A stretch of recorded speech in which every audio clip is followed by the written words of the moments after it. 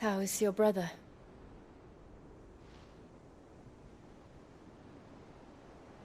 Asleep since I returned from the Dominion.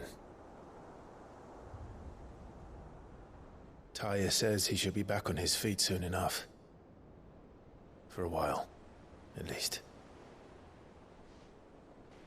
She discovered something on his chest. A swelling, circled in stone. The curse.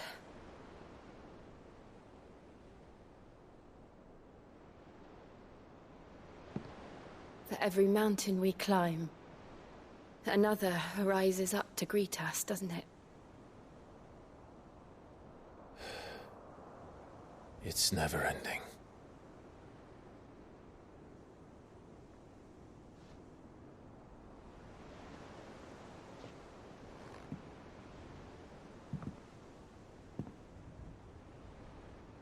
Even the sky seems to have grown tired of it all.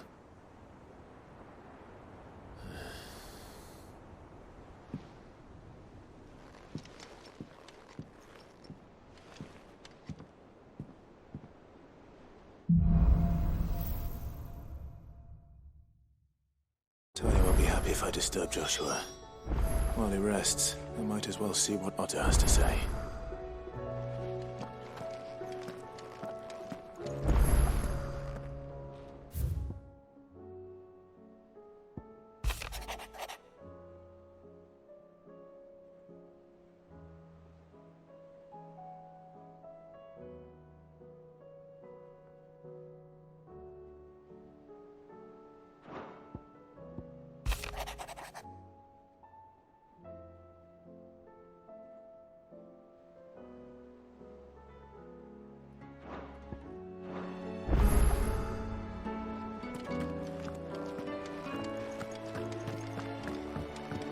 It will take time to come to terms with everything that happened in the Dominion.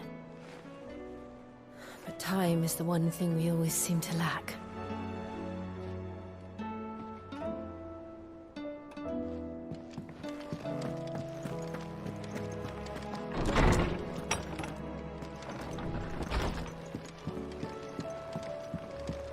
Did you see the pair that got hauled into tires? Aye. All their fancy silks stained red.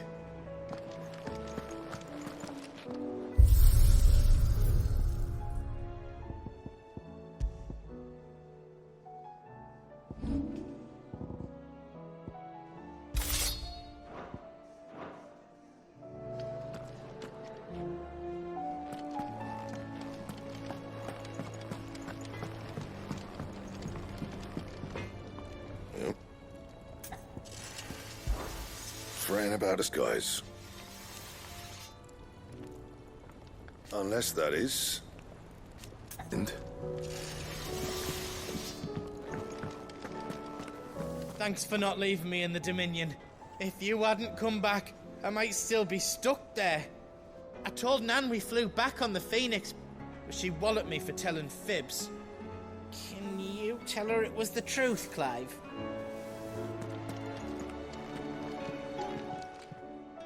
Clive. The whole realm's in chaos. But as the old saying goes...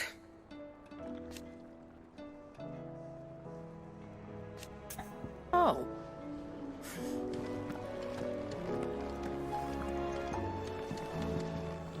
What can I get you, Sid?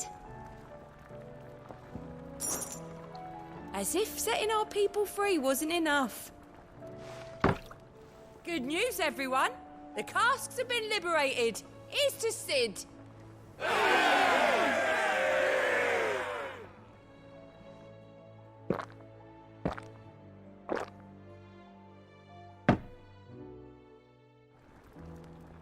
Oh, you're not leaving already, are you?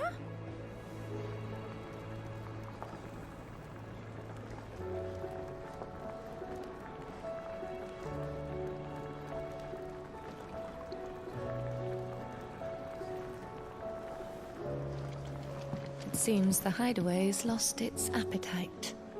Can you blame them, with the skies as they are?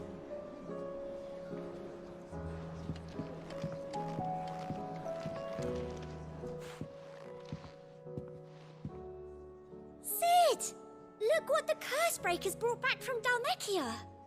Said they were all the rage in Dalamil. Looks sort of funny if you ask me. I'll be damned. Have you had one before? Something smells good. What are we having? Bombs! And they are good. You should try one.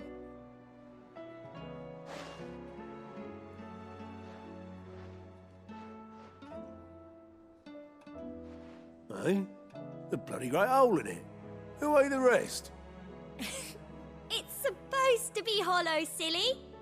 Haven't you ever seen Drake's Fang?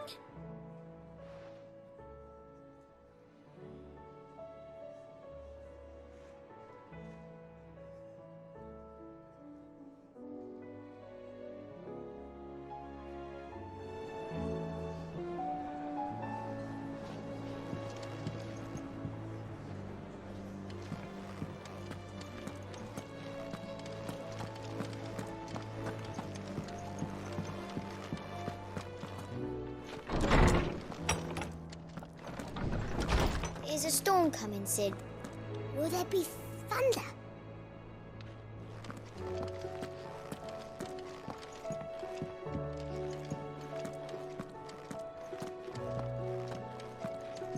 Sid, did you know that chocobos are far more resilient to the effects of ether than most other beasts? Some say that's one of the reasons they were tamed for use as mounts and sumpters, so that an ether flood wouldn't mean instant death for their riders or drivers. Me, I reckon they built it up over generations. Too many foolish traders driving their birds into floods, and only the toughest surviving.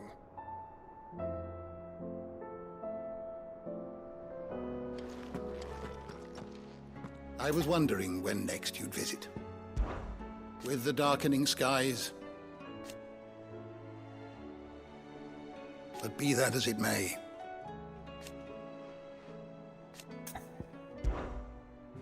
What subject shall we consider today?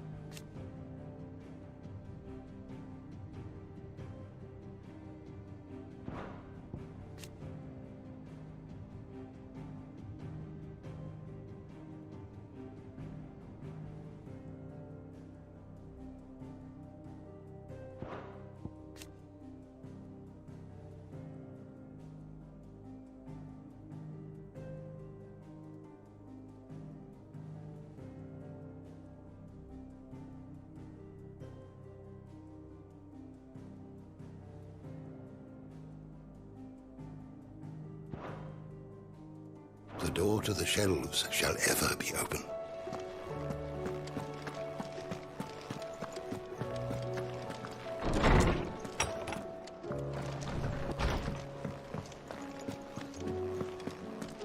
The battle cries of dread won't die.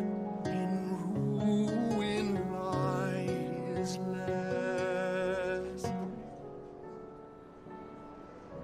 As shrinks the glim, so spirit still, unanswered call oppressed.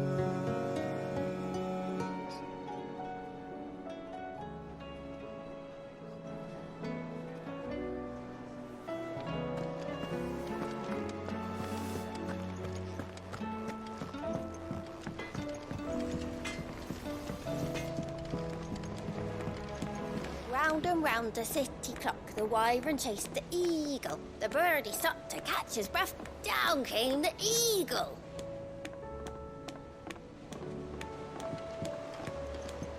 Lady Karen told me that you've begun dealings with the Crimson Caravans. A word of warning. Tighten your purse strings when in Bocklad. There are few shrewder than Eloise in matters of business.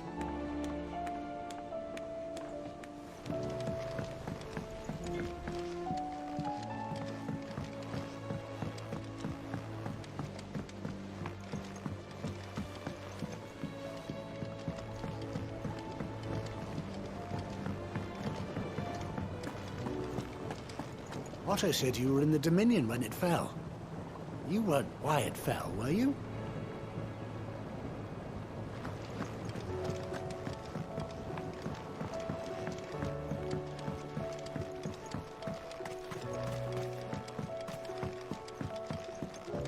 Our toil, our sacrifice, will all be for naught if the sun is lost to us.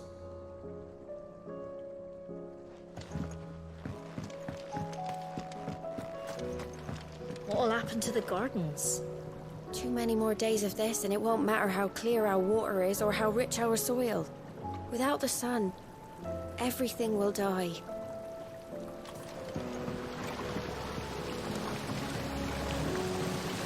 We'll get through this, Martel. I promise.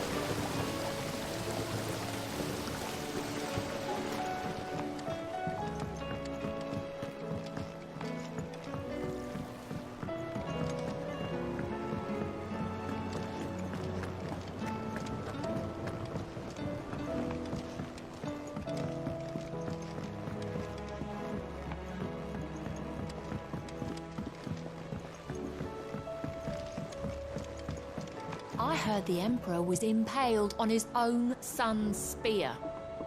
Never. Day on the boat. Kinslayer.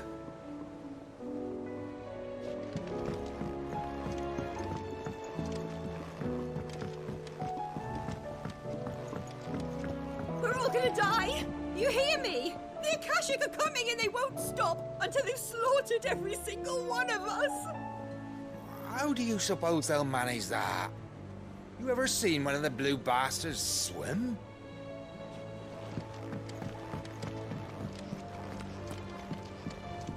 I was thinking I might pen a novel of my own, to tell the story of the hideaway.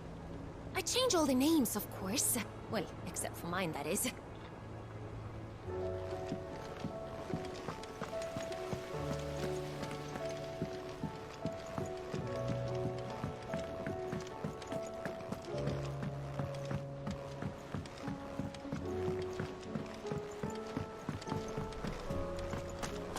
What happened to the sky? Do you think Sid broke it? Hush, you two. He did no such thing.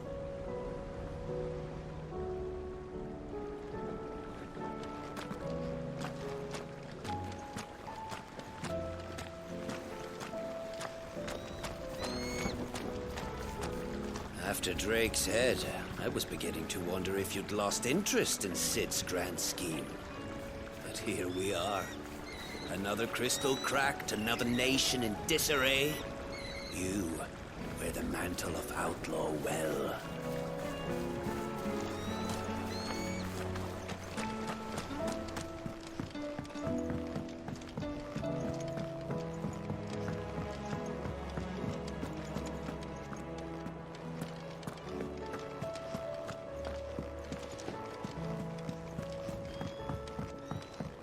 We've received word that the displacement stacks have arrived safely in Canva. The rest is up to Mid.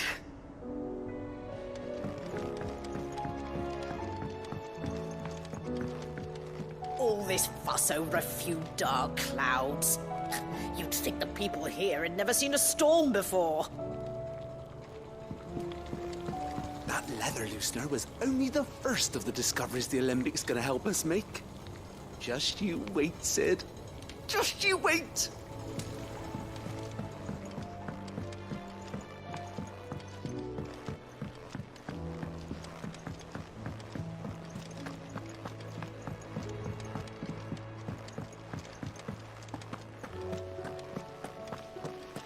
The girls here can have Otto and Gav and Gareth and Cole and all the rest. My heart beats for another. Now, if only Lady Taya would let me into the infirmary to see him. Is there anything we can do? It doesn't feel right sitting around waiting for the world to right itself. Maybe Goat has some work. That, or you could join the Curse Breakers.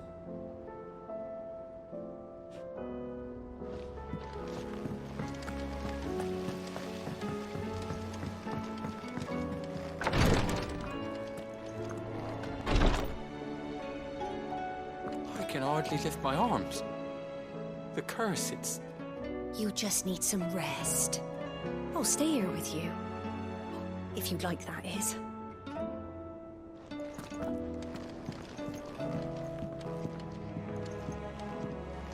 The injuries suffered by both your brother and the prince were bad enough. But that wound above Joshua's heart is unlike anything I've ever seen. Were he not a dominant, I fear he would have succumbed to it long ago.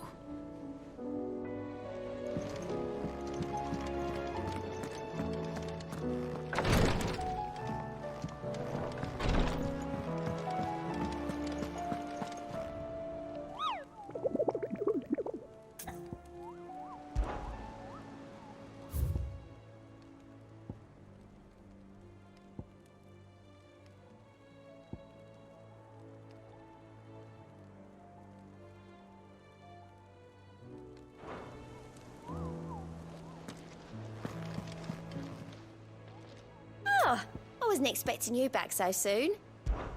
It's not true. We've lost so much already. Off you go then. Fancy a look at the list, do you? I don't mean to be gloomy. They need all the help they can get. Don't be a stranger, eh?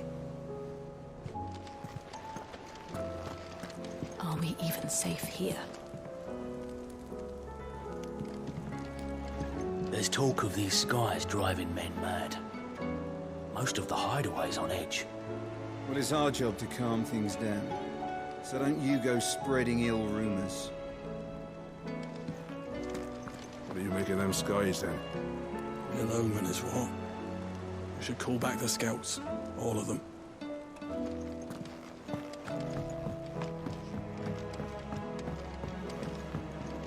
Did you see that? Tell me you saw that.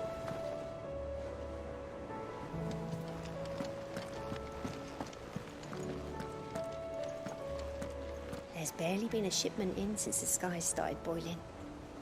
A few more days without a visit and we'll have to start eating the blankets.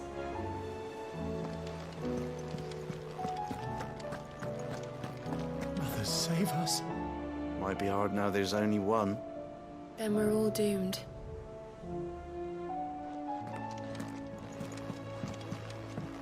Or the moon, for that matter.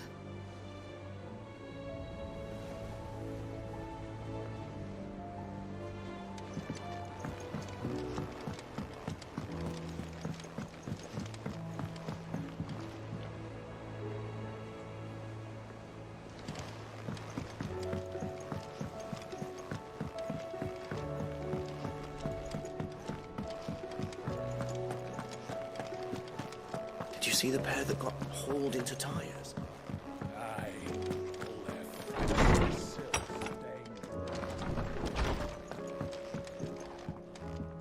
It will take time to come to terms with everything that happened in the Dominion. But time is the one thing we always seem to lack.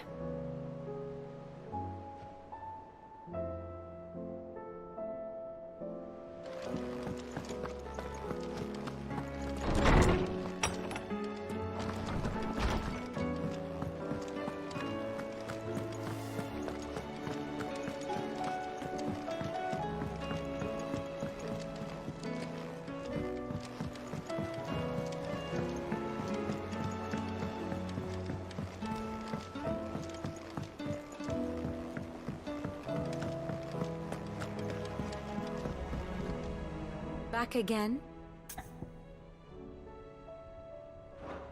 Till next you need me.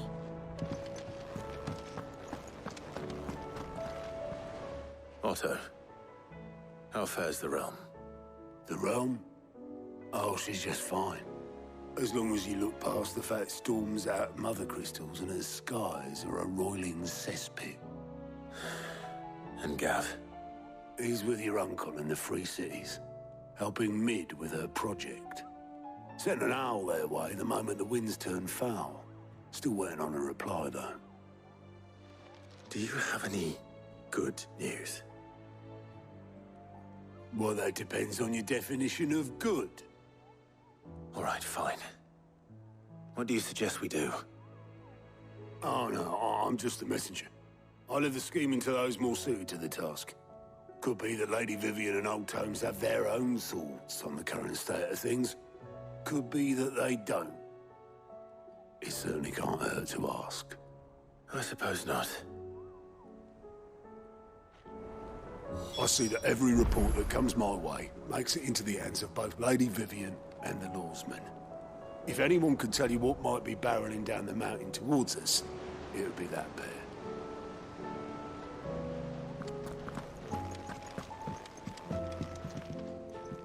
How is it that every one of your little excursions presages some inexplicable catastrophe? Not that you are to blame for the Dominion's fate. No one could have predicted the actions of the Crown Prince. I'm sorry I couldn't save your home. My countrymen are stronger than you think. A few toppled clock towers won't break their spirits. They'll be back on their feet in no time. I hope so. Look at us. Bluer than a pair of bog crabs. Tempting though it may be, sulking will not help us find a solution to this mess. You believe there's one to be found? I don't know. But I am certain we're more likely to find it if we first examine the facts.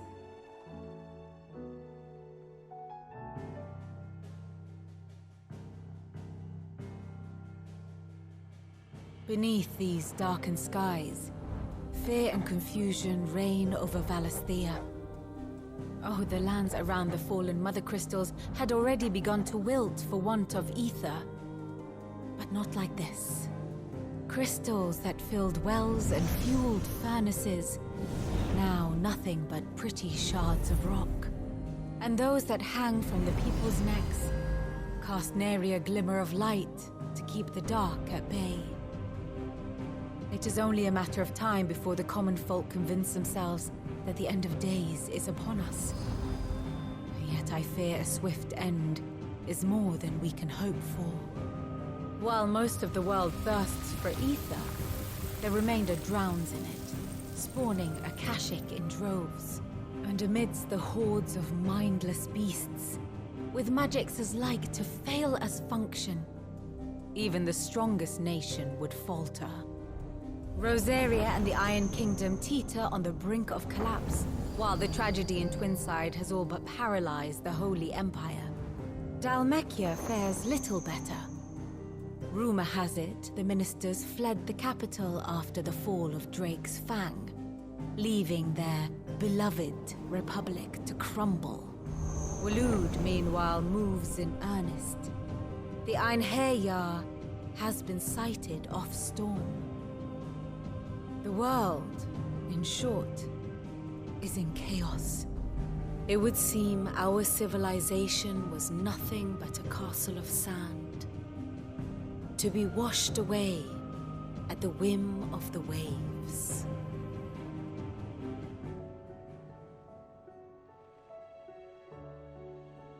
A castle of sand.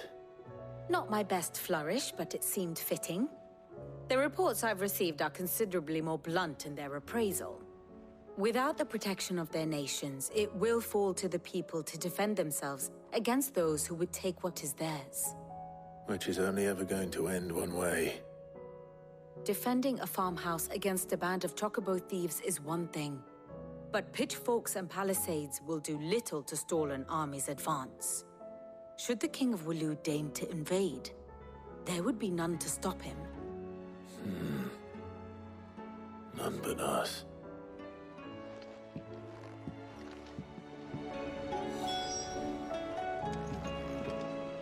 Clive.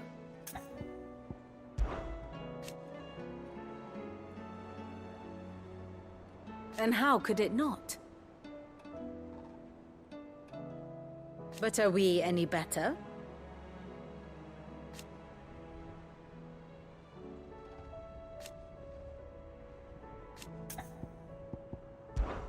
I cannot claim.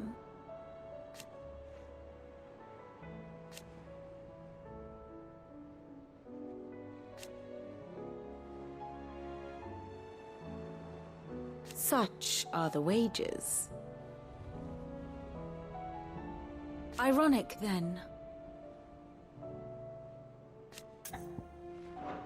Should I learn aught else, you will be the first to know.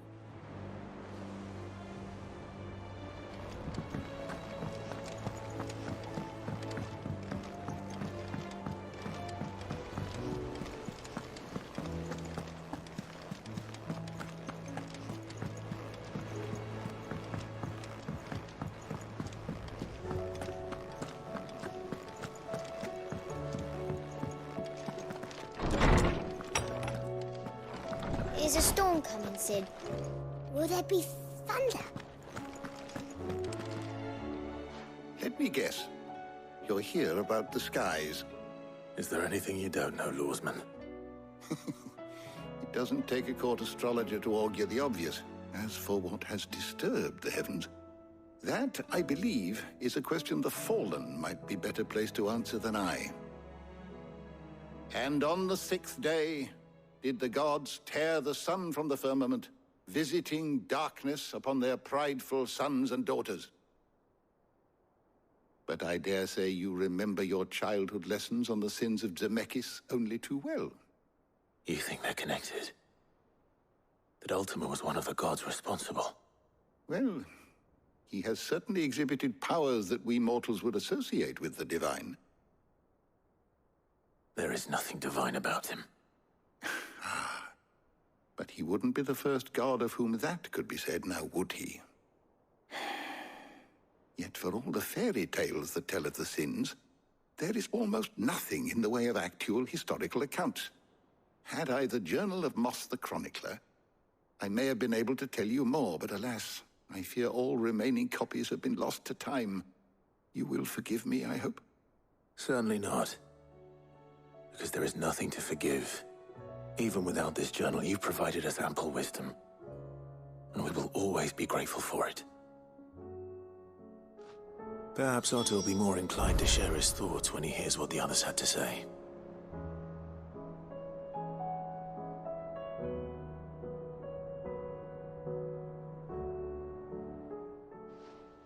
Knowledge hoarded is knowledge lost. With the darkening skies,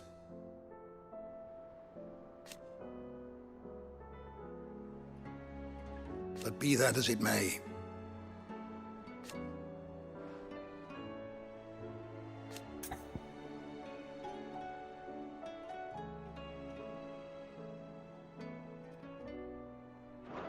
Be careful, Clive.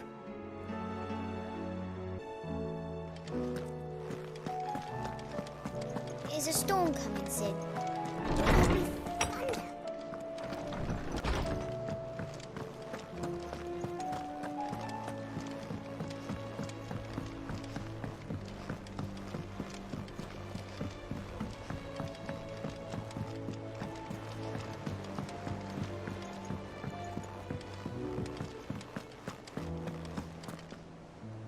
Clive, we have a problem. Only one. That would be a first. It would. Actually, there are 3. We had as many owls arrive while you were at the shelves. Martha's got a Akashic at her gates, and talk of monsters roaming the hills outside of Northreach has put the wind up Isabel and her lot. And don't forget Dalimil. Lubor says the village was raided by bandits. When it rains... It fucking pours. The curse breakers are spread thin, taking stock of the damage in the Dominion. And even if I could get word to all of them, I doubt they'd get here in time to make any real difference. Which means there's only 2 people who can. Jill and I. Let them know we're on our way.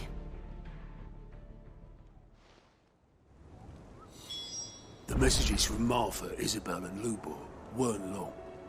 But what they lacked in detail, they more than made up for in urgency. Our friends need your help. I'm ready when you are, Clive.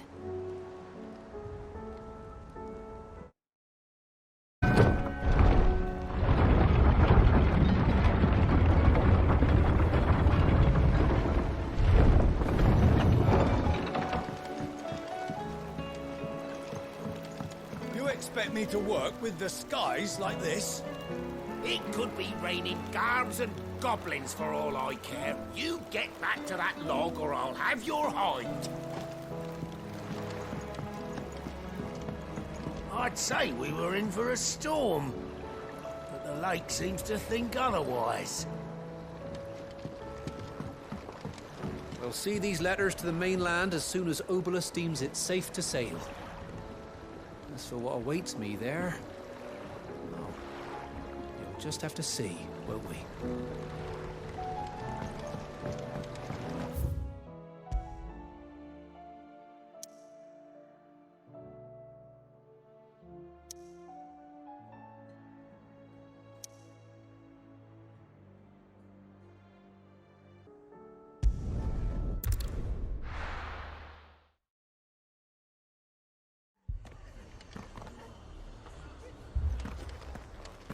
The Akashic attacked us out of the blue, and there's no telling when they might be back.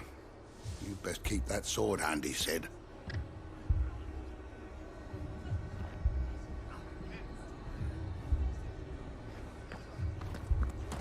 This man's gonna die if we don't get him to a healer. But all our beds are taken.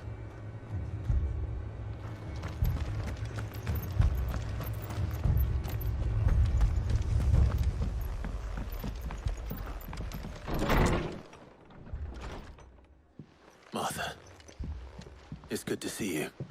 And you, Clive. Jill? Otto said you'd been attacked by Akashic.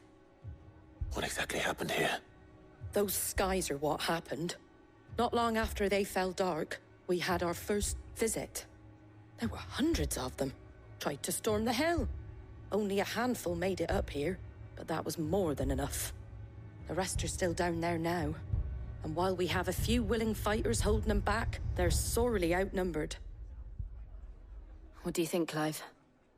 That we join the fight? I thought you'd never offer. Now, where I need you is the Fallen Gate. That's where the fighting is fiercest. Let the men know you've come to help. Something tells me they'll be pleased to see you. We're on our way.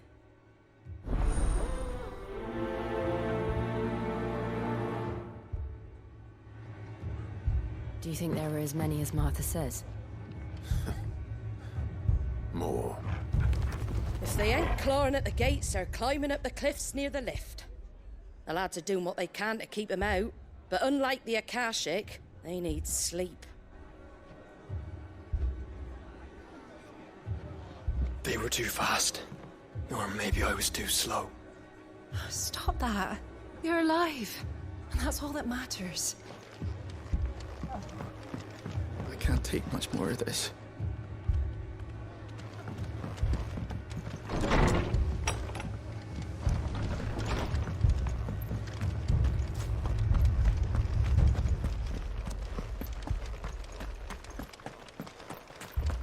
You don't think they've abandoned us, do you?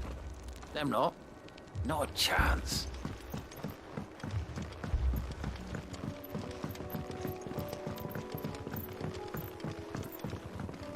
The barricades we've set up around the town won't hold the Akashic back for long. Might buy us a few moments to say our last farewells, though.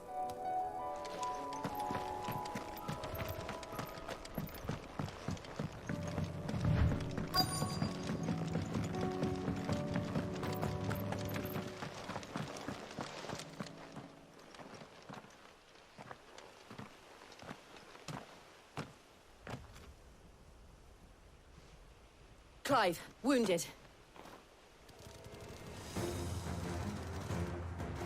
We deal with the Akashic first.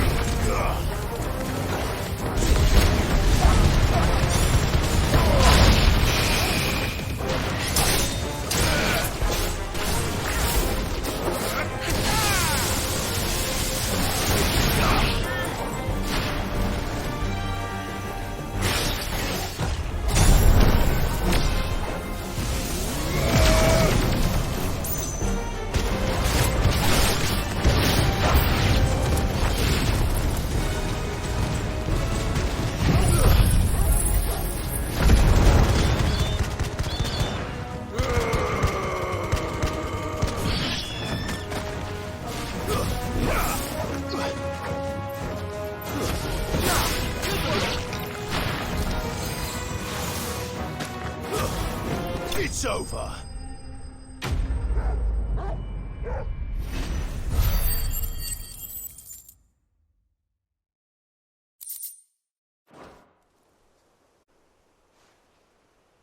These men don't have the look of hired swords.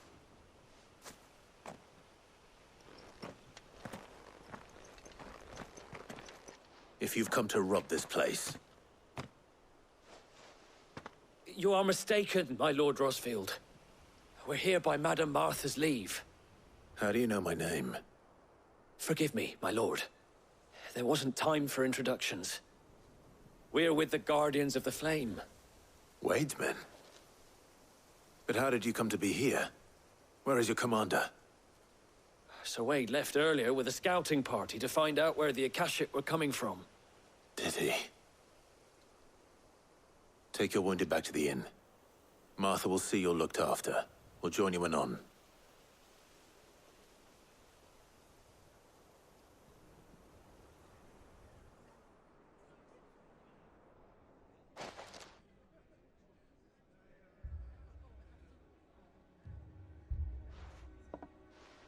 And to think you took them for thieves. A fine reward for holding off the horde, that is. When did Wade and his men arrive? Not long after Rosalith fell. The Guardians asked me to shelter some of them that had lost their homes. They were making ready to leave just as the skies turned, and we agreed it was best we stuck together. Mother! Trouble! The scouting party's almost at the lift, but they got a pack of Akashic snapping at their heels! And they've got wounded with them! They're not gonna make it! Damn it all. We'll worry about them, Martha. You look after everyone here. If any can still fight, send them to the lift. I will. You two be safe now.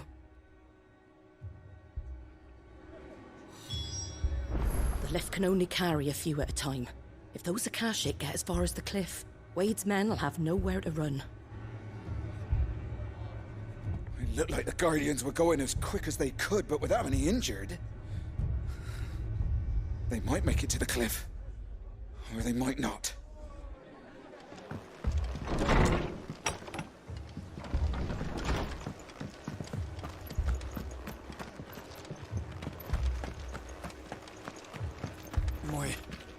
My brothers. Are they... Shh, don't try to talk. Mad dogs, the lot of them.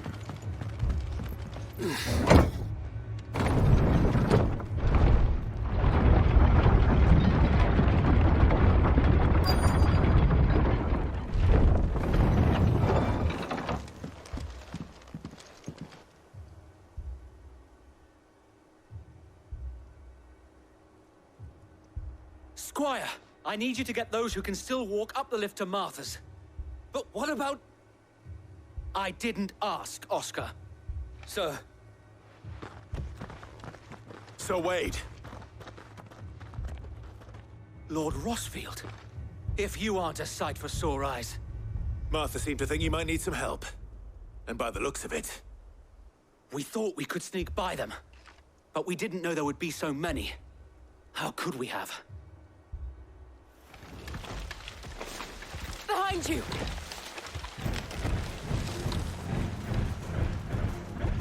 Damn it! We need to get the injured to safety. Do you think we can hold them off? We can certainly try. Are you with us, Sir Wade? Always. Then let's do our duty.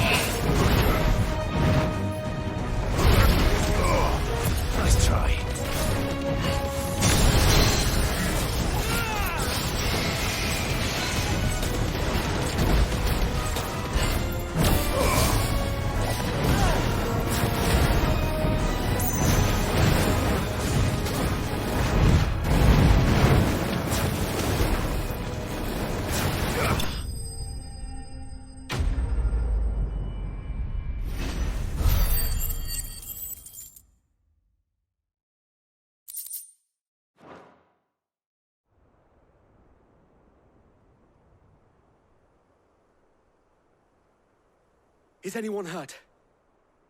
I don't think so. And yet again, you've pulled me from the flames. It's just a pity I keep walking into them.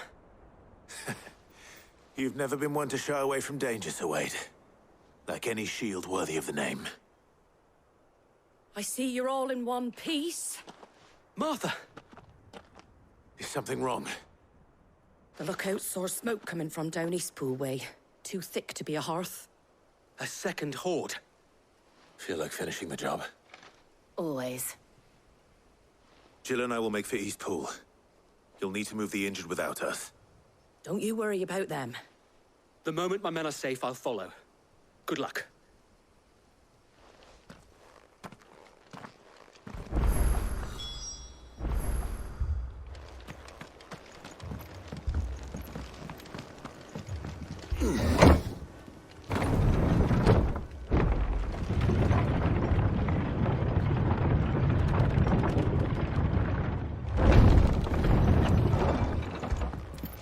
Mad dogs, the lot of them. Sharp as razors, my blades are. But those Akashic bastards just shrug off every blow.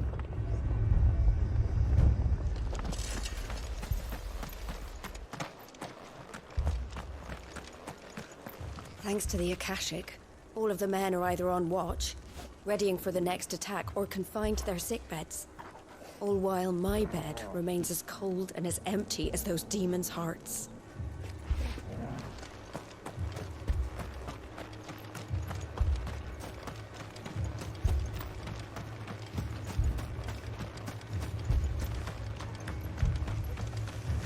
Fiends try to climb the walls here, too. Founder knows where they're gonna show their ugly faces next.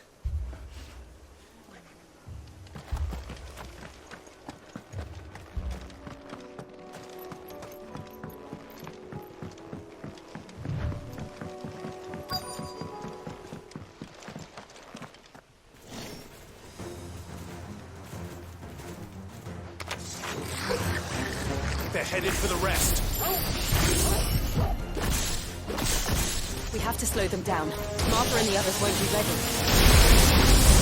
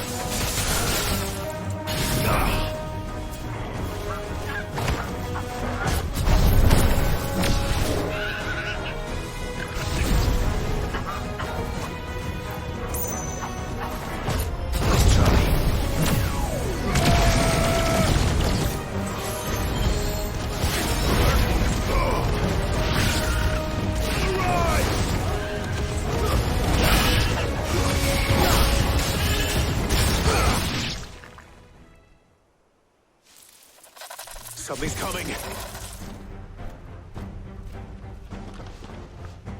Apologies, my lord. Did I miss anything? Only the first round, Sir Wade. Shall we?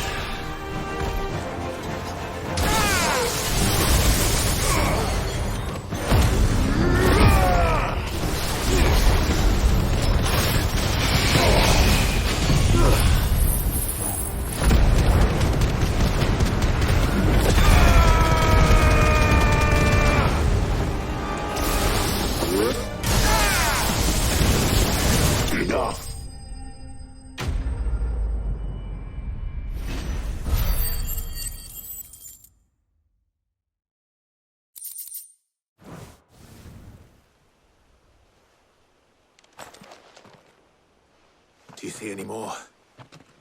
No. I think that was the last of them. But it won't be long before the next lot arrive. Then we make for Martha's while we can.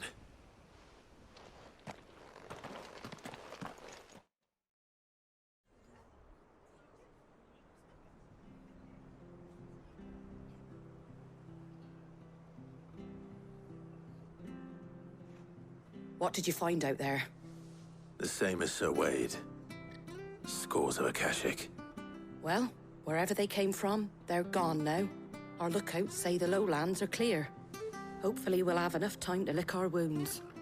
How many of your men were injured? A damn sight less than if you hadn't turned up. Thank you. It was a hard-fought victory. But as long as the skies remain dark, I fear the Akashic's numbers are only going to rise. It's not a matter of if the Horde will be back, but when. And whether that's sooner or later, we'll need to be ready. The inn here affords a good view of the land, and is easily defendable. I'd like to make this one of our outposts. What do you say, Martha? You'd have more men to guard the rest. Well, when you put it like that, of course they can stay.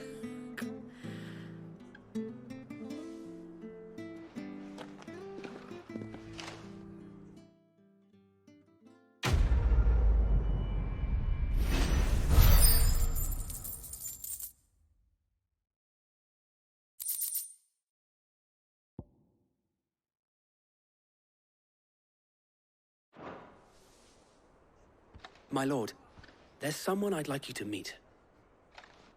Oscar, over here.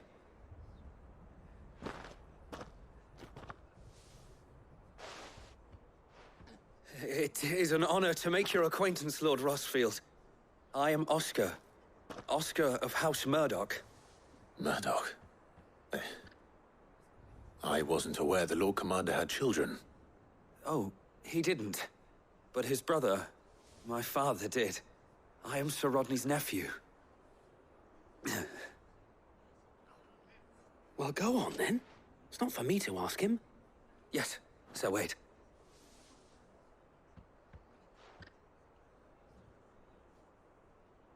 If it please you, my Lord Marquis, might you take me as your squire?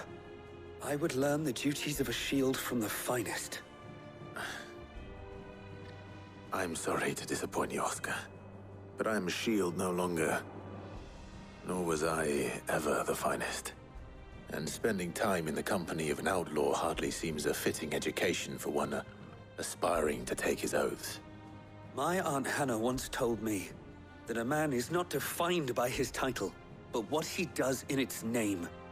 You have accomplished much since taking on the mantle of Cid, winning no little honor in so doing. And I would sooner serve under an honorable outlaw than an unworthy shield. Not that Sir Wade and the other Guardians are... I mean to say that, they're... It's all right. We know what you mean. There is only so much the boy can learn from me, my lord. But a squire... Would that really be so bad? You were a squire once. And I'm certain Sir Rodney would approve.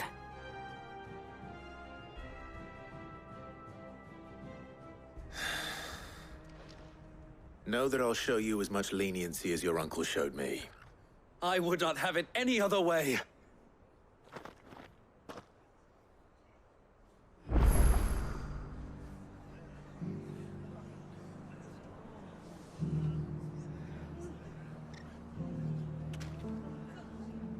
I will not let you down, Lord Rossfield.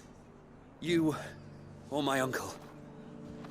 We shall be staying here for the time being, and not just for the ale. I'll have one of my men escort Oscar to Benimir once he's said his farewells.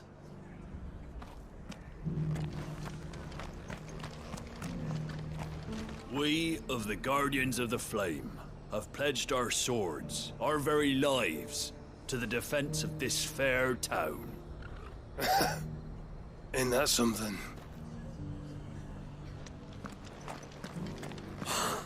Thank the Finder! I thought we'd lost him.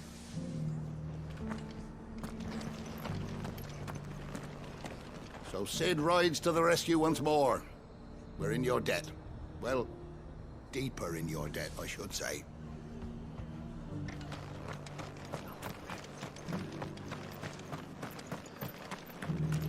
And some of your numbers served as shields, did they? Well, they did Rosaria proud today. No more than you and your blood axes. We should do it again sometime.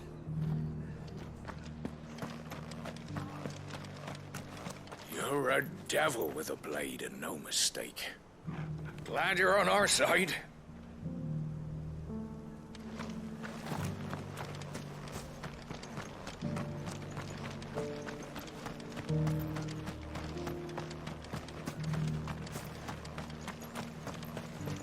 Whenever these sellswords are in their cups, they start swapping stories of the shields of Rosaria.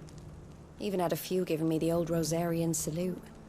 I expect that's what they have in their heads when they charge into the fray without a thought for their own safety. Nor one for what became of their heroes.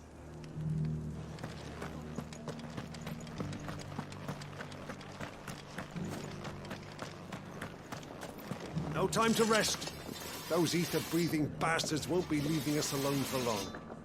Our boys will be needing blades. Mad, we'll never be truly safe here. Not while there's ether floods about. But at least we're out of the woods. For now.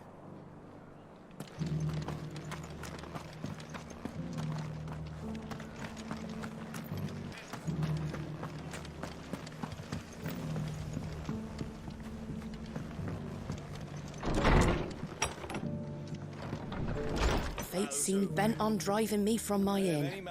If they want me out, they're gonna have to try harder. If you could, I'd be in your debt.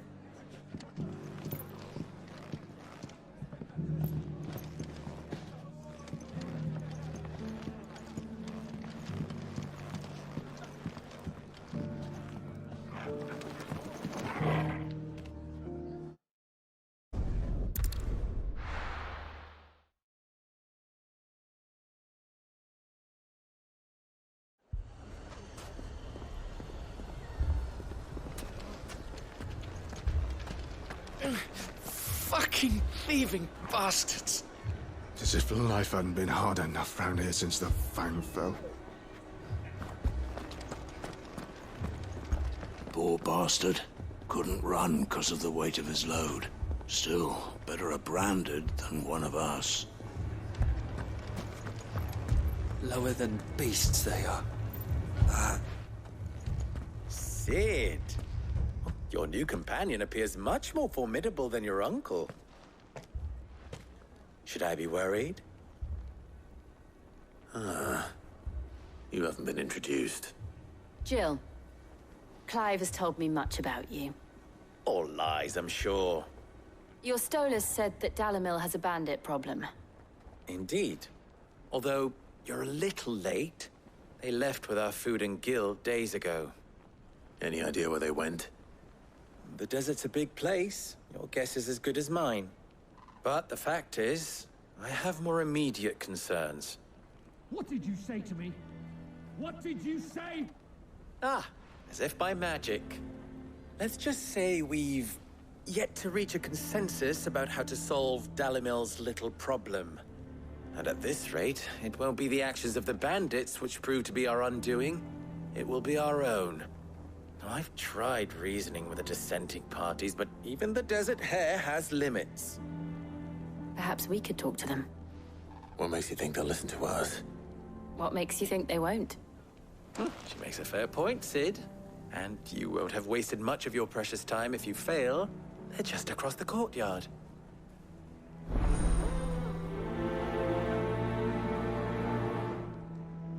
Suppose we just follow the shouting. They're both as stubborn as the lover's pox, and every bit as irritating. The more one insists on their proposed plan of action, the more the other rails against it. Oh, they've successfully split the town asunder just when we should be standing as one.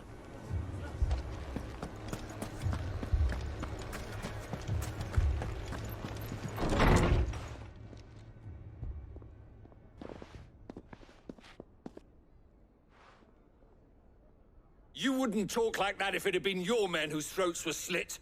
Blood for blood, it's the only way. We hire mercenaries and have them mount the bandits' heads on our walls as a lesson to the rest. And what happens when those mercenaries are slaughtered like your men? Are you going to hire more? We're better off using that coin to buy food and supplies. If we hire mercenaries, the only thing we're buying is the bandits' ire. And you cannot fill empty bellies with that. Do you hear me? But what happens when they come back? Maybe it'll be your throat that's slit. That's enough. Both of you. Any more of this and I'll throw you out myself. Come back when you're ready to talk like adults.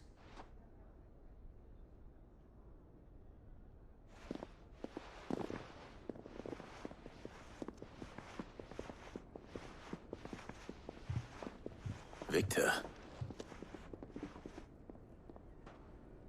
What's he doing here? Haven't we had enough fighting? I know I bloody well have. The next time those two go for each other's throats, I'm barring them both. Cid. And Lady Jill. What brings you here? I was about to ask you the same thing. Costness is in chaos, and the markets have all but ceased to operate. The Briar's Kiss here in Dalimil is the only place I can reliably obtain supplies. I was here to do just that when Master Lubor told me of his troubles. He thought I might be able to talk some sense into these fools. But if you're here, I suppose his patience must be waning. Who are those people? Those were the thorns in Lubor's side. And the reason this place might be headed the same way as Costness. It's these accursed skies. The darkness is enough to drive a man to madness. Or an entire city, for that matter. We're still working on the skies. But in the meantime, perhaps we can find a solution to Dalimil's problems. I hope so. For all our sakes.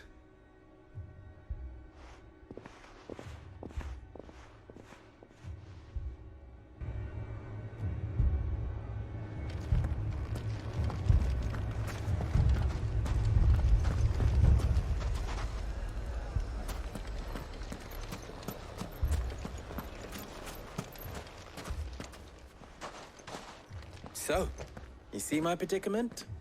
What I saw was a room full of people who were angry and afraid. And with good reason by the sound of it. But if left to smolder, that anger and fear could set the entire town alight. My thoughts exactly. What to do? Both sides wish to protect their homes and livelihoods, if only they could agree on how. But as long as they are divided, we are vulnerable. And if there's one thing bandits like, it's an easy target.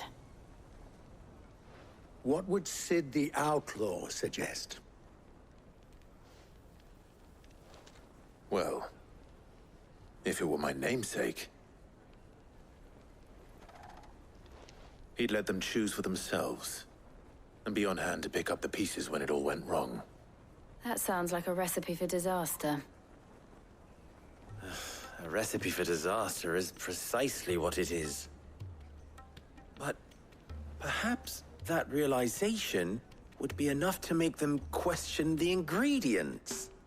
While it's plain neither Conrad nor Natalie will countenance the other's proposal, it may still be possible to make them doubt their own. Before presenting them with a third option. And that would be? To pool our resources and save the city ourselves. Why fight each other? When all that fear and anger can be directed at the bandits. It appears we have a plan of action.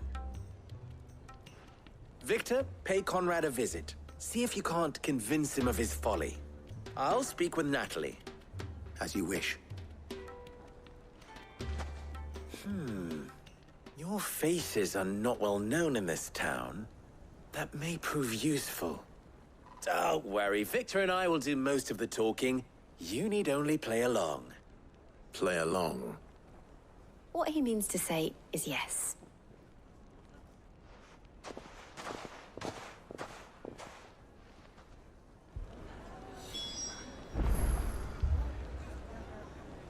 Come of the twins.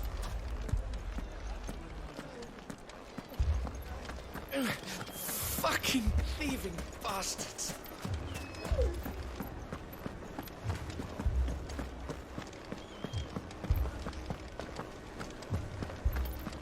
We saw it all from upstairs. The bandits came and started attacking everyone. It was really scary.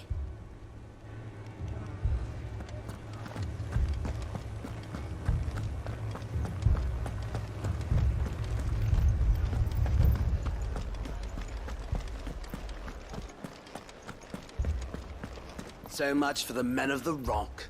The cowards took to the hills as soon as they saw the mob coming.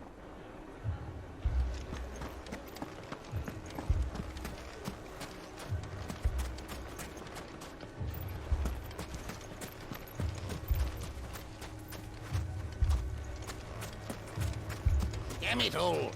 Why did Kupka have to go and get himself killed? He was the only thing standing between us and this. Fuck! How the hell did they find it? No one knew where I was keeping that kill. They're not done with us yet. They'll be back for more. What then? Should we leave? But where would we go?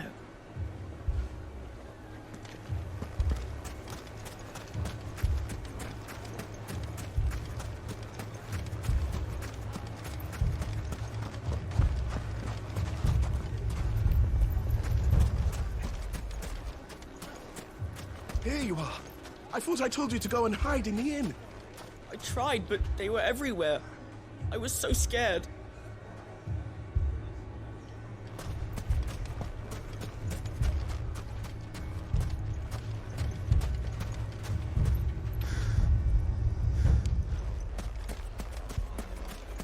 What's that Branded doing all on his own? He lost his master.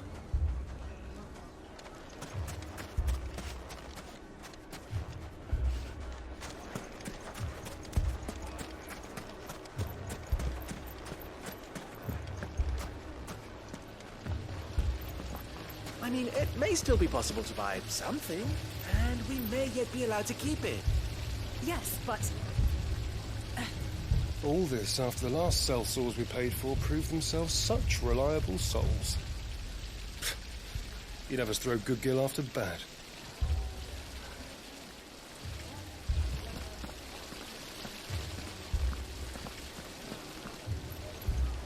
Never poke a hornet's nest, they say. Conrad's going to get us all killed. I agree with Natalie. We mustn't do anything to provoke them. Ah, here he is now. Natalie, allow me to introduce Lord Underhill of Randalar's prestigious League of Merchants. Lord Underhill. At your service. Underhill? I was just telling the good lady of our conversation, my lord, and how you were lamenting the state of the capital's stores. Lubor says that not only are the granaries almost empty, but that war and the Blight mean this season's harvest won't be enough to fill them for winter. Indeed, certainly that is the case. The nobles in the capital are buying up the city's stocks of barley and wine, driving the prices higher than most commoners can afford. It is only a matter of time before the peasants revolt. It is worse than I thought.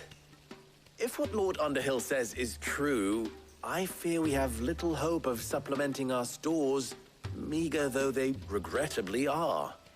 And while I applaud your endeavors to dissuade our more bellicose citizens from seeking vengeance, I sense Conrad is not wrong in his assessment of the bandits' likely return.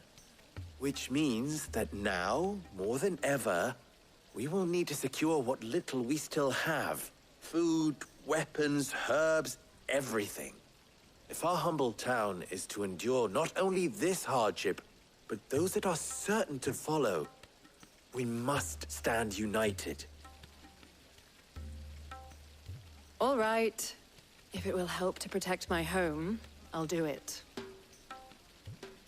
But you needn't have gone through this charade.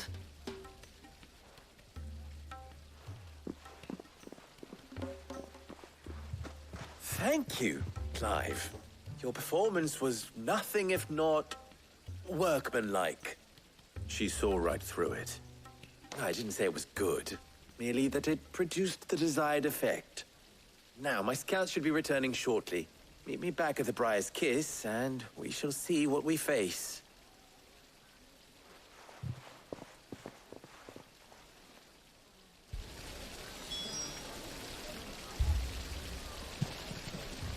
It appears I have no choice but to do what little I can to defend what little we have. But I would not see any unnecessary blood spilt. We need a plan. There's truly no chance for us to restock our supplies. That's it then. We shall have to do this the hard way.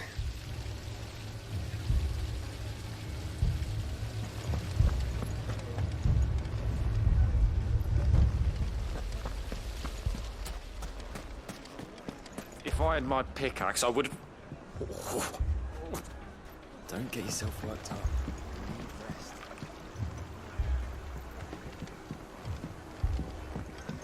My shop? Why would anyone do such a thing?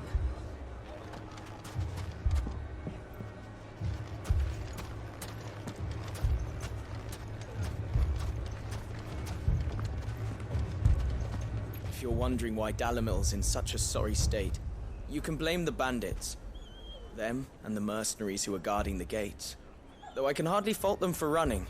Fighting would have meant death. Did for more than a few. Oh, I'm ruined.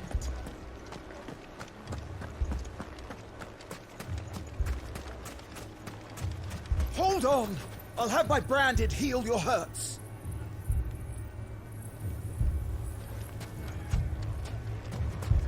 Picture it, Conrad. Your own city guard. With you as captain. Me? I don't know about that. Buying more supplies? We might as well scatter seeds near a rat's nest. They're the problem, and only steel will solve it.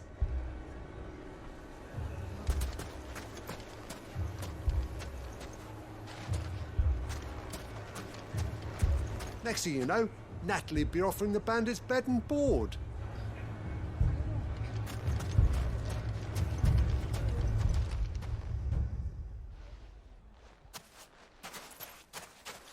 Ah, here she is. The Lady of the Spear herself. Conrad, may I introduce you to Jane, commander of the Red Wings, the oldest mercenary guild in the Free Cities. A pleasure, my lady. The pleasure is all mine. As I told you, I summoned the commander here from Canver to inquire about a contract. Victor says you told him no. That there aren't any men left to hire. Is that true? True as the crystals cracked. Nobles came and claimed every last one worth his salt. And not just from us Red Wings. You know of the 7 high houses. There must be 200 swords assigned each one. Granted, we have a few boys left. If it's boys you're looking for. Well, Conrad, are you saying that Dalimil's finest cannot defend this town better than a gaggle of unblooded striplings? That a band of beardless youths could better avenge the deaths of your brave men than you yourselves? Absolutely not. We'll show those bastards who they're dealing with.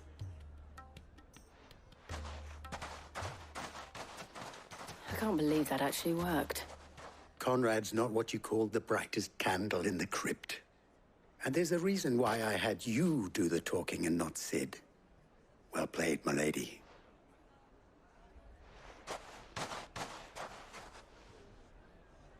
I'm not convinced our roles in this ruse were entirely necessary. I don't know. Conrad seemed quite taken with you.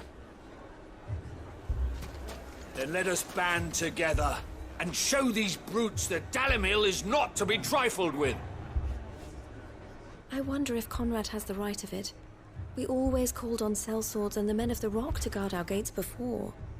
We don't have enough blades to arm everyone, nor enough physicers to heal the injured. I don't know if we can do this alone.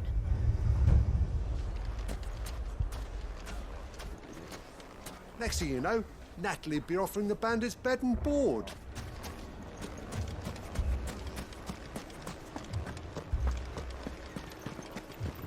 Poor bastard of his load. Still, better a branded than one of us. Good news, Sid. Both Conrad and Natalie have somewhat gracefully accepted their new roles. With time, they may even learn to... Time no longer appears to be the luxury it was before lunch. I take it your scouts found the bandits. Technically, it would be the bandits who found my scouts. It appears they march for Dalimil as we speak. All of them. You're not serious. They don't just want food, they want the whole damn town.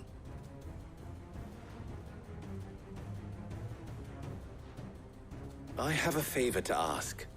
I'm told the bandits march in 2 groups, one from the south and one from the desert, in a move doubtless intended to stretch our already gossamer-thin defenses.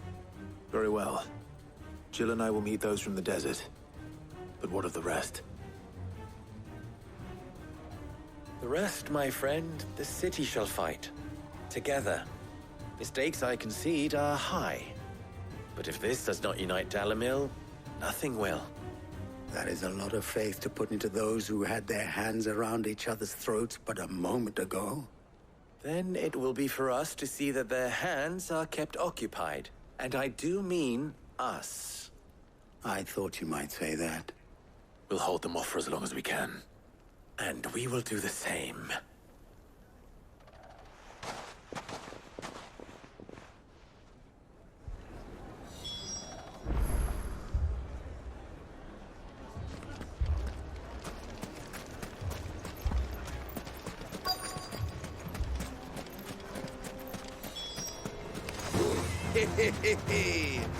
The women folk have come to welcome us.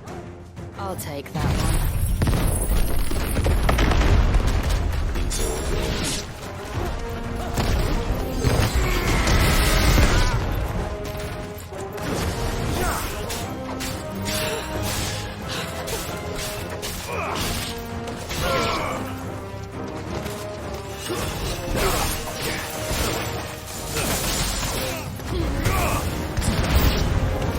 They mean to overwhelm us.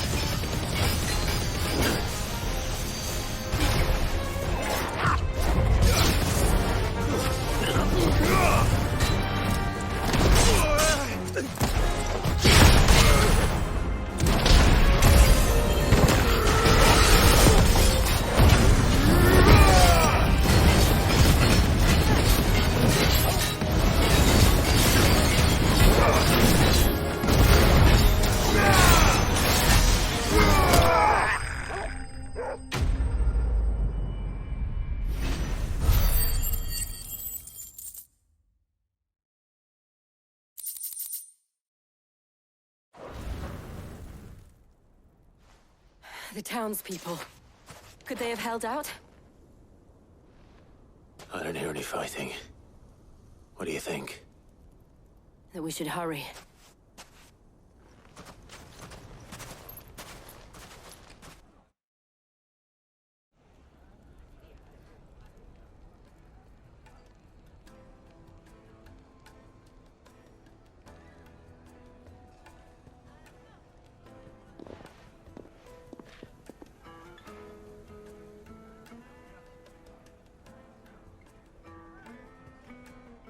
Natalie, I owe you an apology.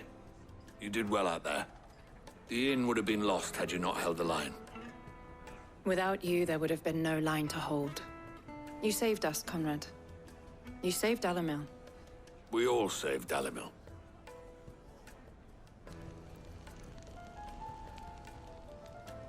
Conrad seems to have had a change of heart. I'd say they both have. I take it from your presence that our visitors from the desert won't be joining us either. Pity. The plan worked, Sid. Granted, it only took an army of bloodthirsty bandits at our gate. Calm now, Victor. Why quibble over the details? We are united, and that is all that matters. As for you, Sid, you fight considerably better than you act. I'll take that as a compliment.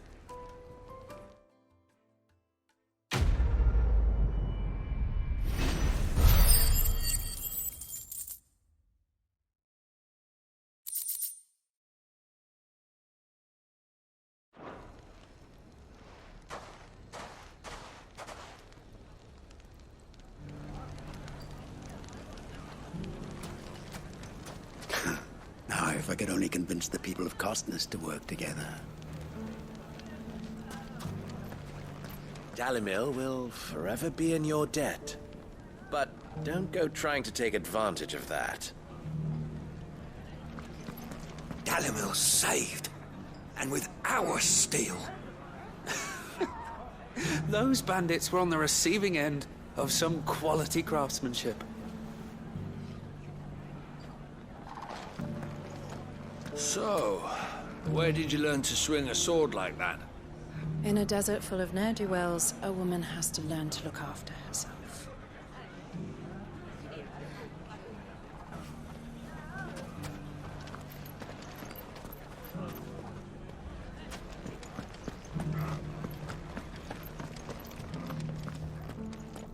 Lubor did well to bring Conrad and Natalie together. It's like herding curls with them. I know. Seems it isn't just metal the boy can bend to his will.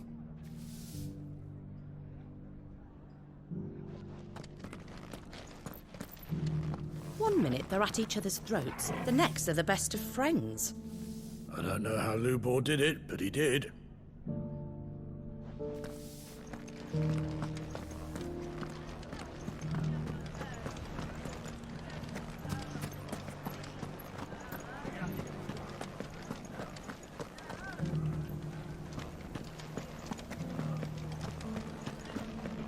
Hey, I know you. You helped Lubor fight off the bandits, didn't you? Thanks, mister.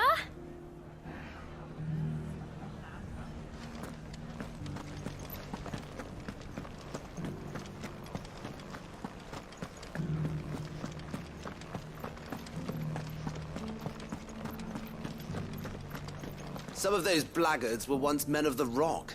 I recognize their faces. How the mighty have fallen.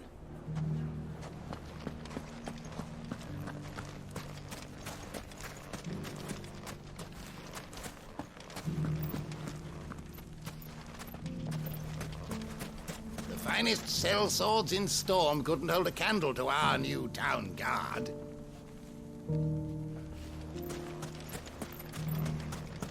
Fuck! How the hell did they find it?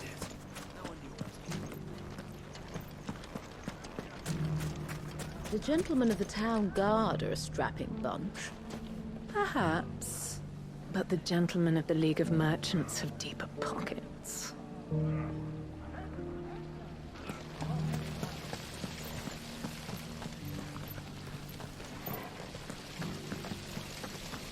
We'll need to work hard if we're to restock the stores those brigands plundered.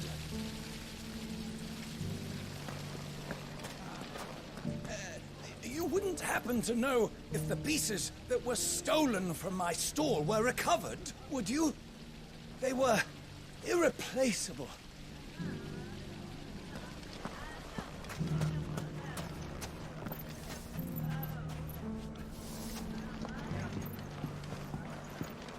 Mummy, are the bad men going to come back?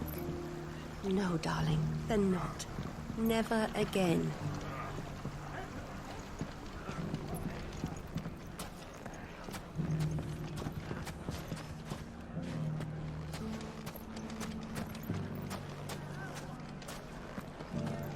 The bandits may be no more, but look what they've left us with. We have a hard time putting this place back together. Oh, nonsense. As long as we all do our bit, Dalimil will be back to her old self in no time. It has long been my habit to keep a watchful eye on the comings and goings around Dalimil. I shall continue to do so, that our people might be warned of any further attacks. I pray that you continue to play your part too, not of outlaw, but of hero to the hopeless.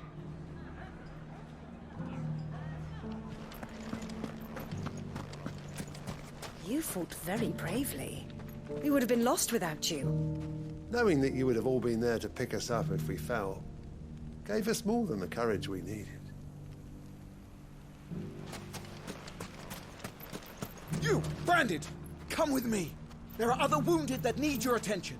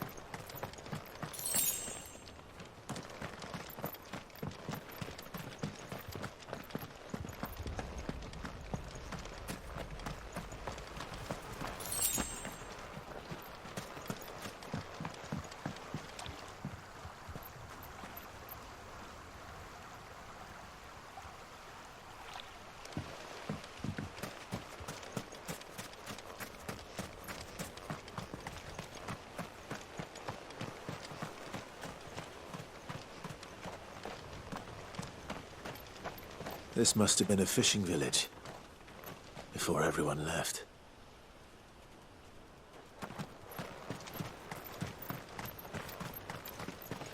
We're not alone.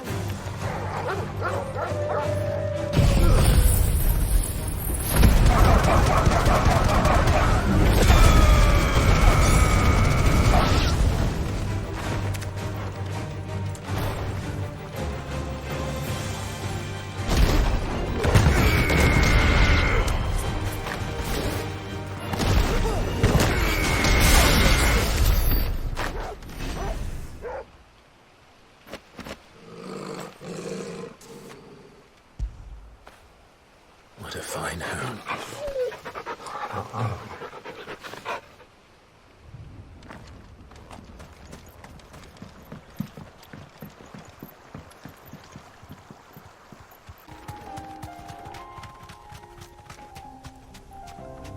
No need to ride from here.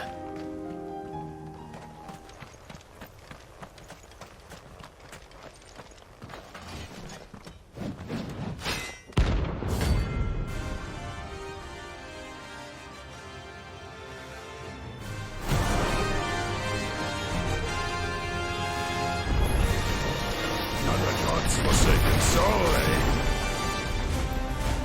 Only those who have nothing. So empty your pockets. Too slow. Your father's all dead!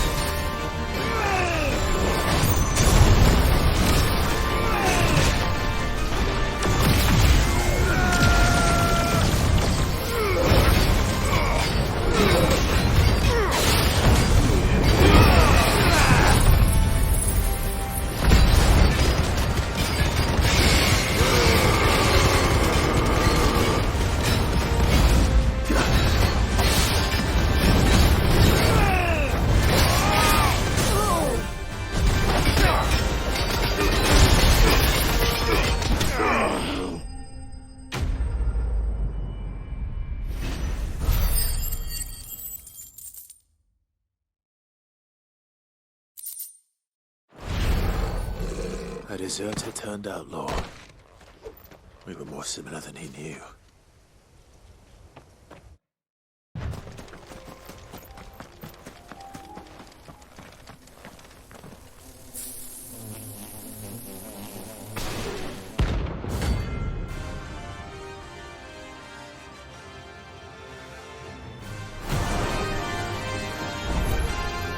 They don't look happy.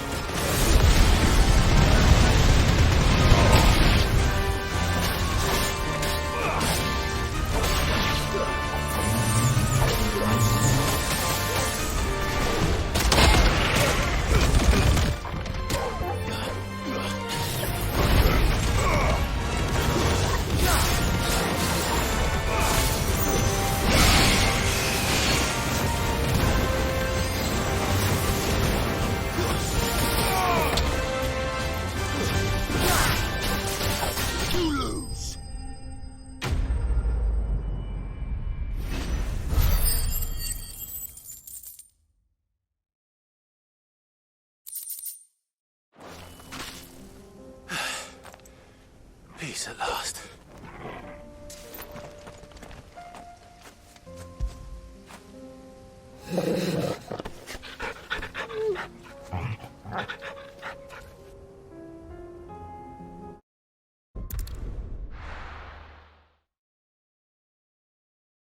First we find Isabel.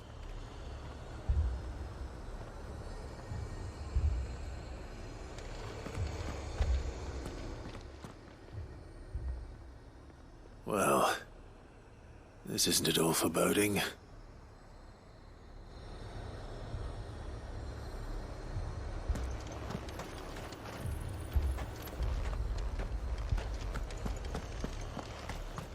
Nothing but ill tidings from beyond the wall these days. Floods, ghosts, famine. People are afraid to leave their homes.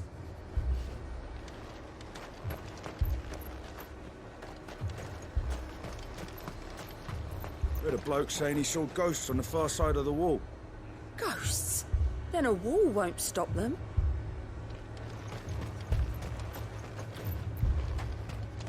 Can I interest you in some blades of mace, or perhaps a racer to a ginger? I'd be willing to trade if you got no coin. I saw it with my own eyes. The whole of Oriflamme under a flood. Then we're next. The garrison's being sorely tested. Then they'll be needing more tonics.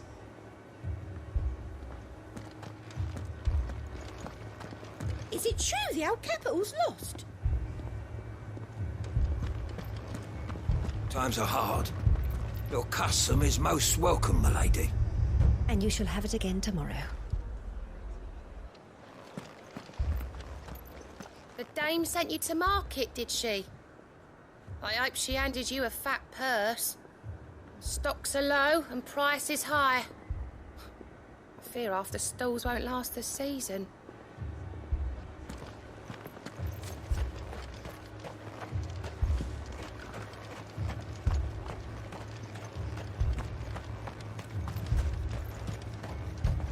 I will give you 20 talents for that bird of yours. No, 30. I told you to fuck off. She's not for sale.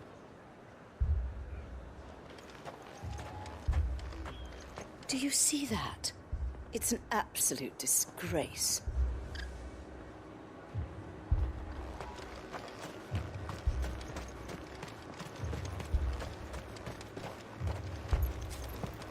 If there are ghosts in the Royal Meadows, then why isn't a garrison dealing with them?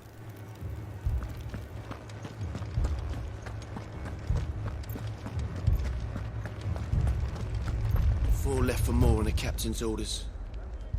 Only 2 came back. God help us. You heard what happened in the capital. In Moor.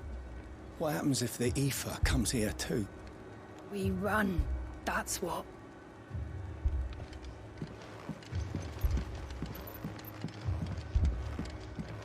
Many of those fleeing the ether floods end up here.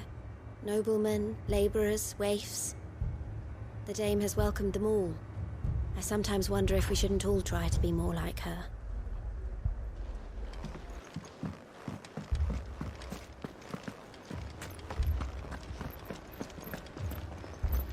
The sunless skies portend the end. Our dragons all are flown. The world's aflame and chaos reigns, so I must sing alone.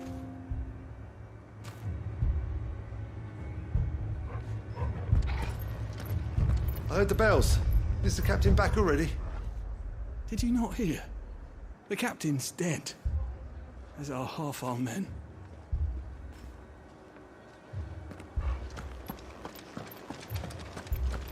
The 2 soldiers were carrying another.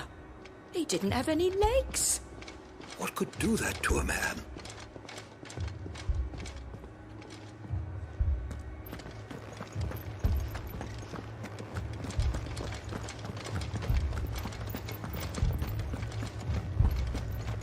It was all they could do to escape. They just left the bodies there in the flood.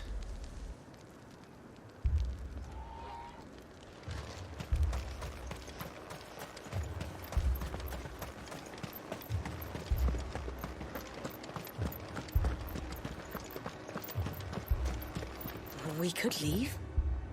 But where would we go?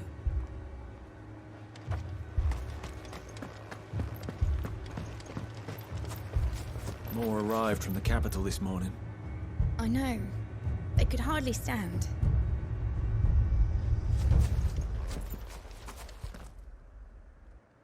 My lord. Milady.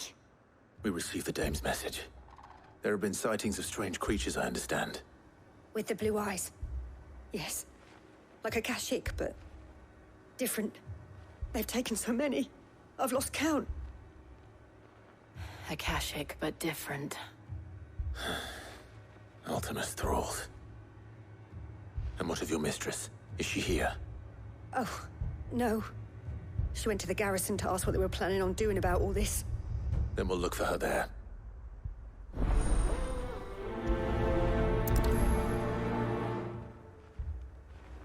We've seen little and less of the soldiers of late. Anyone would think they were hiding.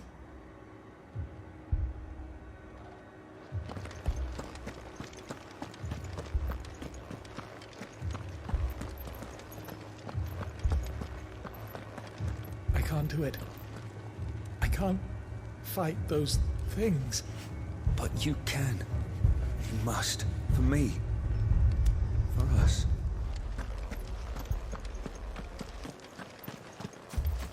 Four left for more on the captain's orders.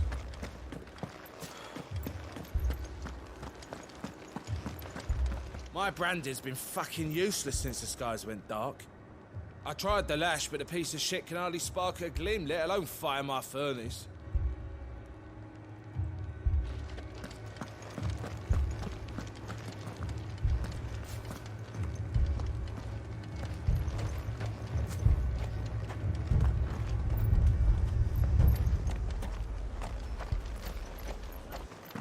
What did we do to deserve this? Don't leave me, Paul.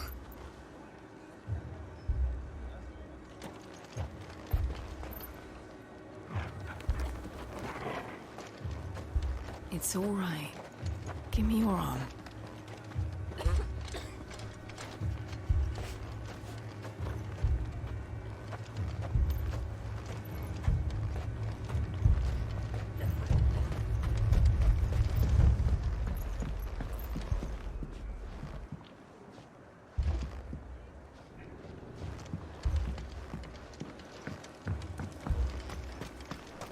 That thing, it took off the captain's head. Before we could even draw his steel. I'm not going back out there. You hear me? Fuck this!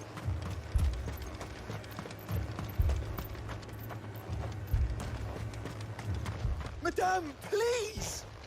Half the garrison's been slaughtered by those things. We lost the captain this very morning. We've tried requesting reinforcements, but there's been no word from the capital or the Dominion in days! What more would you have us do? I would have you do your duty. Those at the Vale look to me for protection. And protect them I shall. Because they are my charges, and that is my duty. In case you have forgotten, the people of this town are your charges. But more than that, they are your people. Your sisters, your brothers, your lovers. So you have a choice. Lay down your sword and watch as they are slaughtered, or take it up and do what is right. She speaks the truth, you know. This here, it's all we have. It's all that's left. What we have left is our lives! Do you really want us to lose them as well? Not if we don't have to. Look, there's a cask under the captain's bunk. Let's talk about this over a drink, eh? I'm listening.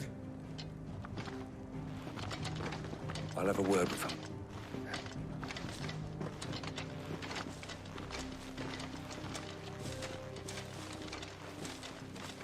Ah, Clive. I didn't expect help to arrive so quickly. And sought to take matters into my own hands. It was a noble effort, but I thought you might still need some support. I'd like you to consider my needs. What we need to consider is where the creatures came from. The way the survivors speak of them, one would think they appeared out of thin air. And perhaps they did. It's hard to know what to believe these days. We'll talk to the survivors. I can't entirely blame the men of the garrison for losing heart. And they have provided a place for the injured.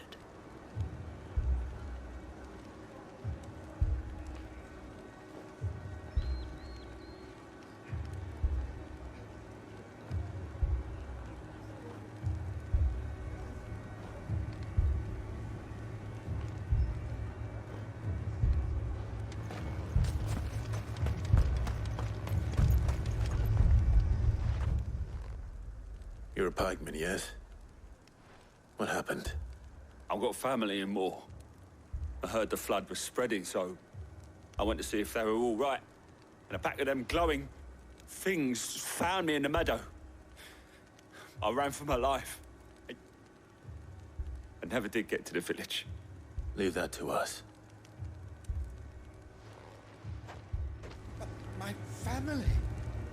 They're still in... With no one to defend the place. Moor's days are numbered. Don't leave me, Pa. It's all right. You are.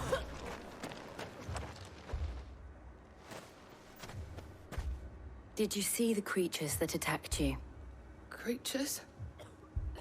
Yeah, They came out of nowhere. They went for Joseph first, then me, and then they were just gone. Do you remember where you were? On the road from Oriflamme. We just passed Moor when... Where's my Joseph? It's all right. Just rest now. At least we have an idea of where the thralls might be now. We should head for more. I thought everything would be all right once we left the capital. But nowhere's safe anymore. Is it?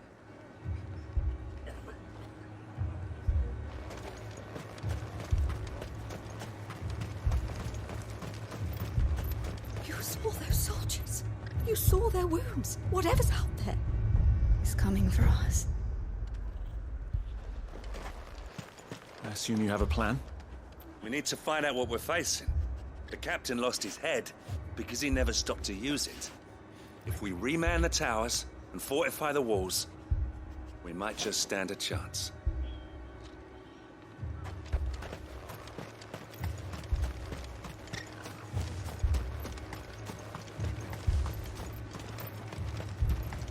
was all they could do to escape. They just left the bodies there in the flood.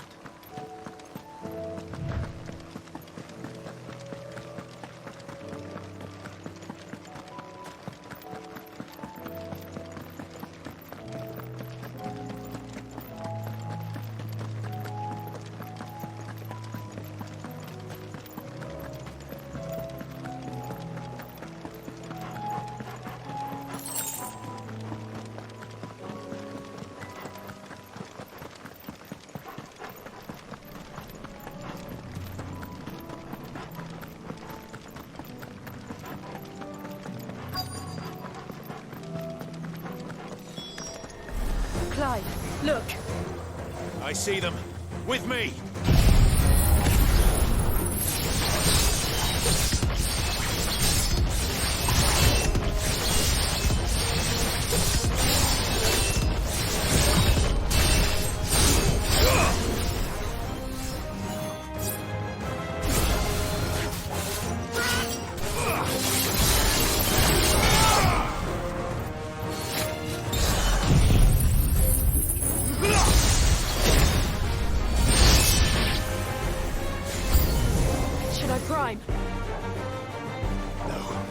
Save your strength.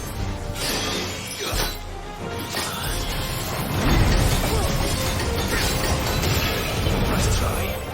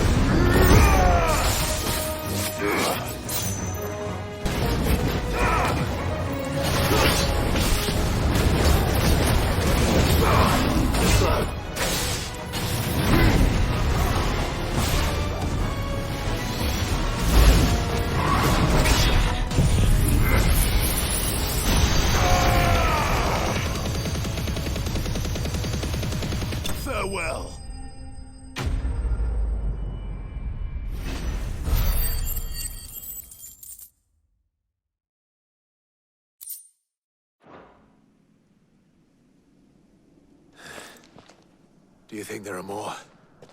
There are always more. But I'd say we've done what we can for the time being. Then we should let Isabel know.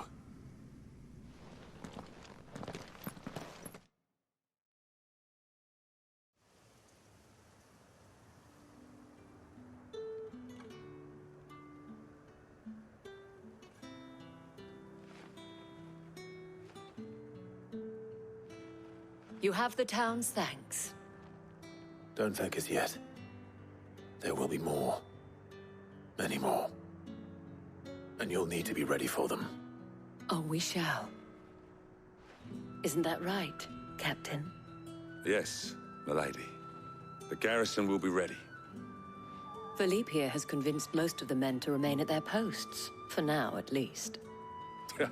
Hearing that the Dane would look kindly on any man who committed himself to the task certainly didn't hurt. It's not the most selfless of motives, I'll admit. But whatever it takes, eh? Now me, I never needed convincing. I became a soldier to protect the people I love. And the people I love include the ones standing before me. Handsome and chivalrous. Now, if you don't mind, I have sentries to post. Milady.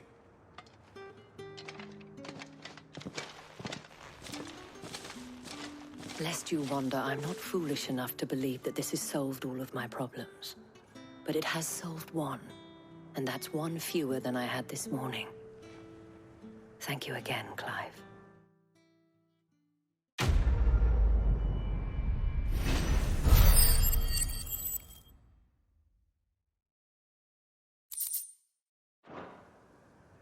Our friends seem to have things under control. For now, at least. Let's go and put Otto's mind at rest. Philippe will make a good captain. He reminds me a little of you, Clive, but without all the mocks and mows.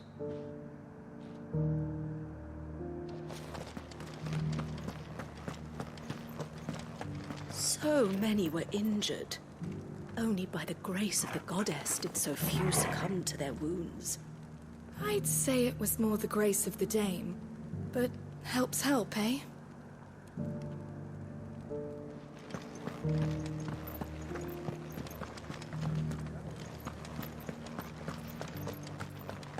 We're still alive, aren't we?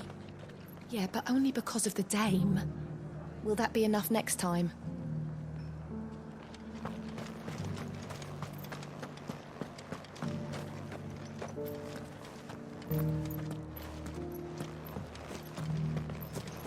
It's heartening to see that the Guard have rediscovered their purpose. I just hope they don't do anything stupid. We've lost enough people to those things.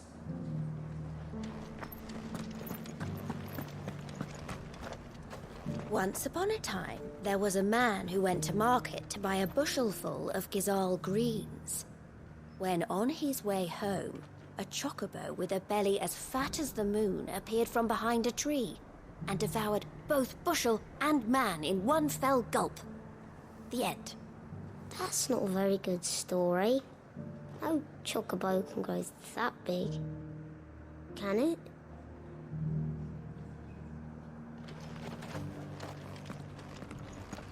The legionaries lay limp and lorn. Both heads and swords hung low. But at her touch they did rise up to meet their blue-eyed foe.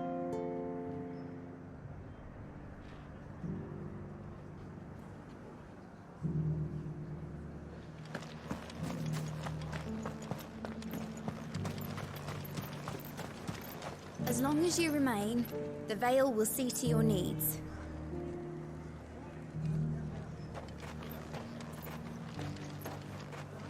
Oh, thank Grieger.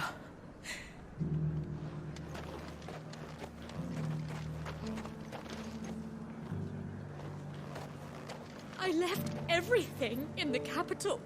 What am I to do? Where am I to go? You don't have to go anywhere. The Dame will see you taken care of.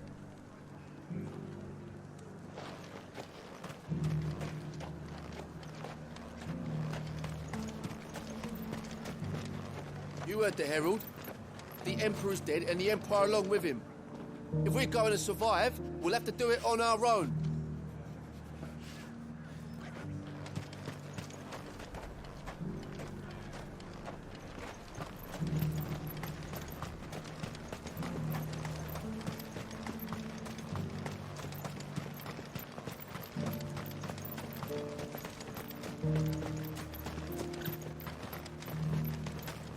meadows, then. That's what the captain said.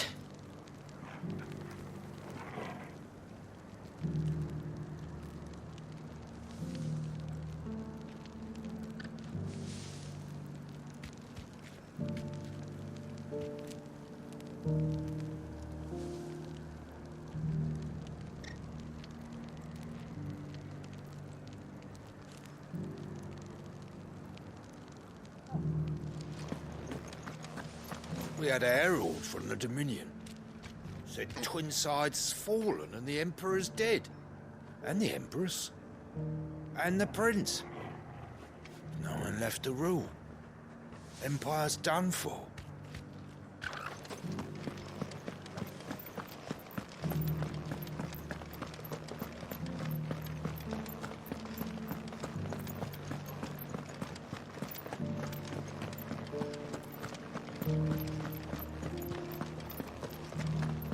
You needn't fret. The creatures have been dealt with. Yeah, but what if they come back? Is there anything we can do to help?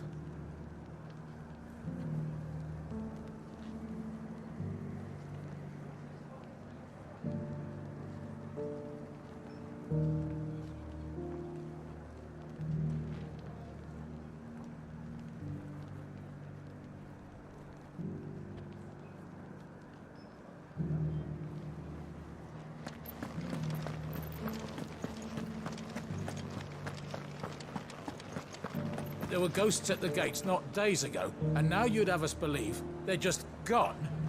I would. And I'd thank you to trust us. Unless you fancy picking up a sword yourself.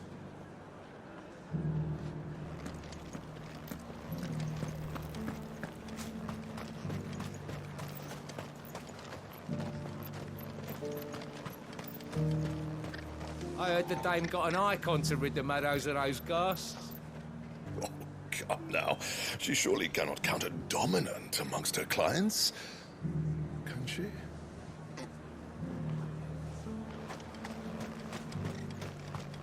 I heard it was the Dreadworm himself that brought the fire down on the Dominion. Then the rumours are true. Prince Dion's usurped the Holy Throne.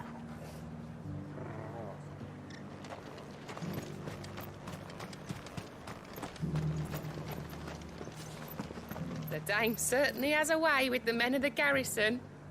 If only all our problems could be solved so easily.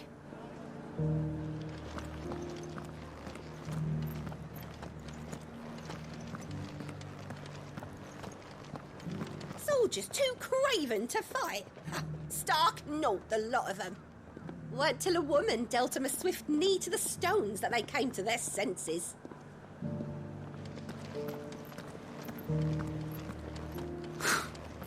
They'd have us believe these ghosts have been exorcised.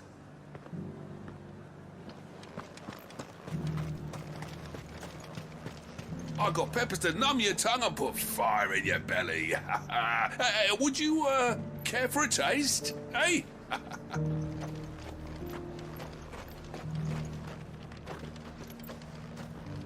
Nothing like a little unrest to fill the coffers, eh? Let the dame hear you say that.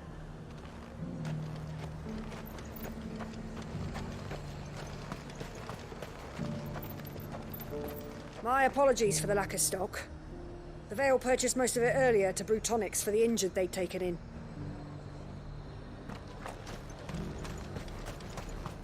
Why, your stall is as ripe as a midden heap. It's my damn bearer. It's gone and lost the touch.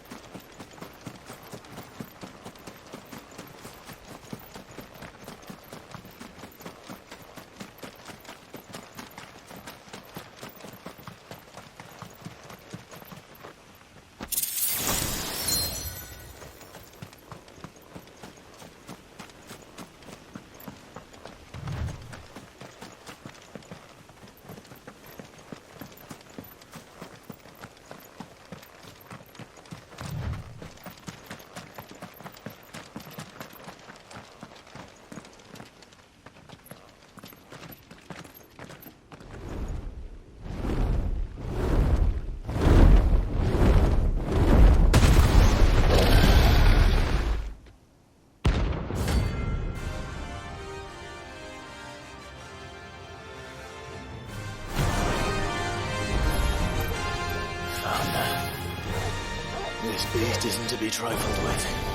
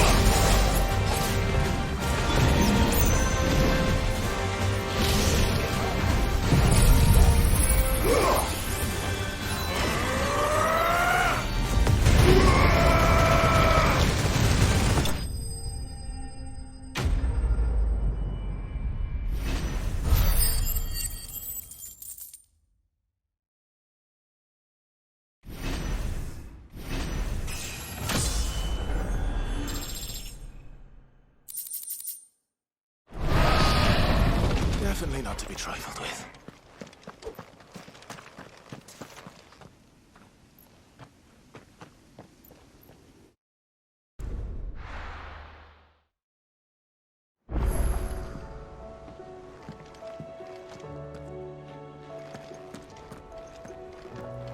I'd be happy to tell Otto everything that happened. But I know he appreciates it when you spare him the time. A youth claiming kindred with your old commander arrived earlier this morning. Well-spoken he was. And handsome, too. More than a few of the girls and boys have taken an interest, if you get my meaning.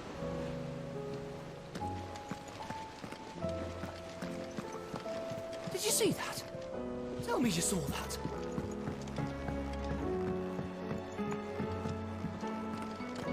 We've sent Cursebreakers to Martha's Rest, Dalamil, and Northreach.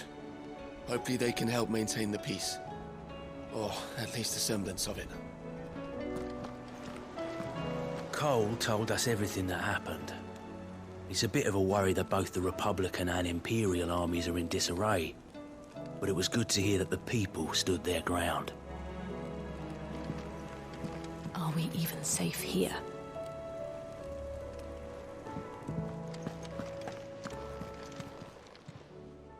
Oh, I wasn't expecting you back so soon. Come to claim your just desserts? Here you are.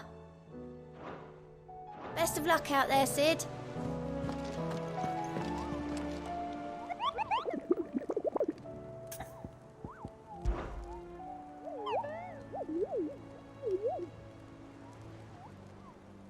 What did you find down there?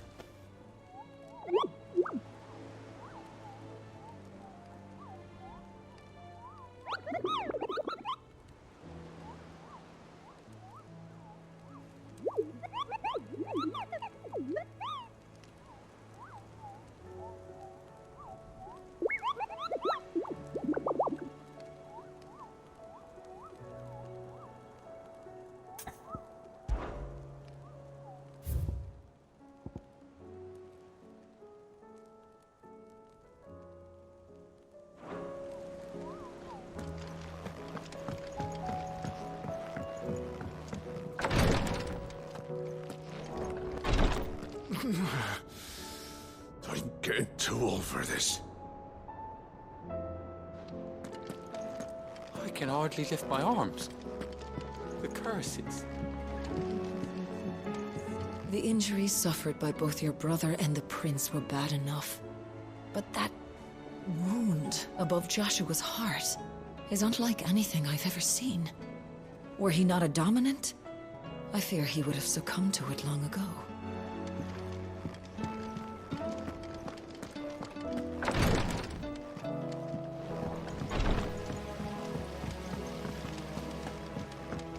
Is there anything we can do? It doesn't feel right sitting around waiting for the world to right itself. Maybe Goat has some work. That, or you could join the Cursebreakers.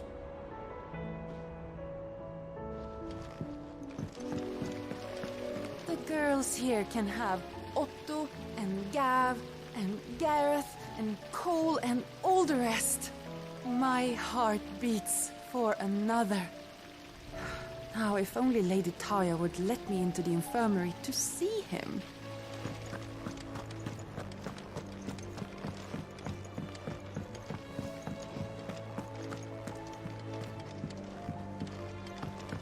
We've received word that the displacement stacks have arrived safely in Canva. The rest is up to Mid.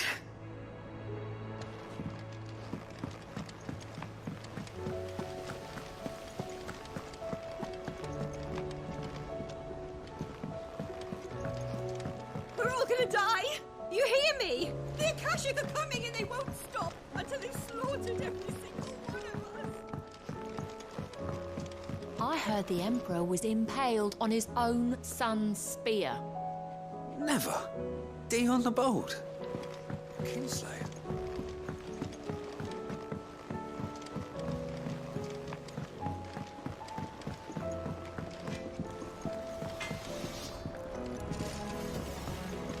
Did you see the pair that got hauled into tires? Aye. All their fancy silk stained red. Welcome back, my lord. I only just arrived myself. No one seemed to know where I should go, so I thought I'd guard your chambers until instructed otherwise.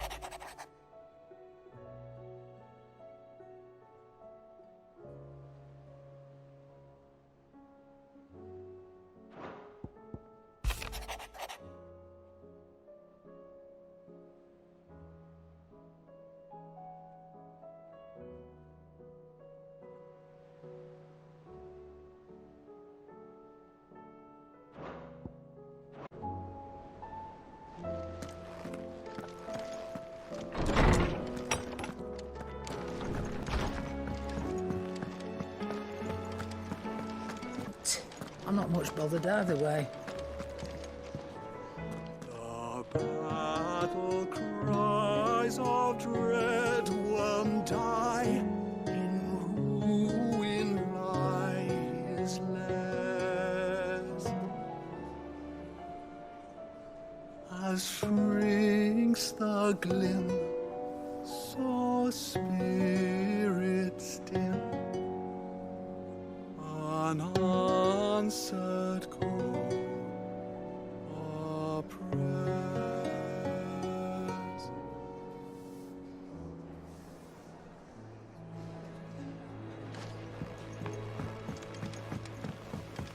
Will we ever see the sun again?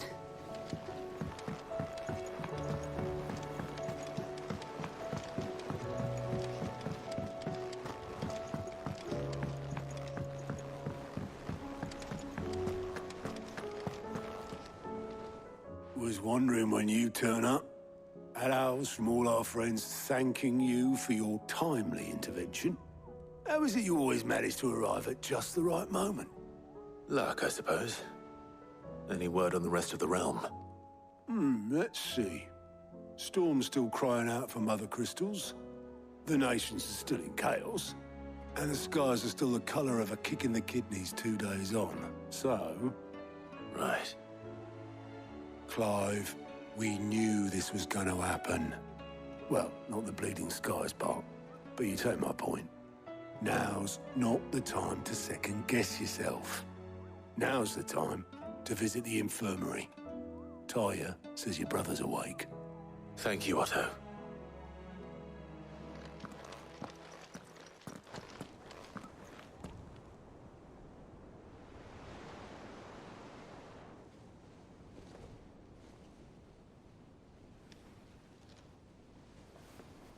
So it was not Sylvester, but Olivier who served as Ultima's puppet. And when Dion learned of this, he sought to slay the fiend.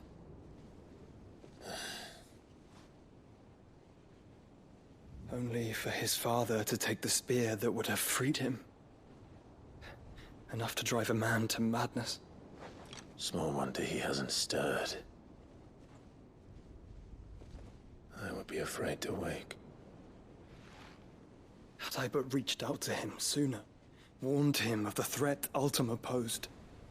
But now, both an empire and her prince lie broken.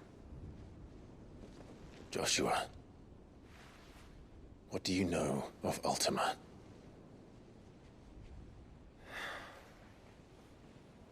Very little, I'm afraid. Despite my best efforts. 18 years ago, as I lay buried beneath the rubble of Phoenix Gate, 'twas not death who came for me, but another. And it was while in my rescuer's care, I first heard of Ultima. I've been chasing his shadow ever since. Ultima is driven by some deep, dark purpose, and for whatever reason, it would seem you are crucial to his designs. He will stop at nothing to have you, even if that means toppling an empire. But why me? What possible use could I be to such a creature?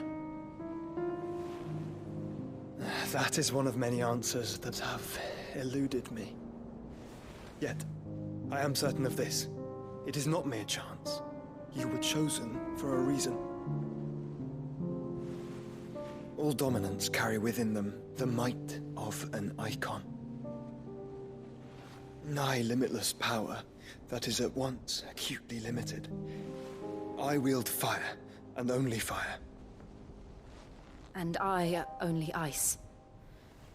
8 wardens for 8 elements. But you, Clive. You are different. You're special. Your abilities begin with the flames of Ifrit. But they do not end there. The fact Ifrit can even exist goes against everything we thought we knew of dominance. Perhaps Ultima has been waiting for one such as you, whose potential is truly limitless. I've encountered that thing several times now. If it or he, as you say, needs me, why hasn't he claimed me as he did the boy? Were I to hazard a guess, I'd say the two of you are somehow incompatible. His mind not properly attuned to your body. His mind? Mind, awareness, spirit, call it what you wish. But I believe Ultima to be an embodiment of the concept. This is why I struggle and fail to contain him here inside me. I'm sorry. Inside you? With every setting sun, I feel my strength wane. And though the Phoenix's flames mend the prison I have made for Ultima, they do so at a cost. We must find a means to bring an end to him before I meet my own. What were you thinking? It was that or let him take Clive. And I've always had a soft spot for my brother.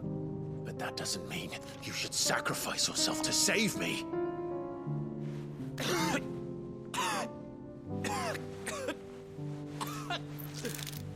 Joshua. Clive, it's Gav. There's an army of Akashic at the gates of Canver.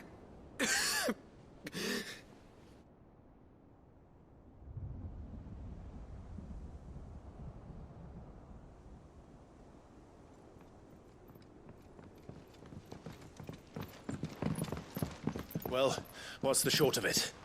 I thought Ty had told you. The capital of the Free Cities is under siege by an army of monstrosities.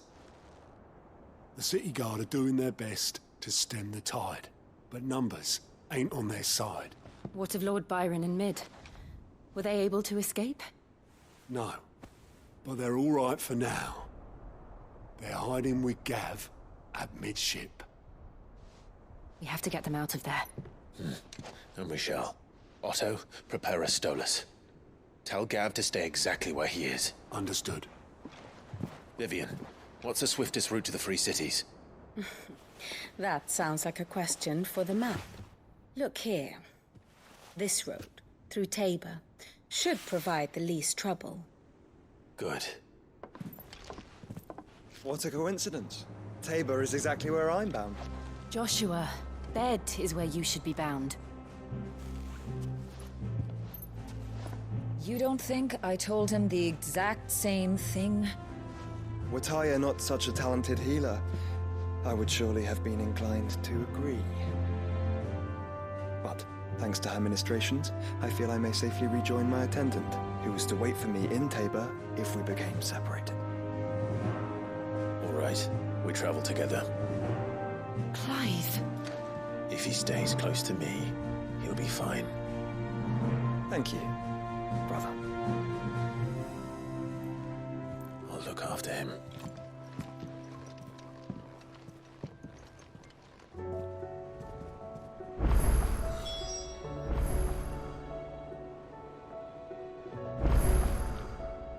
What will it be today? I do so enjoy our little chats. Taya's right. Your brother is in no condition to travel. That's all I'll say on the matter. It's Mid, Gav, and your uncle we should be thinking about now. My attendant was with me in the Dominion before I primed. She would have watched the battle unfold and witnessed its outcome. I trust you'll be waiting for me in Tabor, where I can finally introduce you. You know how I feel about this, but your brother's stubbornness knows no bounds. I'm starting to think it runs in the family.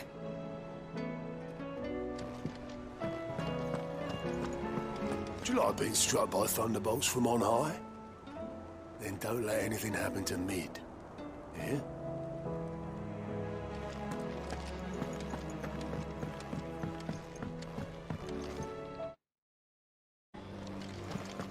It seems the hideaway's lost blasted its book. appetite. Here, you put me in this situation, Clive. You can bloody well get me out of it. I need a hand with a recipe. Are you sure it's me you're looking for? I'm not much of a cook. I'm all the cook will be needing, thank you very much. What I want from you is a little of your time, right? Oh, and perhaps your sword. You remember Ivan's stew, right? Well, despite the look of the thing, and that awful stench, people wolf it down. So I thought I'd try making one of these supposed masterpieces myself. Had a peek at the book and gave it a go, but, well... It wasn't as straightforward as you'd hoped. Ivan had the same problem. Yeah, but this is my blimmin' kitchen, and I will not be outdone. So if you don't want to be seen as playing favourites, I suggest you lend me a hand.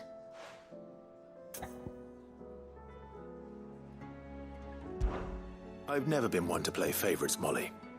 And I would be only too happy to lend you a hand. So, what's on the menu this time? A fried mortress of skyworm. That's one heck of a name, innit? Recipe seemed easy enough to an old hand like myself. Thought I'd followed it to a T. Only, turns out skyworm livers and drake's mint are not what I thought they were. At least I hope they're not, given the rancid mess they made. Ivan said the recipes in the culinary pilgrimage date back centuries.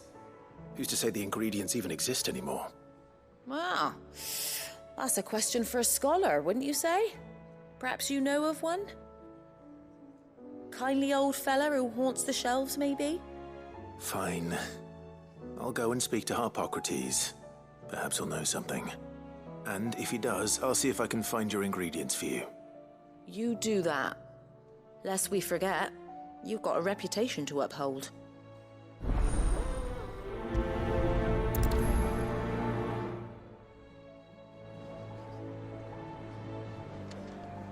I thought I had it all worked out, but I'm buggered if I know where to find skyworm livers and drake's mint. Best hope everyone's favourite know-it-all can help us, eh?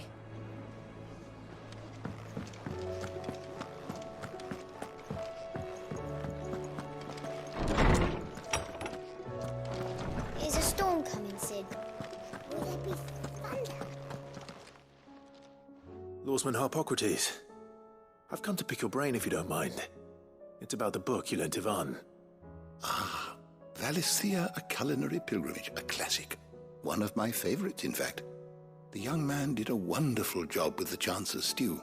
I do hope we shall be able to sample more such marvels in due course. That's actually why I'm here. I don't suppose you know where I might find skyworm livers and drake's mint. Ah, so the fabled Sandbricois delicacy is next on the menu. Delightful. The descriptions of fried mortress never fail to make my mouth water. Now, skyworm is a somewhat antiquated name for the wyvern, their ground livers being the paste from which the mortress is made. Dragon livers. How very Sandbricois. One would have thought the disciples of Bahamut would have a touch more reverence for their icon's brethren, but apparently not. I believe the specific dragon the recipe demands is the blueback wyvern, said to be the very colour of the sea beside which it resides. So we know where to look for our liver. But what about the drake's mint? Saint's bonnet in contemporary parlance, a herb which grows along the North Reach coast. I gather that one can locate the cheerful yellow flowers by their heady scent alone, so I'm sure you'll have no trouble finding them. I may add that people once believed game was best served with the flora that sustained it in life, in which regard fried mortress of skyworm is undoubtedly a typical dish of the time. Meaning that if I find one, I find the other. To Northreach, then. Best of luck, Clive. And do save me a bite once the dish is complete.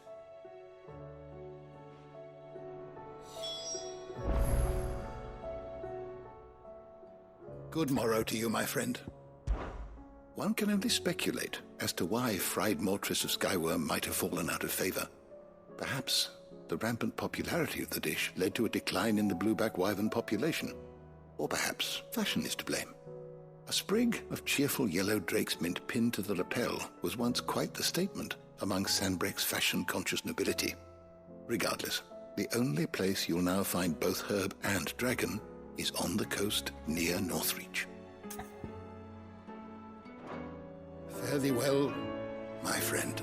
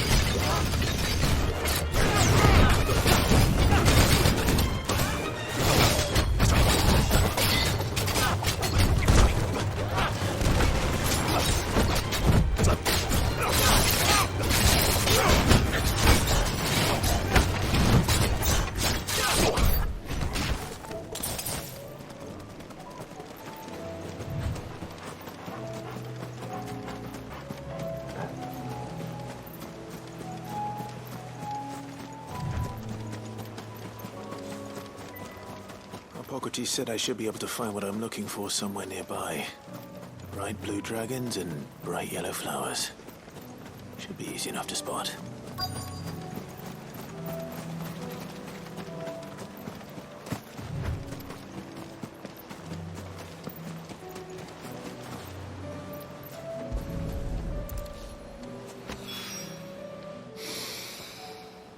Now that is heady.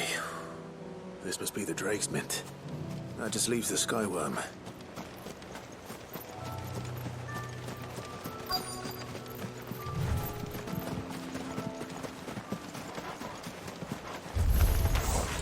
This must be our wyvern. All right. Let's get this over with.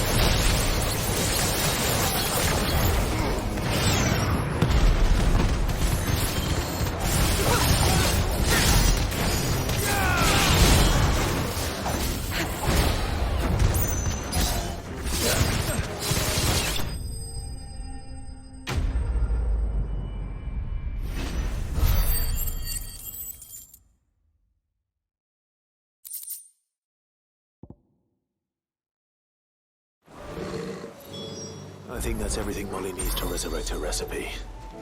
Better head back.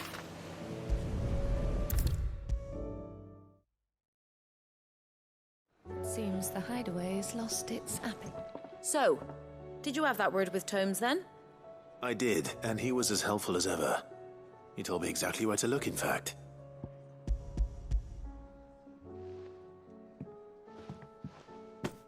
And what precisely will I be cooking up? Or is it better not to know? Blueback wyvern liver. And, a herb known as Saint's Bonnet. Ah, wyvern livers, was it? Well, at least it weren't actual worms, I suppose. Now then, you stay right where you are. I've got some cooking to do. Let's hope these grand old chefs of yore knew what they were on about.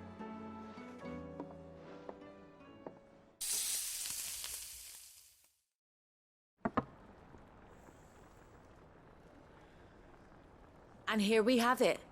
Fried mortress of skyworm. Ivan's offered to make sure it's fit for consumption. Well, I say offered. He as good as begged. And rightly so. Is there any higher honour than partaking in a slice of culinary history?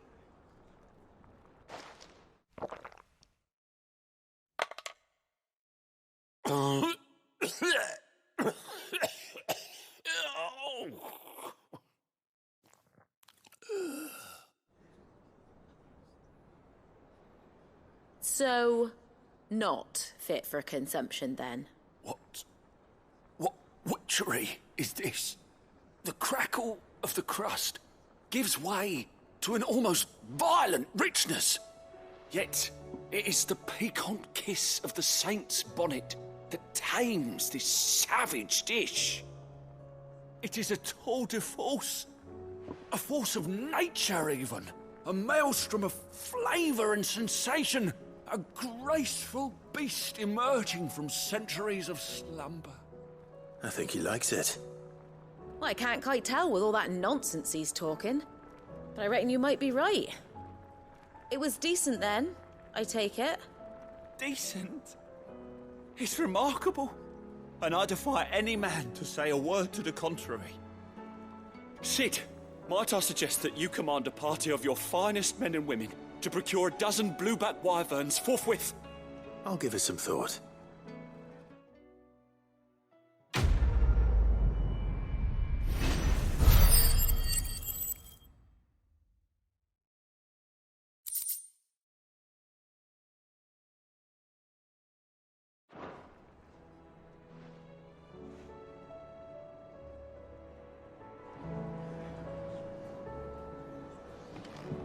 That book may be a veritable treasure trove, but the recipes are hardly what I'd call honest fare.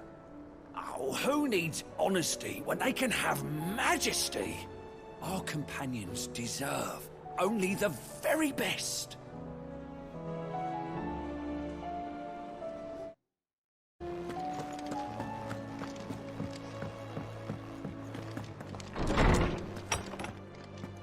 Is a storm coming, Sid?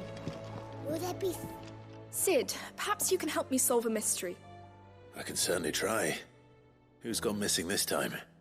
It's not who, but what. Mid's scales, the ones she made for her workshop. I borrowed them to teach the little ones about weight, and shortly after the lesson, well, they vanished. My first thought was that they'd taken them off somewhere to play, but when I asked, they swore they had nothing to do with their having disappeared. Which almost certainly means they had everything to do with it.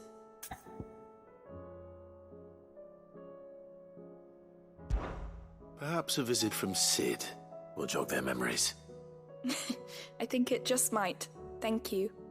I don't like to imagine that my pupils would lie to me. But if they have, I'll have no choice but to discipline them accordingly. They were in the atrium when I last saw them. As always.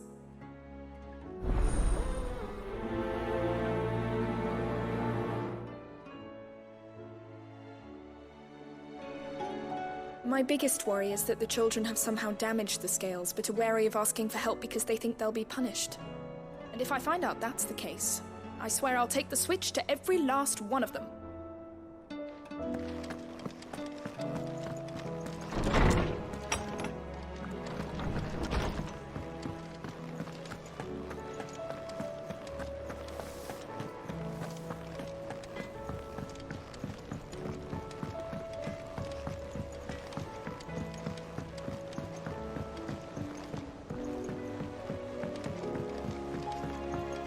heard the Emperor was impaled on his own son's spear. We're all gonna die! You hear me? The Akashic are coming and they won't stop. What do you reckon we should do? I say...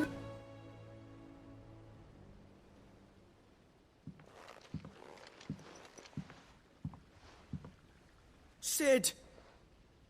Hard at your studies, I see. And what is that?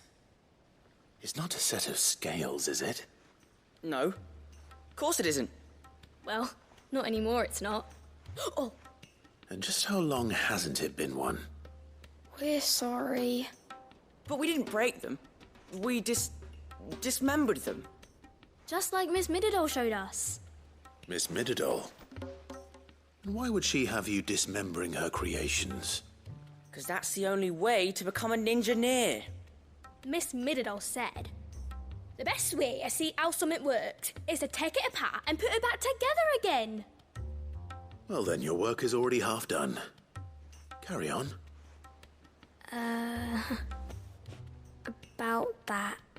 The taking apart was easy enough, but it's the putting back we can't work out. Speak for yourself.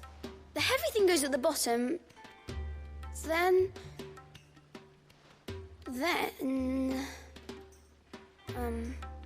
You three need to learn to take responsibility for your actions.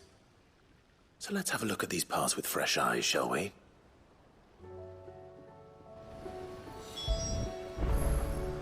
Must have been magic keeping those scales together. It's the only explanation. All right. Everything here was once part of Miss Mididol's scales. Every piece has its own role to play, and each is just as important as the others. If even one of them is missing, the scales won't work. So let's think about what those roles might be. You already know one of the pieces, the body. Its role is to support everything else. But what of the others?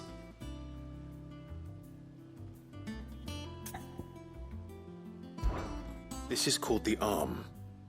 Why do you suppose that is? It doesn't look much like an arm. You're right. It looks more like a wing. Like a chocobo wing! You've ridden a chocobo before, haven't you, Sid? Will you teach me to ride one day? I'll think about it. Now, what do arms do? Hold things. So wait, maybe this arm holds things too? Good thinking. You're on the right track.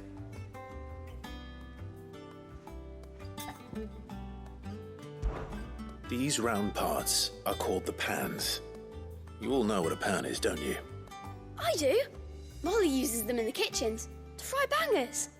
But these aren't for frying bangers, you idiot. They're for weighing stuff. But what if I wanted to weigh goots?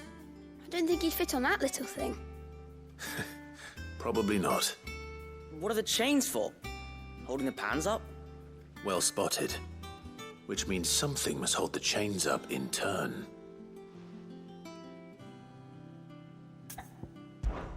This tiny piece is what's called a cogwheel, or gear. Have you ever seen one before? I have. Miss Mididol's dungeon is full of them. Most are on the floor. She puts them in all her inventions. They spin round and round and round and round and... That's right. They're very useful when you want to make things move. Do you remember if there was anything on the scales that moved? I remember the arm moved when I tried weighing an apple. And then somebody ate it. It's not my fault. You shouldn't have tried weighing it before lunch. We know what part's supposed to move and how it's supposed to move. So, let's put the pieces together first, see what doesn't move, and then stick the cogwheel to that. Not a bad idea. You see? It's not so difficult. So, now that we've taken stock of the parts and learned what they do, what do you think? I think we've got it. Then here's what we'll do. You tell me what goes where, and I'll put the scales together. Well, obviously you need to start with the body. All the other pieces fit onto it, don't they? And the arms go on the body, just like real arms. Or wings, if you're a chocobo. And then the arms hold the pans by the chains. Very good. Let's see if that works. Ah, all finished.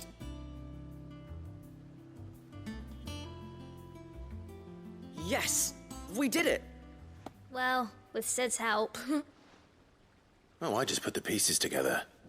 It was you three engineers who showed me how. That's right. We're Miss Mididol's hairs. Her hairs? Yeah, hairs for the future. She's showing us her secrets now, so we can help out the hideaway when we're older. What do you think, Sid? Are we almost ready? With a little more help from Miss Mididol and Miss Shirley, I'd say it won't be long at all. You hear that? It won't be long. Until then, though, do try to be honest with Miss Shirley.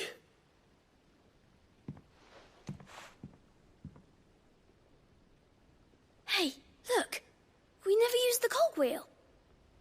You don't think Sid forgot about it, do you?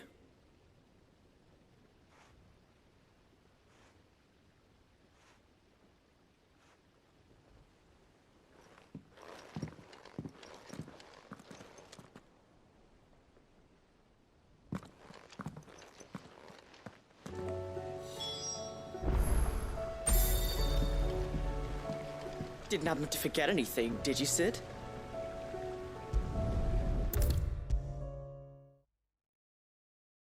Is a storm coming, Sid?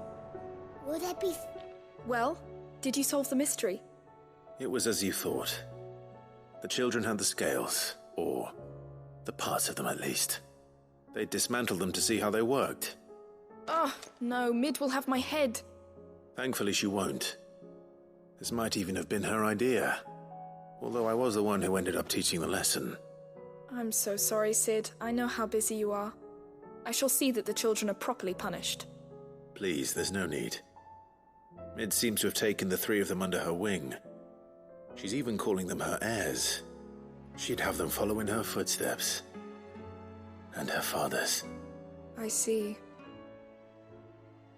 Sid, do you know why Mid has been spending so much time at the hideaway of late? She told me it was because her studies have been interrupted by events in Canva. Is that not true? No, it isn't. The university offered her a commission. In exchange for full tuition, room and board, they asked her to oversee the design of several new war engines. To anyone else it would be an opportunity, but to Mid, who lost both her parents to war, it was a bitter pill. One she was none too keen to swallow. But that should come as no surprise. She's only ever cared about bringing people hope. The very last thing war can be said to do. Which explains her heirs. She's working to give them a better life. And so should I. What's the odd engineering lesson? Oh, you've given them far more than that. And I'm sure they're very grateful.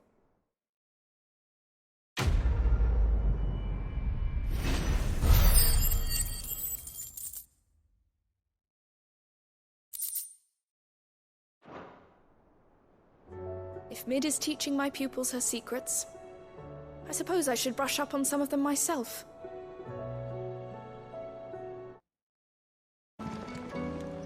What am I gonna do?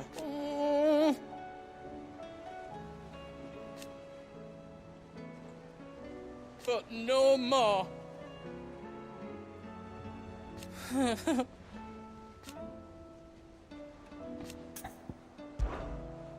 Is everything all right, Goots? You seem more discomposed than usual. Oh, I don't know what that means, but I'm in a bit of a muddle. Oh, I think Nan might be in trouble, and she's... It's all right. You can tell me.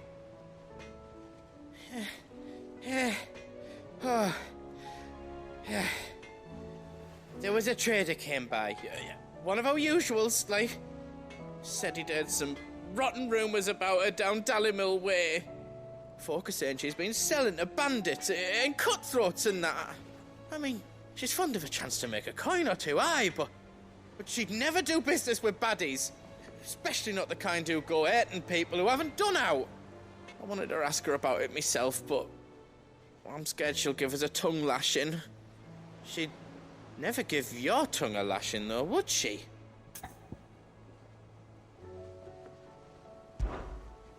Don't worry. I'll speak to her. Oh, thanks, Clive. You'll let me know what she says, won't you? Of course. I'm sure it's all just a misunderstanding.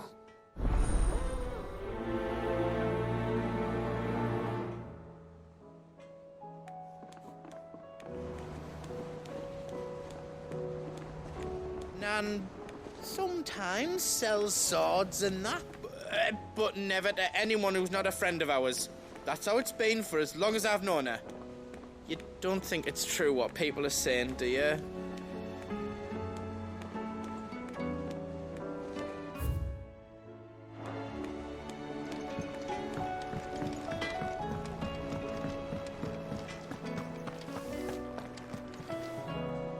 Lady Karen.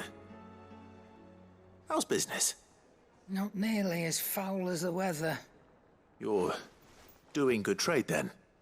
Both in and out of the hideaway? Can't complain. Wait. What exactly are you getting at? Not once in 5 long years do you pay my affairs half a care, but here you are today, raking me over the coals like a bloody popoto? Just asking. Out of interest.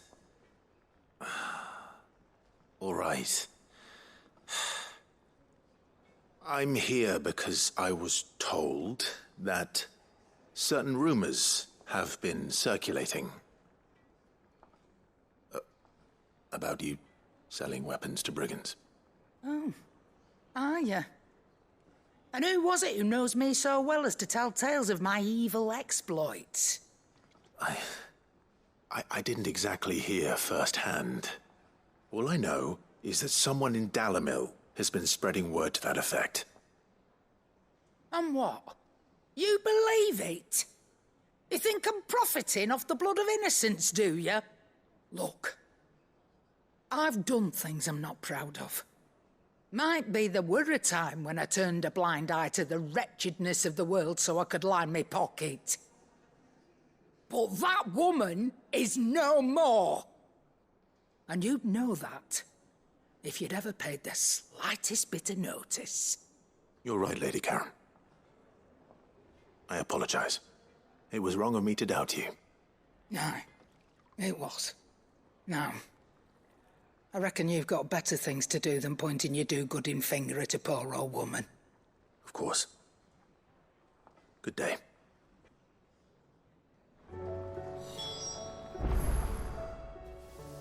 Clive.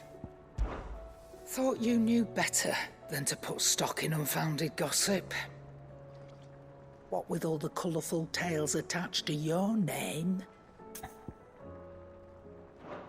Take care.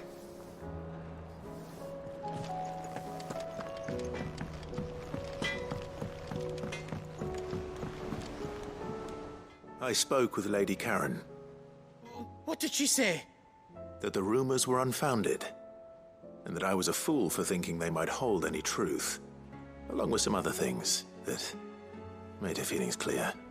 And while it sounds like she may have done things she regretted in her past, she says those days are behind her. Oh, well, that's good. I knew Nan wasn't caught up in out bad. But why would people say she was? What did she ever do to them? It's not right. No, it's not. But people do things for all sorts of reasons. Perhaps we'll never know. Well, I'm going to find out. That trader, he said they were all talking about her in Dalimil. So that's where I'm going. I'll find someone who'll tell me, you'll see. Are you sure that's wise? Whoever's spreading these rumors means Karen ill. Oh, right. But that's why you'll be coming with me, isn't it, Clive? I suppose it is. I'll find out who's been making up lies about poor Nan, and when I do, I don't know what I'll do, but it won't be pretty.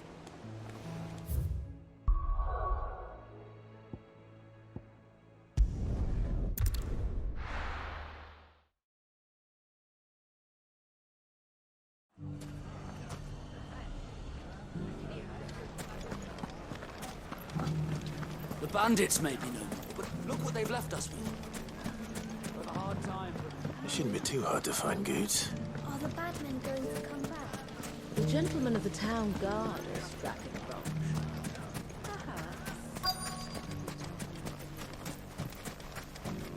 Could be I know something more.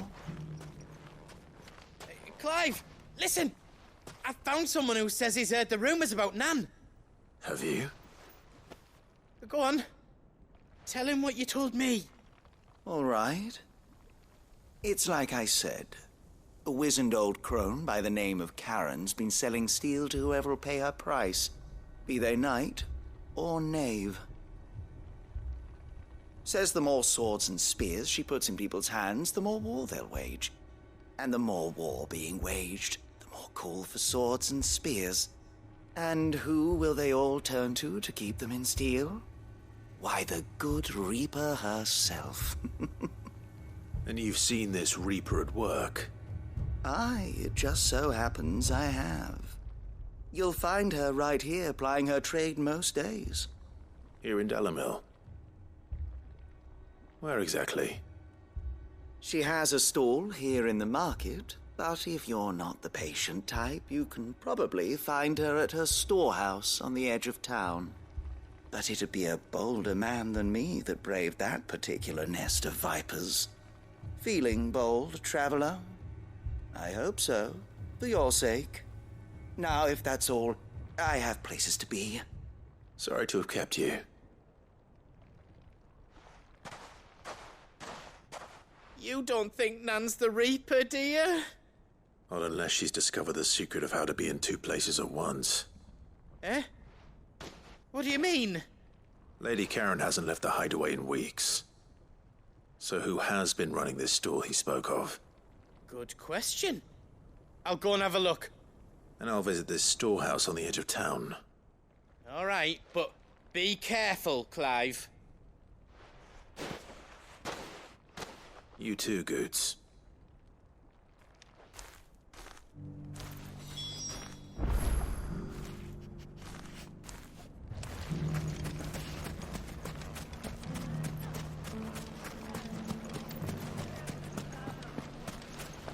The gentlemen of the town guard are strapping the branch.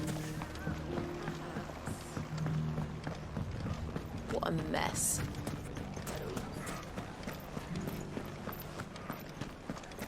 Dalimil saved. Welcome.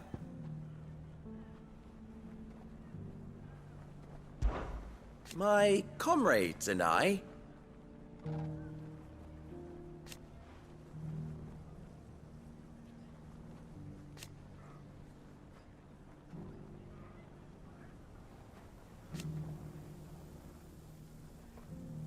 and defend Dalimil we shall.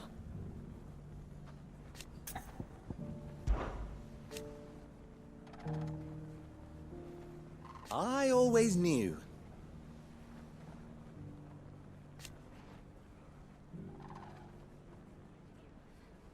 Meanwhile...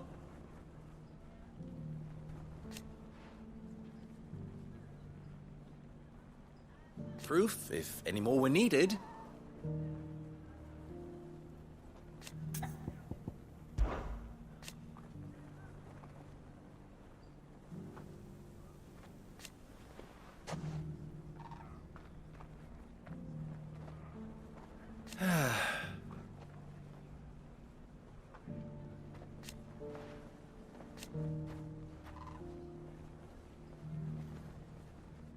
But something tells me we are ever in your debt, Cid.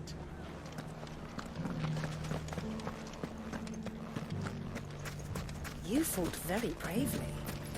The safety of the town is in our hands.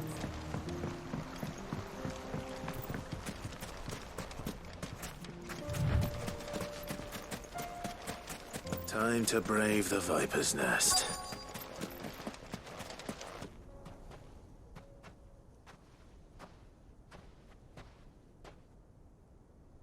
Just you, is it? Thought I might have laid it on a bit thick. It was a fairly unconvincing tale. So, what now? That's up to you. Die a slow death, or a quick one. Boys, he's all yours. But that sword is mine.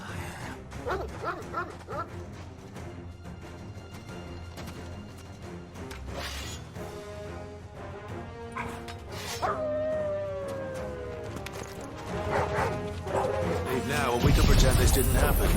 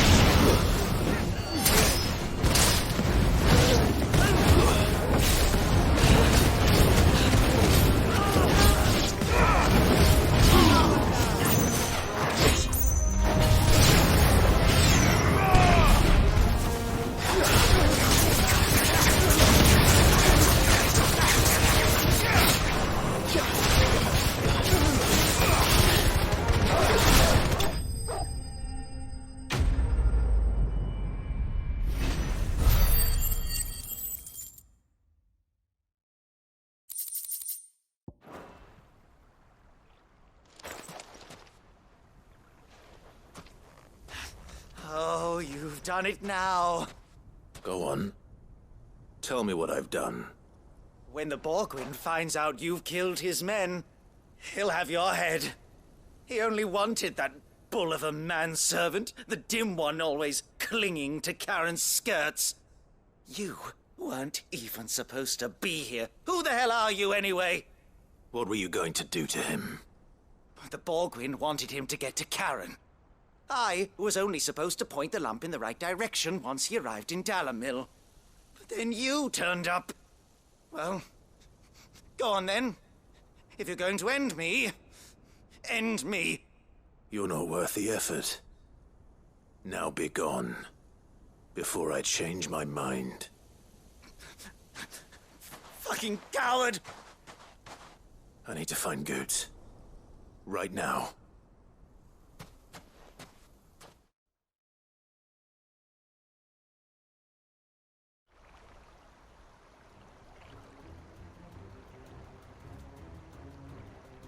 Get your filthy paws off me, you naughty-pated lout! Stop calling me names! And stop spreading them horrible lies about Nan! Well, that will be easy enough. For they are not lies. Every last word is true. And she must pay for her crimes in blood! Lord! Goose, are you all right? He's gonna kill Nan! He said she had to pay in blood! After what she did, it is only right. She ruined my life and the lives of countless others. That loathsome harpy's very existence is a crime, and I will not allow it to continue. Goots, was it? I have no quarrel with you. Only with your employer. Run along now. You need not pay for her sins. No. No? I don't care what she did. I won't let you hurt Nan. Promise me you won't hurt her, or I'll kill you myself! Goots, no. Enough, all of you! Karen. But how did you? You're a sight less clever than you think you are, the pair of you. Did you think I wouldn't notice the two of you slinking off together? Well, the whole thing got me thinking, who in Dalimil might bear me a grudge? And a certain snivelling shit I ran afoul of in my fairy years came to mind. Though it was just Bogan back then, wasn't it? I thought the years might have taught you some sense, but I see you're the same pants-pissing craven you've always been. What was it we called you? Wet legs? You bitch! Everything that happened, it was all your fault! And now you'll finally pay for what you did to me!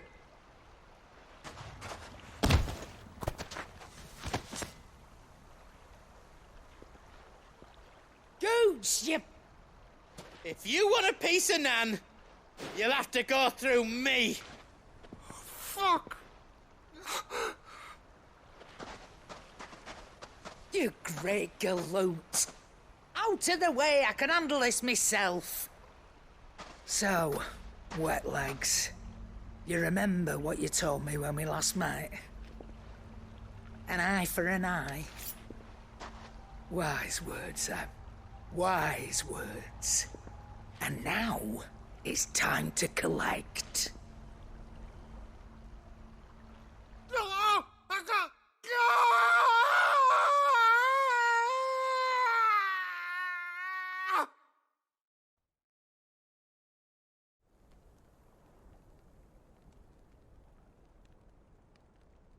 Sorry to keep you waiting.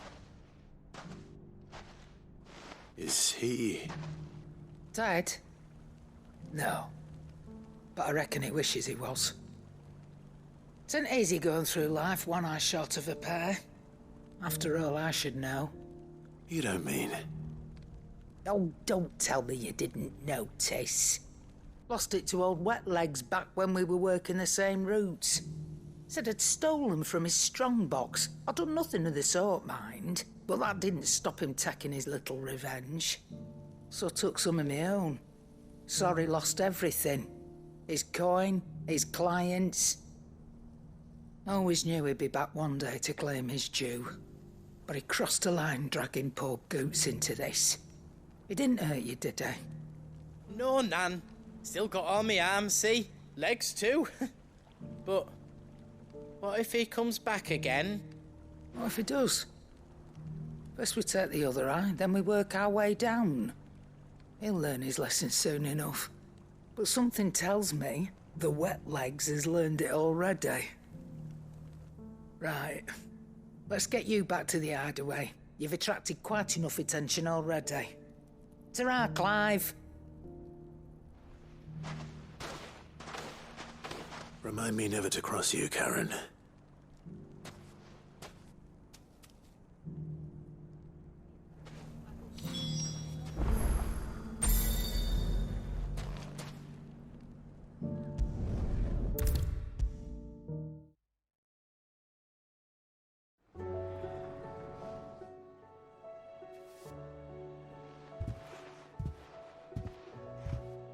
Nothing like a dish of cold vengeance to foul the gut.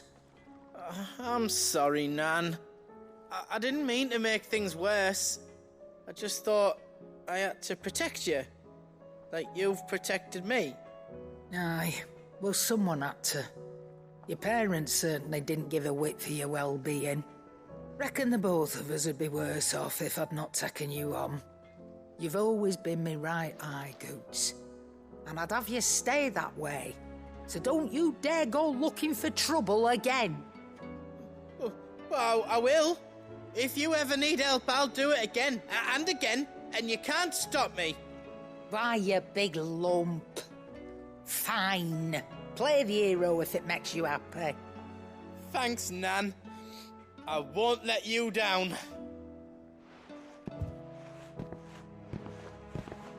There's nothing he wouldn't do for you. That's as maybe. But if he's ever to make his own way in life, he'll need to start looking out for himself as well. Till then, he'll need people to watch his back, just like you did in Dalamil. Don't think I didn't appreciate that. Of course. His family. Stop it. You make me one good eye, mister. I don't go thinking that'll do you any favours. A potion today'll cost you the same as it did yesterday.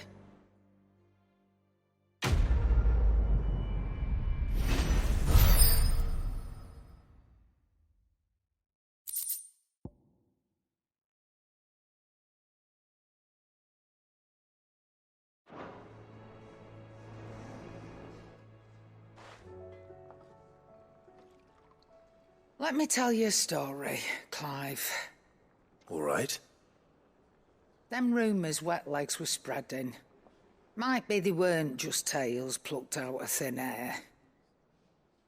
You see, there were a time when I weren't too particular about who I sold steel to, so long as they paid me the right price. Some women lust after blood, others after flesh, but me, I were always one for gold. And to satisfy that lust, I sold to opposing armies, stabbed my every client in the back, made myself the most hated woman in the twins. But then one day I met a man who made me a different kind of offer. Said he'd give me access to a realm-wide community of like-minded individuals in constant need of steel and sundries. On the condition I sold to him and his alone. Was that the first time you met Sid? Aye. And I fell right into his damn trap. He was true to his word, so I ended up being true to mine. And I soon started making the best profits I've seen since taking up the trade. And all without aiding or abetting any outlaws. Except Sid himself, that is. Told me about his plan to topple the mother crystals, you know. Said that with them gone, the realm would want for all manner of things. An opportunity for the likes of me to mint gil. Why, I reckon an enterprising individual could find himself the richest dam in the twins. And that's when he had me. I emptied my stores that day and moved into the hideaway proper. And the rest, as they say, is ancient bloody history. A dozen years on, and I'm still not the richest dam. Not for lack of trying, mind. But I can say, I have never been happier. You've all shown me there are some things more precious than gil. That there are. So don't you go messing it all up, or you'll have me to answer to.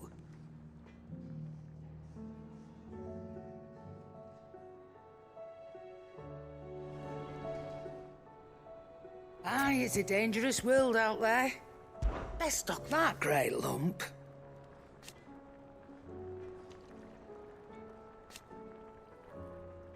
No.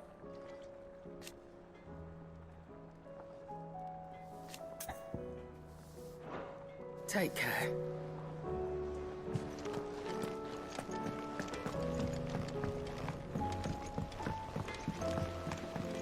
You think this means Nana let me go out on my own more? You think this means Nana let me go out on my own more?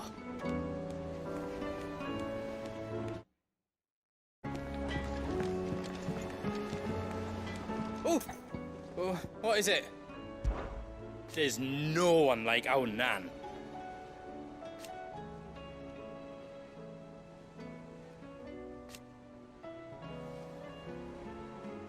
Your lad's worth double that.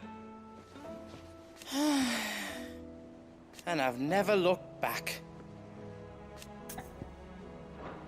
Be seeing ya.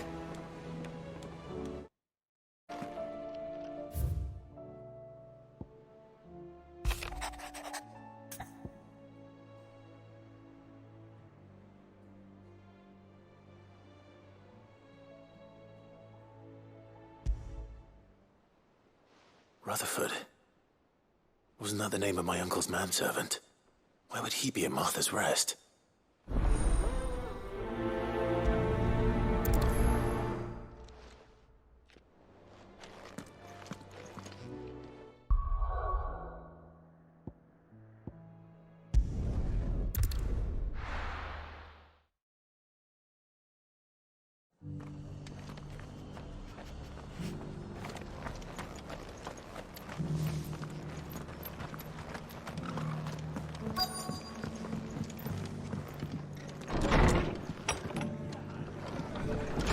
Martha's got a big heart. It's a pity there's so many who are happy to take advantage of it.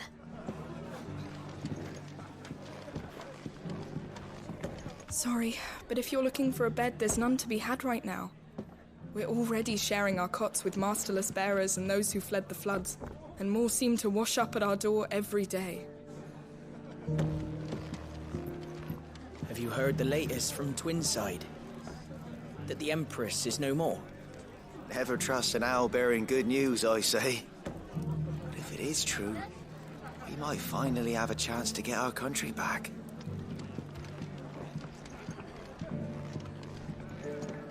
The fates seem bent on driving me from my inn.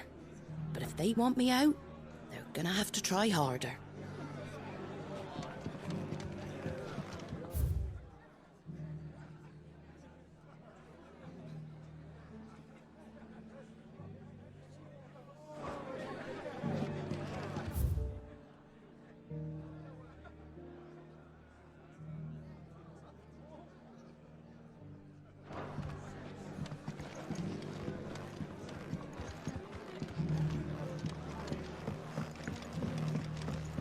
My lord Marquis, is that you?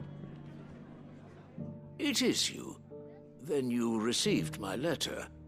I am Sebastian Rutherford, chief steward of your lord uncle's estate. Of course. We met once before. Yes, my lord. Thank you for coming. And what was so sensitive that you couldn't put it in writing? 1,000 apologies, my lord. I did not mean to offend. I merely... It's all right. Continue. I am here at Martha's Rest, at the behest of your lord uncle, tasked with learning what I am able of the realm's current state of affairs. And what I have learned is grim. The fall of the Mother Crystals has left Storm in a state of utter disarray. The subsequent darkening of the heavens has only made things worse. Akashic attacks, once unthinkable, are now commonplace. The gears of governance have ground to a halt, and without a steady hand on the tiller, the realm threatens to drift into utter chaos. Your lord uncle, however, believes there is a way to avoid this fate, and is determined to see it set in motion. That sounds like quite the undertaking. It is. Hence my having enlisted the aid of several colleagues serving the 7 high houses. Alas... Alas? I have lost contact with 2 of those colleagues already. They are both able-bodied and trained in the sword, yet in these dark times, even that may not prove sufficient to keep a man safe on the road. So you want me to find them? I'll need to know where they went. One I sent to investigate the Republic, the other the old Imperial capital of Oriflamme. That doesn't exactly narrow it down. I suppose I'll start in Dalimil and work my way east. Thank you, my lord. I shall pray for your success and safety.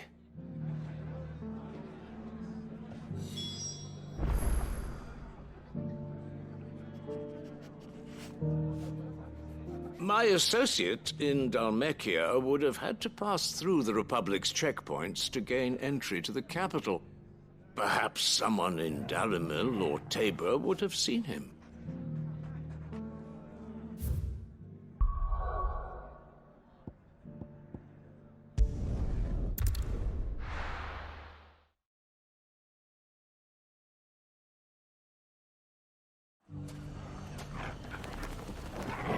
It's not going to be easy finding one man in an entire republic. Let's hope someone here's seen something. Are the bad men going to come back? The gentlemen of the town guard are strapping up.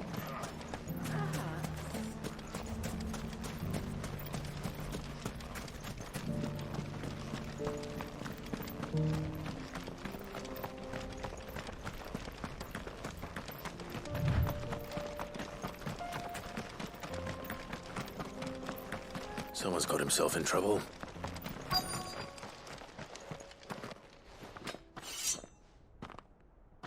I don't see your master here, so you can start by giving us all the coppers in your purse. I already told you, I have nothing. And maybe we'll take that pretty outfit and the steel you're wearing. Please! These men are trying to rob me! I'll deal with this. Thank you. You that one's master, then? If you'd kindly pay the coin he owes us, we can pretend you didn't draw your blade on Republican soldiers. Or you can go back to your garrison and I won't report you to your captain. Oh, you're more than welcome to. He hasn't had many visitors since we slit his throat. Wake and win!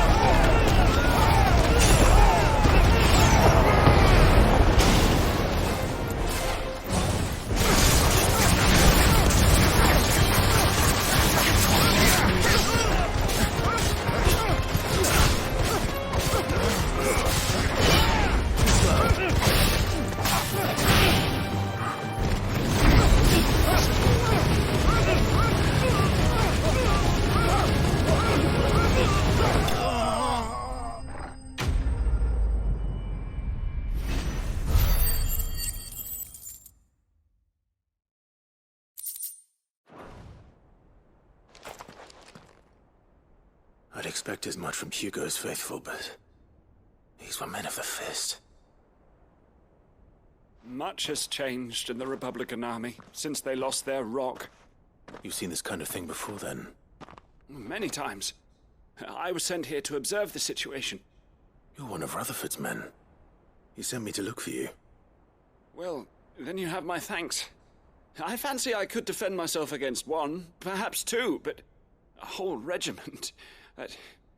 I arrived in Dalimil several days ago, but when I called upon the captain of the local garrison to make inquiries, his men confiscated my effects and locked me in a cell. The captain is no more, and his men make the rules now. Fortunately, I was able to bribe my way free, only to be stopped again by those soldiers you so kindly dispatched. What of the Fist's Central Command? Surely they wouldn't allow such lawlessness amongst their ranks. I would imagine they are unaware of it. Most of the army has fallen back to the capital and hunkered down behind her walls. Those who weren't recalled now rule the fringes unchecked, answering to no one but themselves. Then it's worse than we imagined. You should return to Rosaria. It's not safe here. I'll find a caravan heading north. You won't mind if I borrow one of these soldiers' coin purses?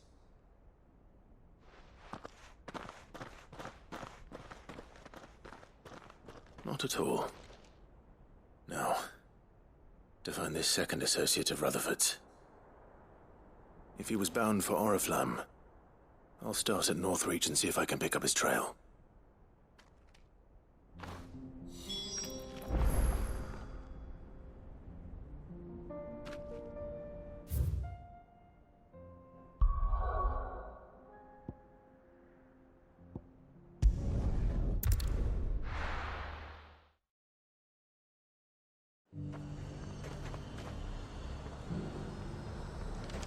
There's a lot of road between here and the capital.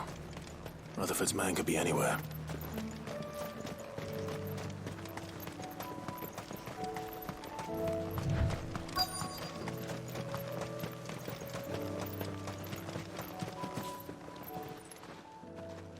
What happened here? If you're with the others, they've already relieved me of my belongings. I'm not. I'm looking for someone who was sent here by a man named Rutherford. And then you found him. I am Alistair Rockford, attendant to the Lady Ariane of House Wellesley. Of the 7 high houses of Rosaria. It's been a long time since last I saw my great-aunt. Is she well? My Lord Marquis?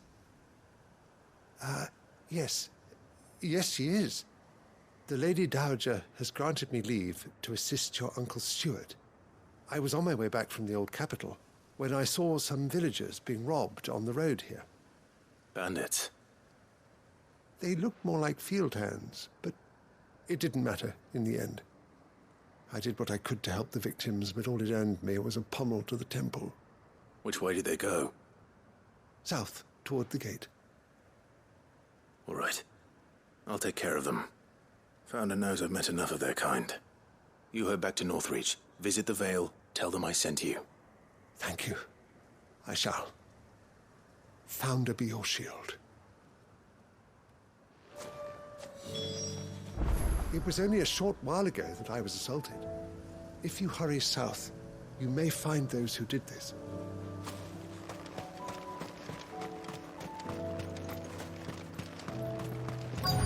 They just couldn't resist, could they?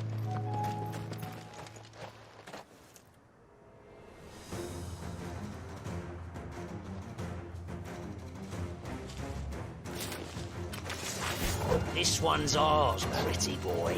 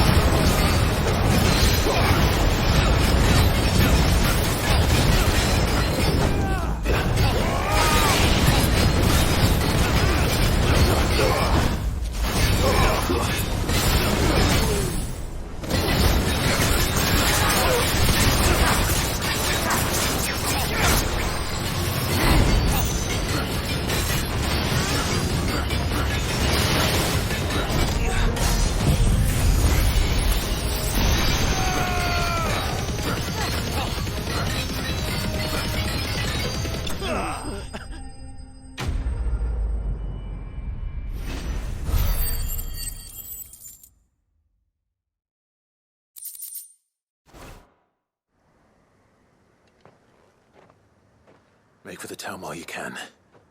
There may be more bandits nearby. You don't need to tell me twice. Many thanks, traveler.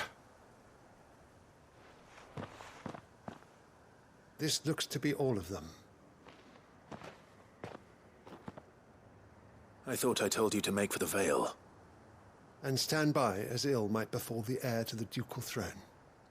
It's just Clive, and I'm fine. Which is more than can be said for you. I will survive. Strange that the garrison wouldn't intervene in such a brazen attack so close to their gates. The garrison have their hands full inside the city. Some days they don't even send out patrols. There are few hands left to work the fields, and even fewer to transport the grain. The market stalls are nearly bare, and the price for what remains is exorbitant. It's not uncommon to see a fight break out over a crust of bread. When I said the ones who attacked me didn't have the look of bandits, I meant it. They were probably just desperate. Rockford, listen to me. If you are to continue your investigation, you first need to seek the attention of a healer. Of course. I shall return to Northreach right away. But allow me to thank you first. Had you not happened along, Don't thank me. Thank Rutherford. It was he who sent me. I suppose he'll be wondering where I've got to. I shall send a Bastolus as soon as I'm able. Good day.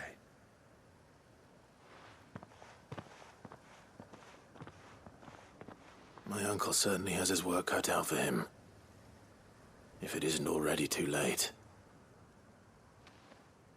I should go and tell Rutherford that his colleagues are still in one piece.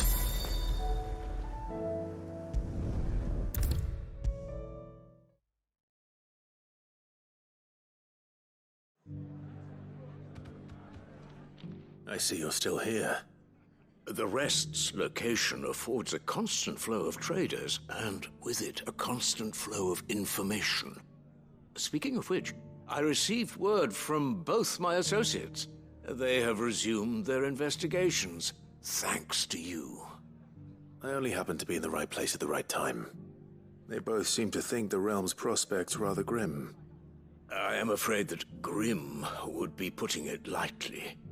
Storm is in crisis, and if we are to free her, we must work quickly.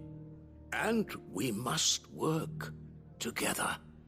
Such is your Lord Uncle's wish. As it is mine.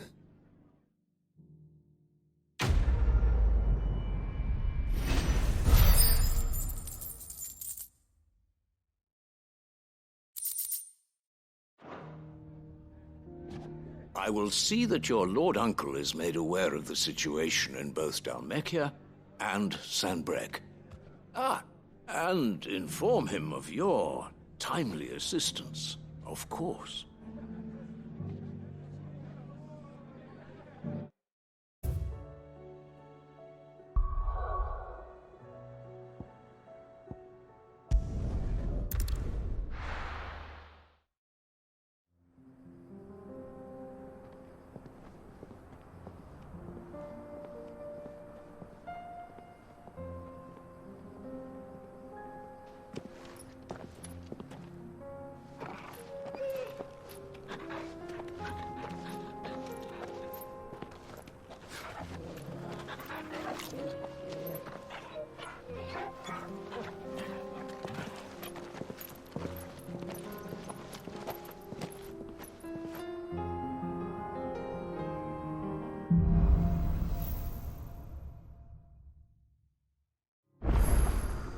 It's like a dream. The four of us out walking like we used to. Enjoying this, are you? Gav and the others could be in danger as we speak. You're right. I'm sorry. Yote is a fine scout. If Canville was attacked, she will already have begun gathering information. Tabor isn't far. We should pick up the pace.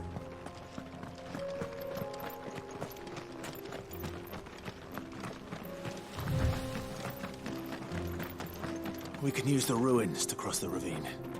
Assuming they would allow it, the Echoes have a will of their own.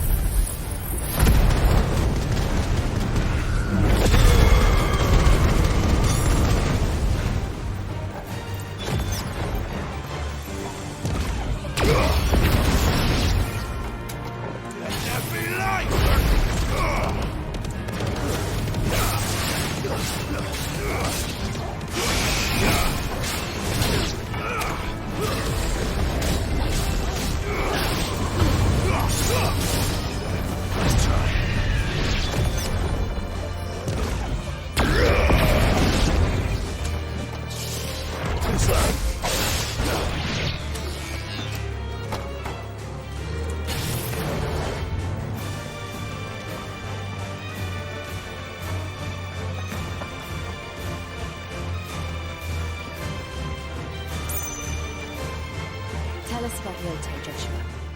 She's strong-willed, loyal, and deadly with a blade. Much like Clive, but with better manners.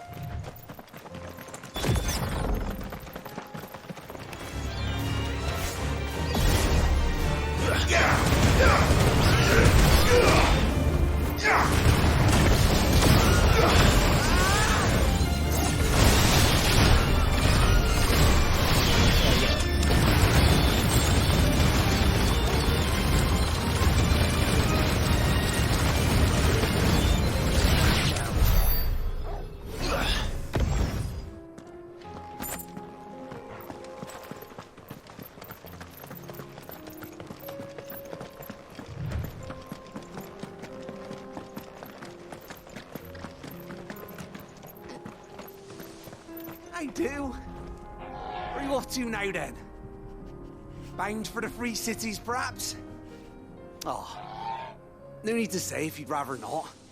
We all have our reasons. Ain't exactly feeling like sharing with strangers myself at the mo. Truth be told, I could do with a bit of inspiration. Don't know which way to turn no more.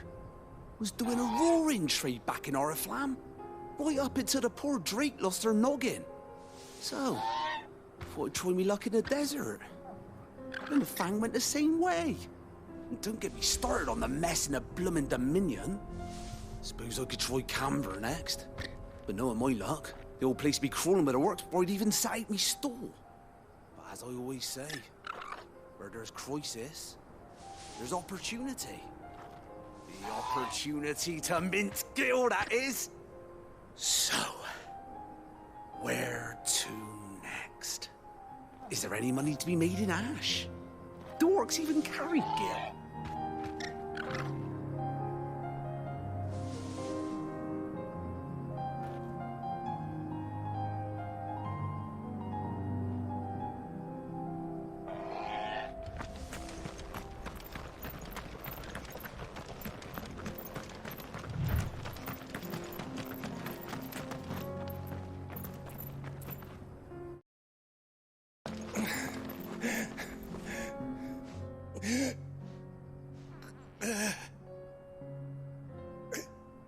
You're injured. What happened here? Where are your comrades? Ether flood. Up ahead. It swallowed our camp while we slept. My own men did this. Turned every last one of them. There's a village not far from here. Tabor. The people were kind to us. It's only a matter of time before they won't stand a chance. We can't let those monsters reach the...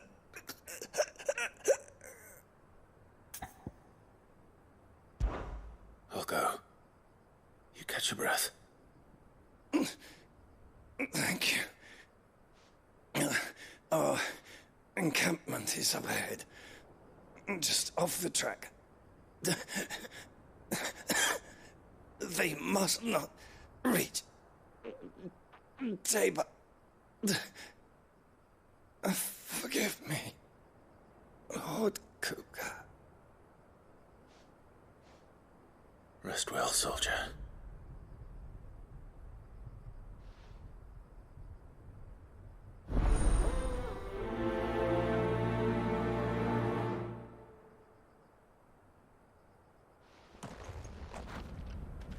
You said the encampment was close. Let's hope the Akashic are still there.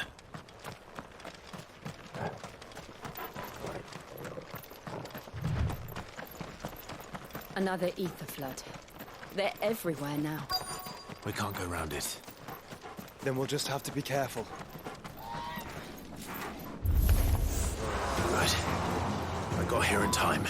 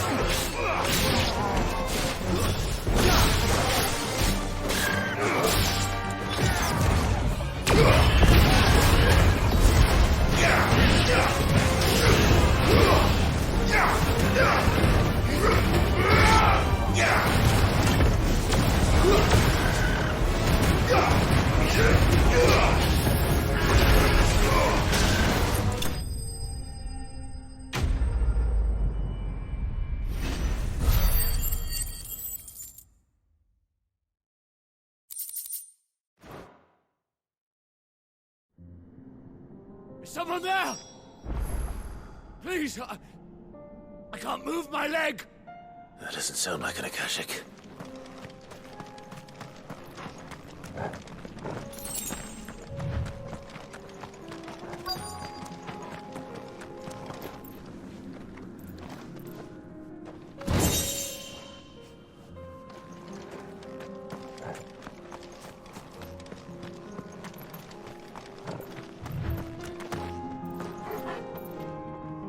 You're with the battalion?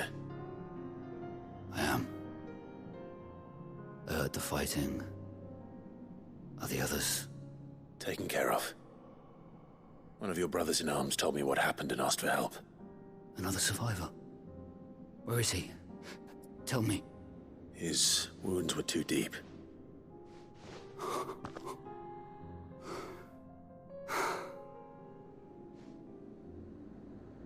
He was right to send you. Those things you slew are no longer my brothers. Tabor is safe thanks to you. Here, you've earned it.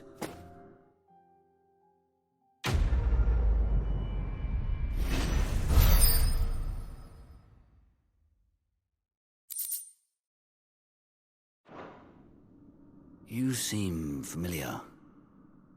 Have we met? You must have me confused with someone else.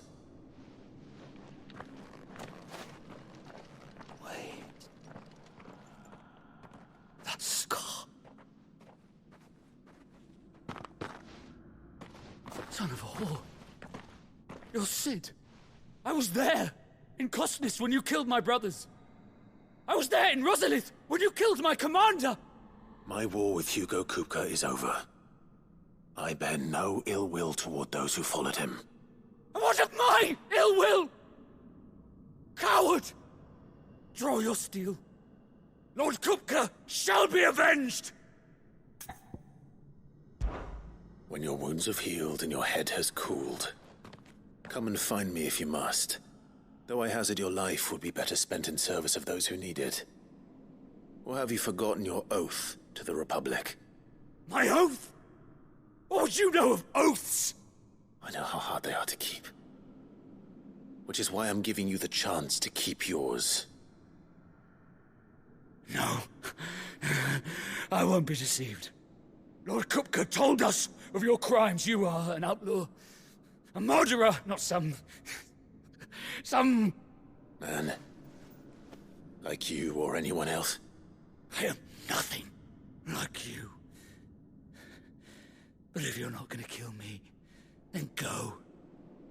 Leave! Just know that I will find you, Sid.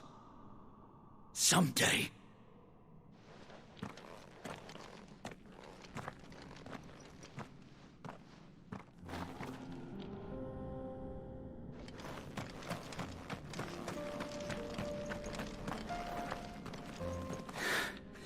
You will regret not killing me when you had a chance, Sid. I will avenge my master.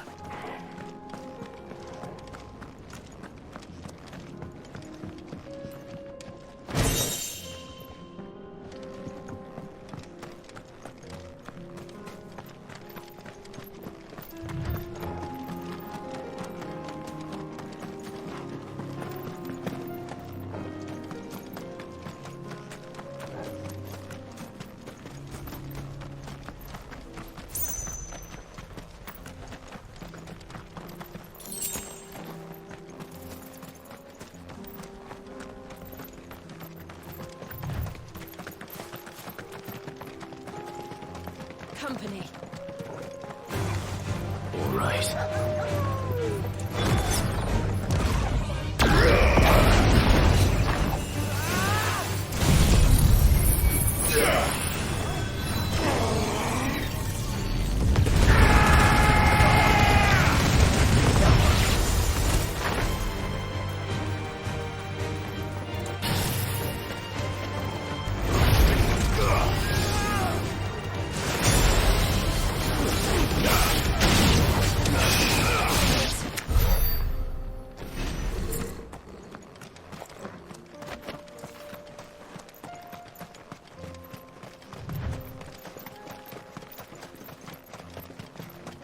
We're nearly there.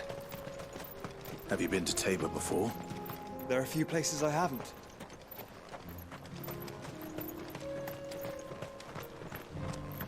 Welcome, travelers. We don't get many visitors here in Tabor.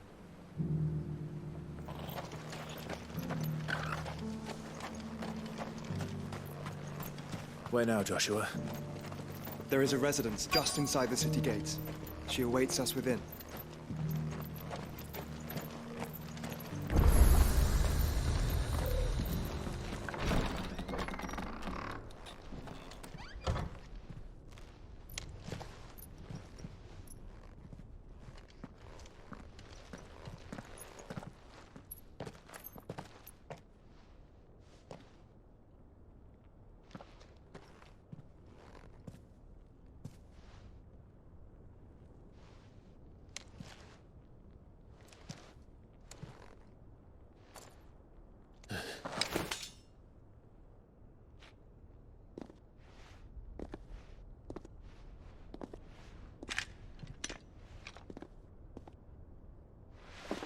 My Lord Marquis, it is an honor. I am Yotei, Knight of the Undying, charged with the protection of His Grace Joshua Rosfield, Keeper of the Flame of the Phoenix. Of course.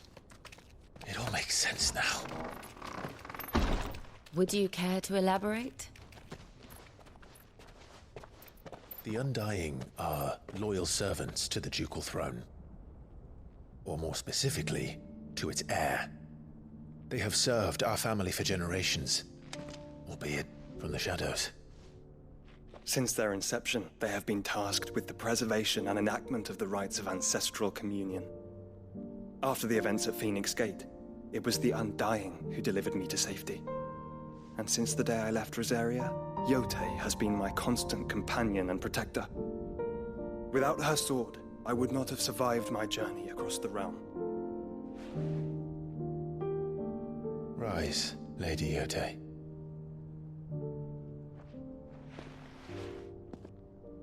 You saved my brother. I owe you a debt I can never repay. I but did my duty. Come now. Tell us what you've discovered. Your Grace. It is as you feared. The vessel we spied off the coast of the Crystalline Dominion on the night of her fall. It was the Einherjar. Beyond any doubt. The Black Galleon. Joshua, the Einherjar is the Royalists' flagship. What business would they have in the Dominion? Upon learning of Waloed's involvement in recent events at Drake's Fang, I sensed the malign influence of Ultima, and bid Yotei and the Undying look into the matter. We have reason to believe that the Black Galleon weighed anchor shortly after the fighting began, and set a course due south. For Canva. Then it is Waloed knights who besiege the cities. What is left of them, yes. And the Black Galleon sails at but one man's behest. Barnabas Tharm.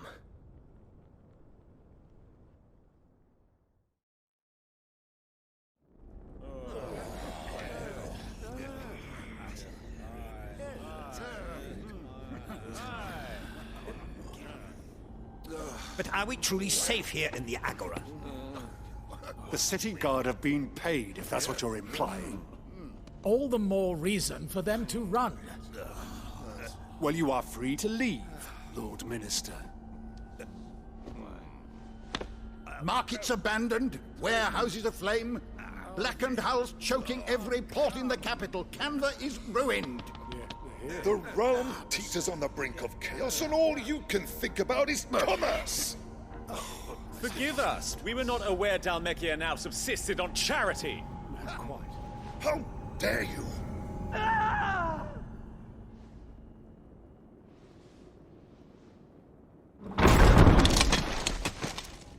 Distinguished members of the Council, you must forgive His Majesty this intrusion. What is the meaning of this? A trifle crowded, but I fear it will have to serve, my liege. Very well. My colleagues, do you not see? The king! He has come to save us from the Akashic!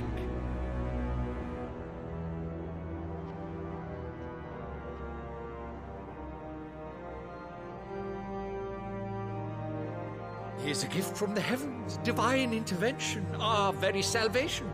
And of course, if it is compensation he requires, we would be most willing to negotiate a fair price for services rendered. Fools. Your ignorance unbecomes you.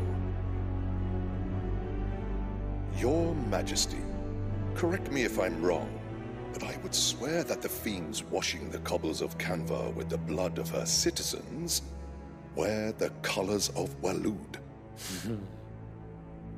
Ha! So you do not deny it. Guards, fetter them, and see our guests to the dungeons!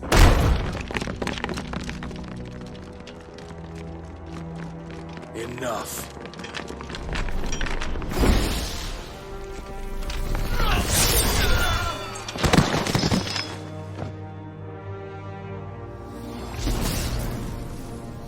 Pathetic creatures.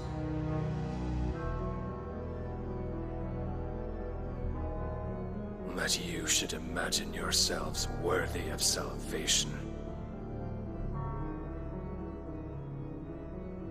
The girl is still here, somewhere in the city, her consciousness fair dripping with her late father's hubris.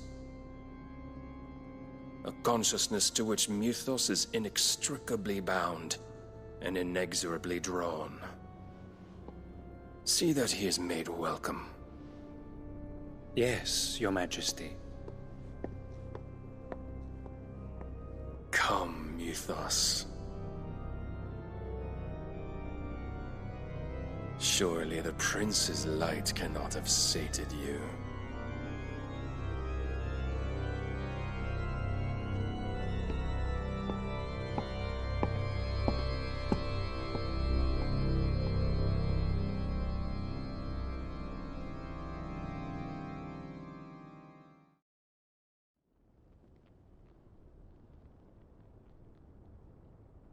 So then, how long has Waloed been under Ultima's control? How long indeed? Based on what we know of Barnabas's actions, I would guess some few years, mayhap more. But to what end? What does Ultima want? The tapestry. Show them.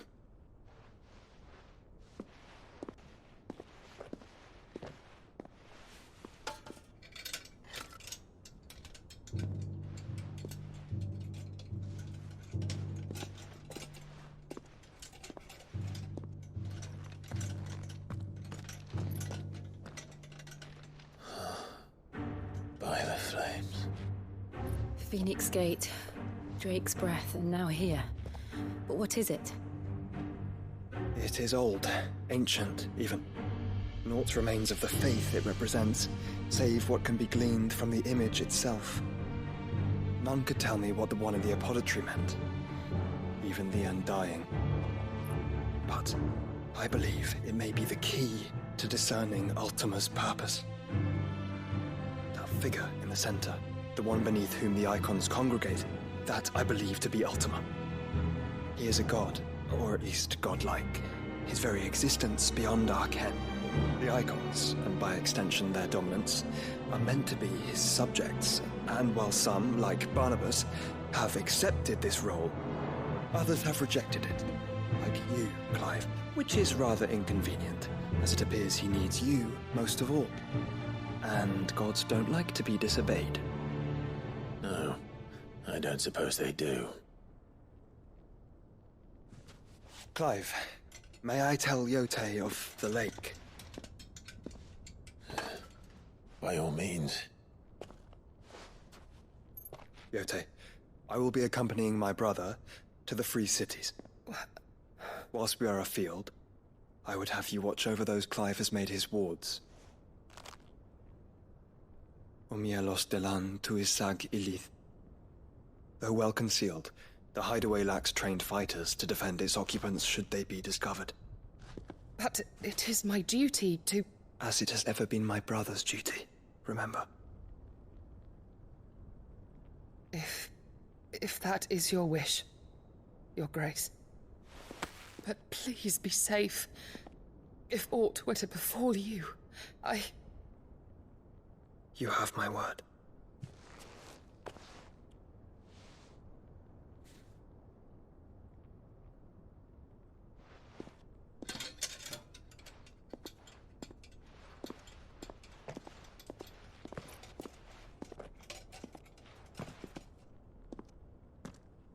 Farewell, my lord, my lady.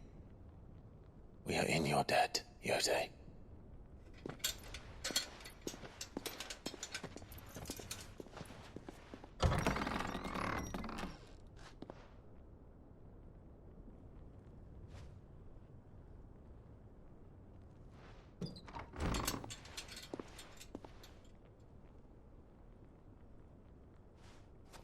Let's find our friends.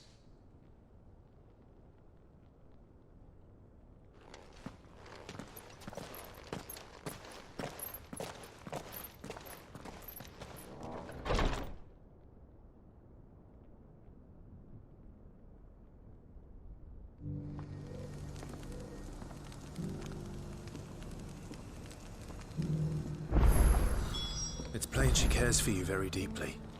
And I her, which is why I had to let her go.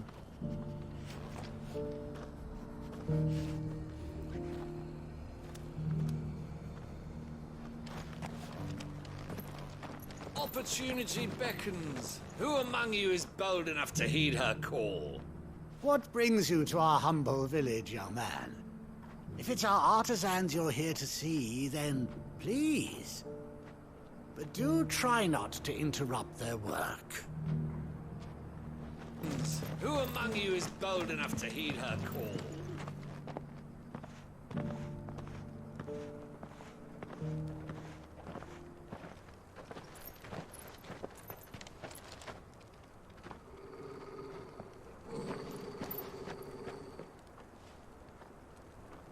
Cyril.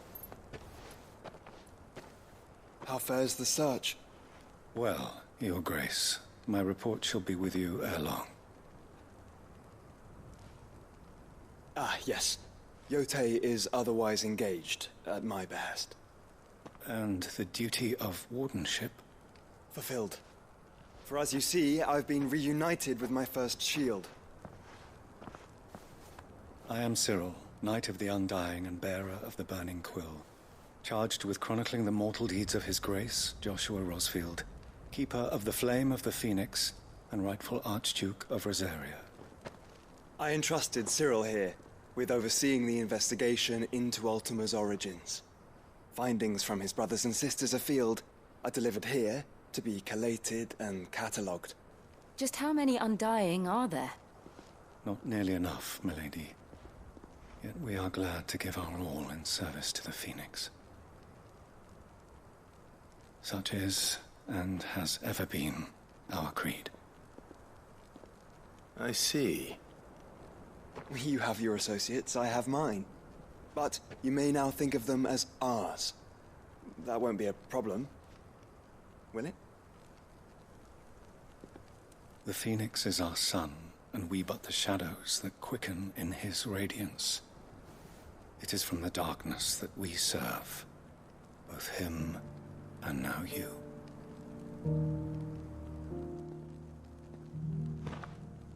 Pray accept this token.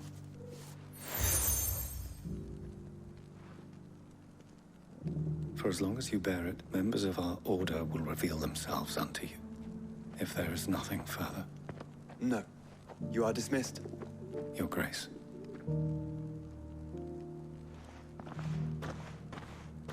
To Canva, then. We'll talk about this later.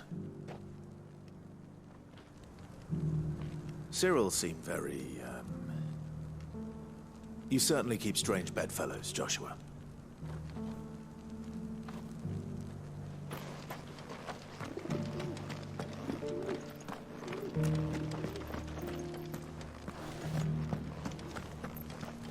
Blessings of the Phoenix be upon you, Lord Rosfield.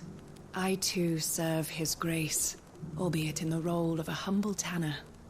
Tabor's leather is famed throughout the realm. My task is to see that the craft thrives, and the village with it, in order that my brothers and sisters might remain well guarded and fed.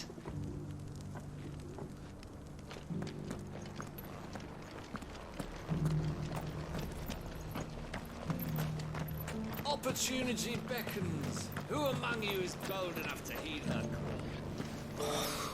Feel like I've fleshed 100 skins today. Stay focused, will you? One slip with that scraper and the hunter's hard work will be for nothing.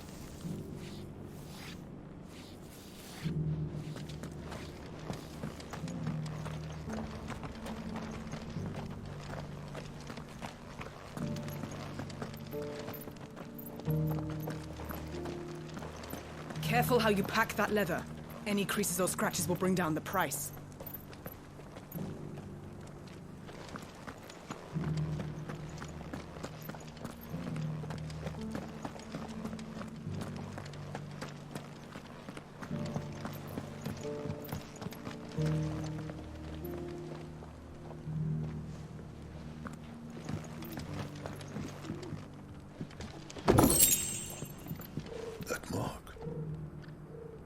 You must be Lord Rosfield. A pleasure to make your acquaintance, my lord. I, too, am a member of the cause, though I spend most of my time hunting. For the good of the village, you understand. The soil is poor here, so the people sup mostly on meat and blood. The hides, meanwhile, they make into leather, and then into gil.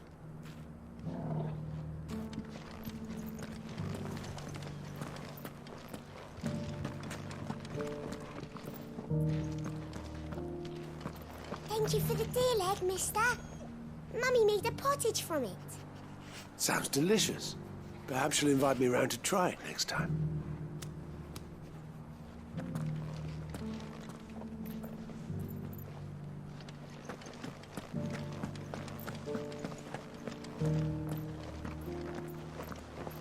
Have you noticed the Elder has been coughing less of late? Yes. I hear Master Cyril drew up a new tonic for him.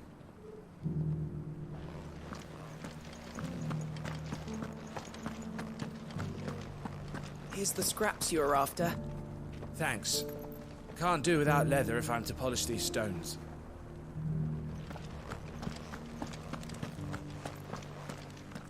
You can go inside if you want, but stay quiet. Yeah, they're polishing the stones for shipment. Any sudden noises and they might drop one.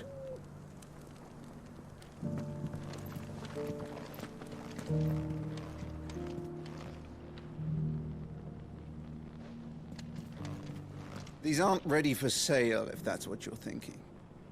And I'll thank you to keep your hands to yourself.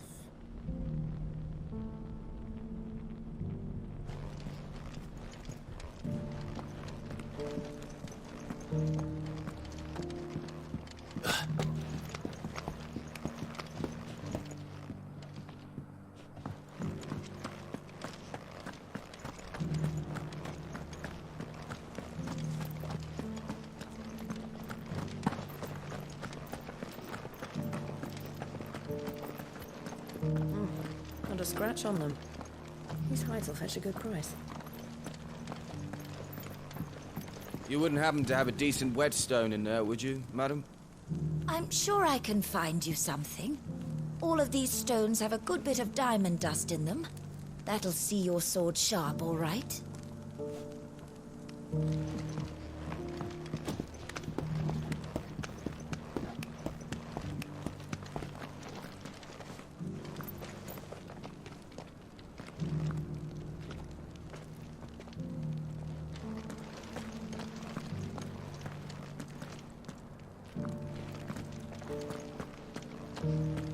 This is the Required Tree, an archive where we of the Undying collect and collate our findings.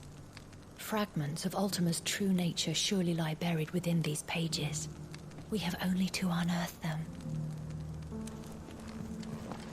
You have my thanks. Without your medicines and your wisdom, Tabor would be but a shadow of itself. It is the least we can do in return for your generous hospitality, my lord.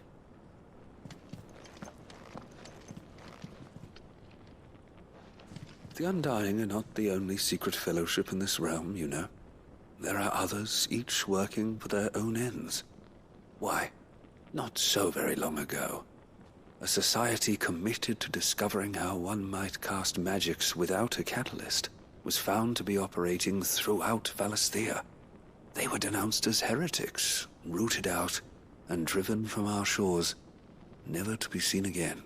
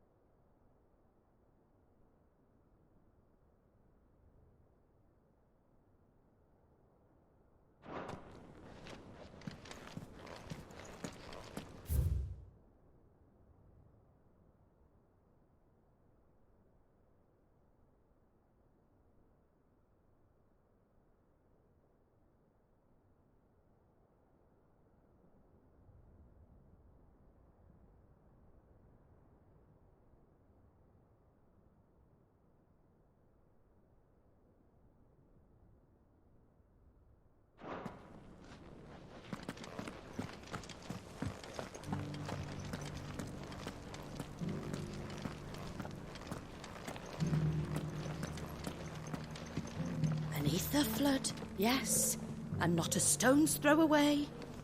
Oh dear, I hope it doesn't spread.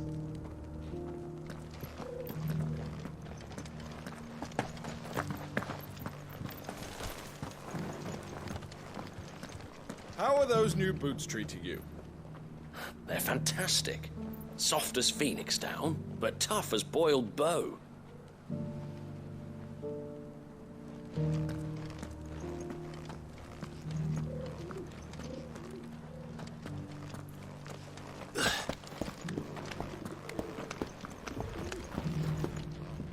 That Cyril fellow's an odd fish, don't you think? Well, scholarly sorts like him always are, aren't they?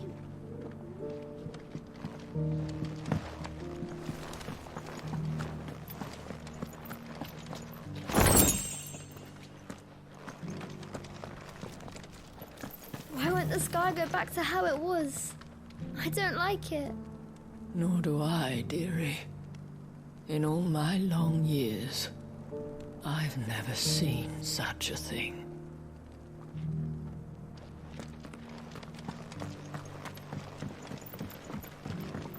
So it's these stones to Canva, and the rest of the boxes to Dalamil.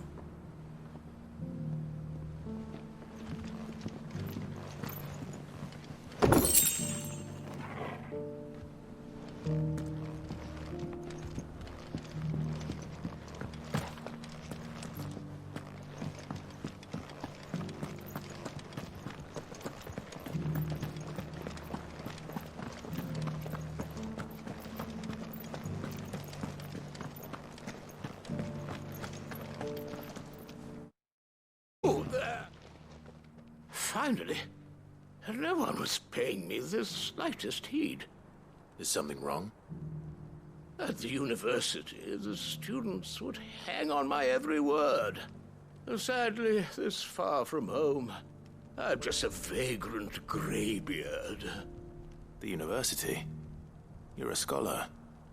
A specialist in ancient cultures. The most accomplished in all Valisthea, some have said. Not that I look the part in these tattered rags. In my heyday, no obstacle could have kept me from my studies. Yet here I am, a wizened windbag, bested by the many steps of Tabor. The answers I seek lying just beyond my enfeebled reach. Would you do an old man a kindness and brave the stairs in my stead? You'll be amply rewarded, of course. Climb the stairs and... And memorize a few inscriptions for me. Assuming you know your letters, that is. Some courteous soul is rumored to have carved clues to Tabor's rich history into stones dotted about the village. 3 of them, to be precise. 1 each to the north, south, and east. I'm here in the hope that those carvings might shed light on a riddle I've been pondering for some time. Namely, the otherwise undocumented origins of Tabor's unique people. People quite unlike those of neighboring lands. I can't promise I'll remember everything perfectly. Remember what you can. I'll piece together the rest. Make for the domed pavilions, and you'll have no trouble finding the stones.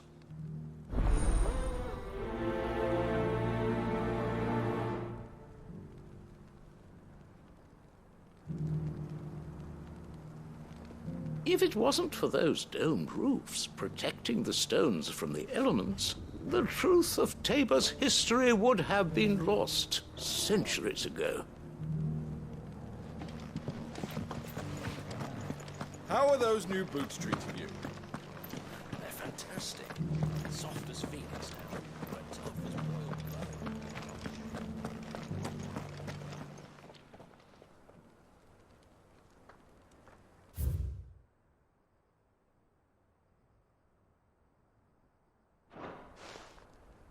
No history would be complete without mention of the mother crystals.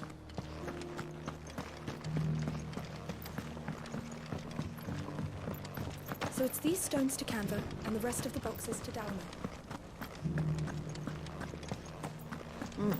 Not a scratch on them.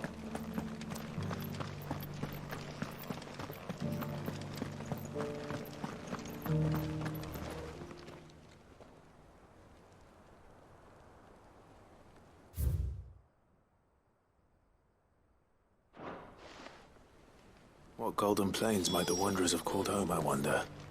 Mummy made a pottage from it. Sounds delicious.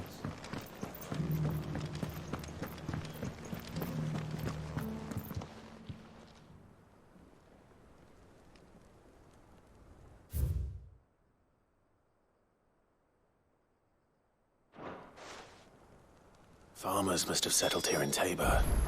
I should speak to the old scholar before I forget everything I've read.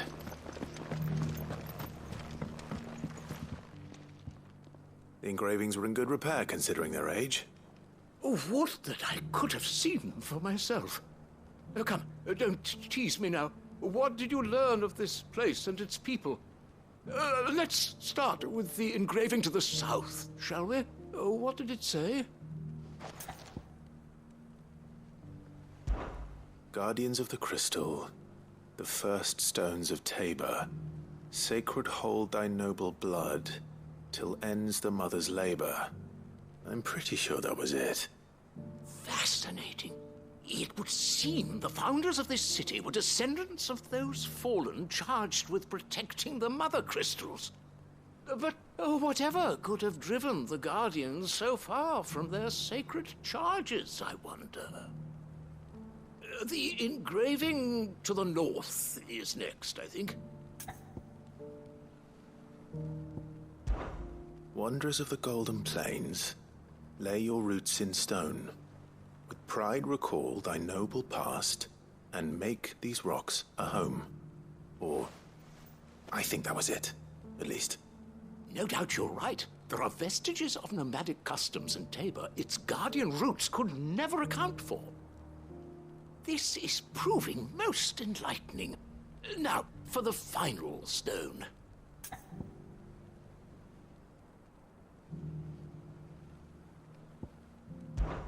Children of the hunters, now tillers of the land, reap her promised blessing and give praise her gracious hand.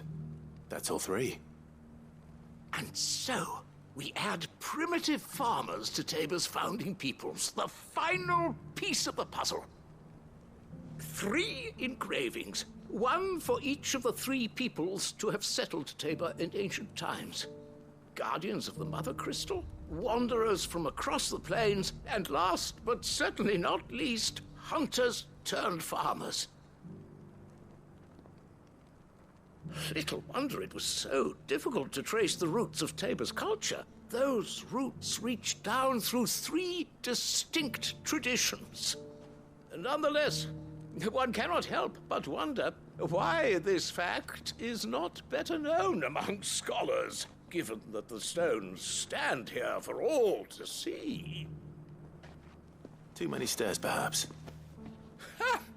Too many by far. Here, and thank you.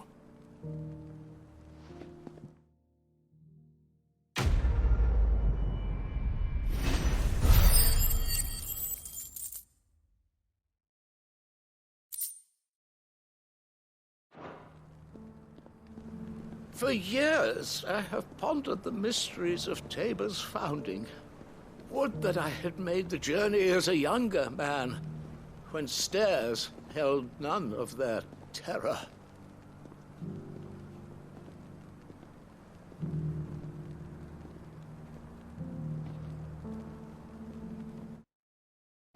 Opportunity beckons. Who among you is that blade for hire, perchance? Because I have a mind to make a killing.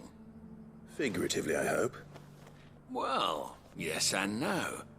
A passing caravan carried with it a rumor most fortuitous for one in my trade, that an elder Dread Evis had been sighted in the fields of Carava. Dread Evis are aggressive beasts. Compelled as they are to acts of violence, few survive to maturity, but those that do develop a hide of phenomenal value. A hide you want to sell? Eventually, yes. Though I would have it tanned first that it might be crafted into marvels the likes of which the world has never seen. Dread Evis skin is a rare thing indeed. But the worked hide of a well-aged beast, now that would fetch such coin that Gilbert himself might weep with envy. Bring me that beast's skin, and I will share with you the bounty of our combined labors.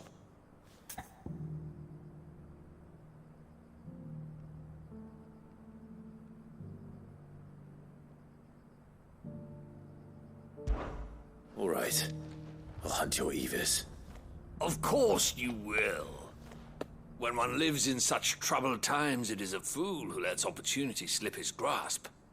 Leave Tabor through the east gate, but take the path that branches west. Once you reach the checkpoint at Tovany, you are a mere stone's throw from the fields of Carava.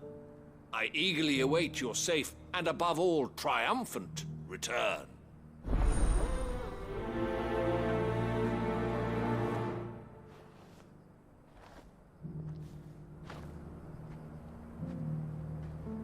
A fortune in skin and scale awaits any man with a will to claim it for his own.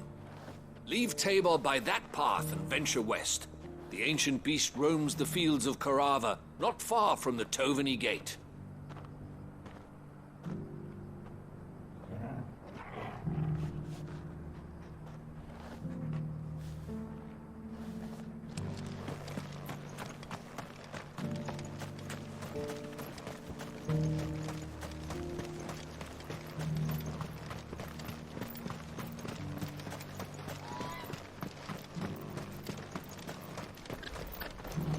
Ah, Lord Rosfield.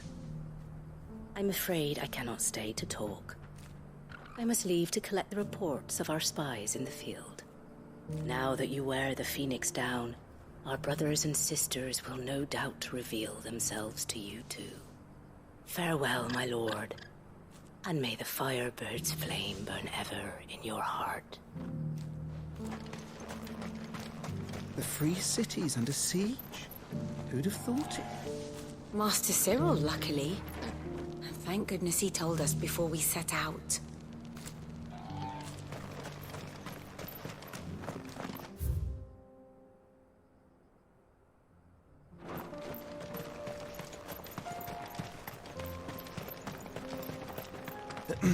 Are you sure this is the right way, brother?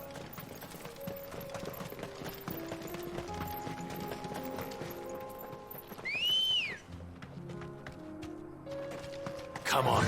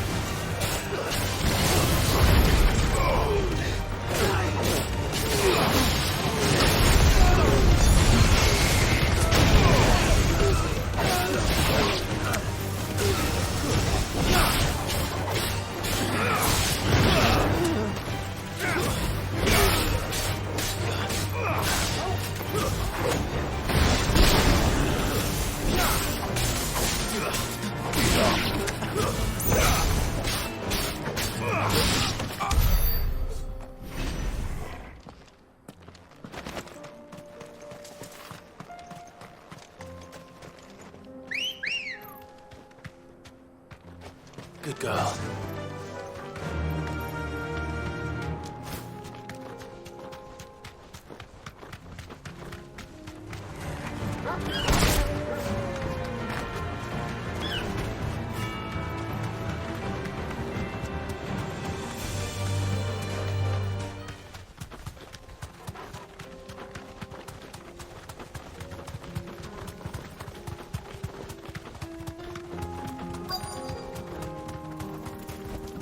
Be safe.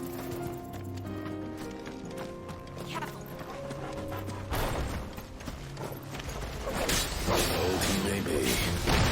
It looks like there's still plenty of fight in him yet.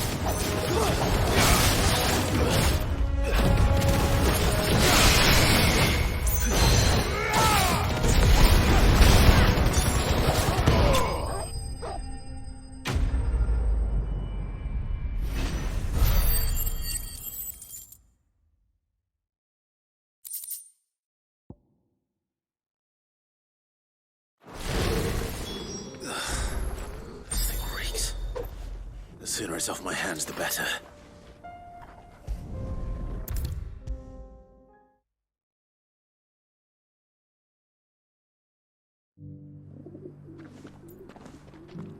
Here's your hide, as requested. I worried you might never return. Quickly, let me see it.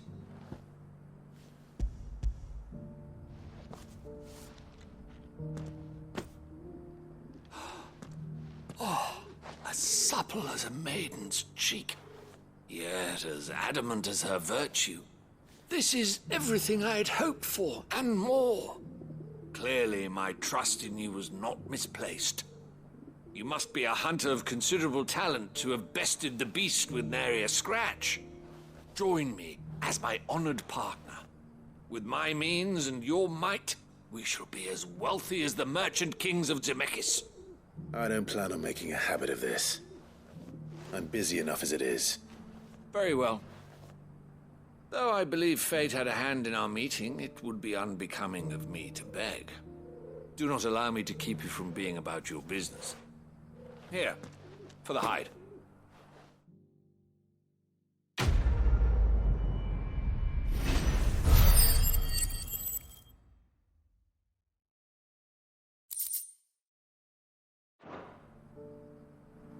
This is hide unlike any I've had the pleasure of handling. My clients will pay a fortune for the merest scrap.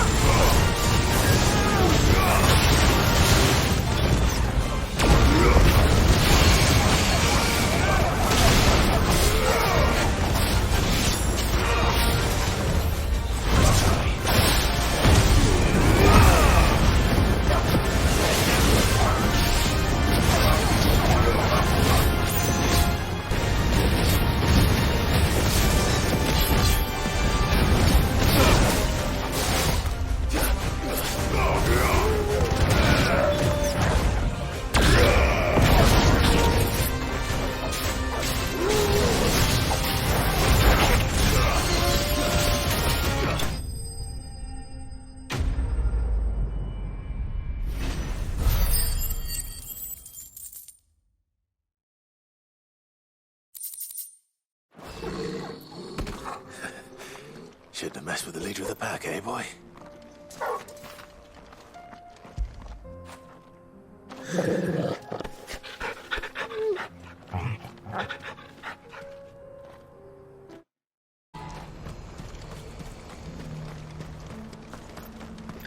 If we're going to do this, we'll need help. Then we'll have to find it, and fast. We cannot let this chance pass us by.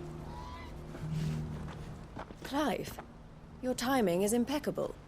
It just so happens that right at this very moment, we're in need of someone with your talents. And what talents would those be? Why, your fearlessness, and your skill with a blade. I'm listening. Well, as I'm sure you're aware, when these dark skies swept over the Republic, so too did a wave of chaos and confusion. Randalar has been particularly badly affected. Many of the capital's bearers have lost their masters, or taken the opportunity to flee them. None remain free for long, of course. Most find themselves under the protection of the Fist before they get far. But the army too is in disarray, and finds itself unable to provide for its new charges. Which means it has been looking to sell. And you've been looking to buy, to make sure these masterless bearers remain that way. Precisely. It's the perfect opportunity to free dozens more, and for an attractive price, no less. So where does my skill with a blade come in? Though we may have the funds to buy these bearers, we have nowhere to house them. So we've been searching for a place where they can be resettled. Somewhere far from the prying eyes of those who would see them enslaved once more. And we believe we have found one. Cashlock. A small hamlet hidden in a canyon. The place was abandoned a long time ago, but when the men moved out, the beasts moved in. And so we seek the aid of a fearless swordsman to encourage them to look elsewhere. You'll help, won't you? How could I refuse? Excellent. Theo, if you wouldn't mind making arrangements for the transportation of our guests, as we discussed. Of course. Leave everything with me. Sounds like you'll have your work cut out for you. I will. We have an entire village to stock and furnish. Residents and all. Even if I begin right now, I'll be working day and night. So I'd better get started.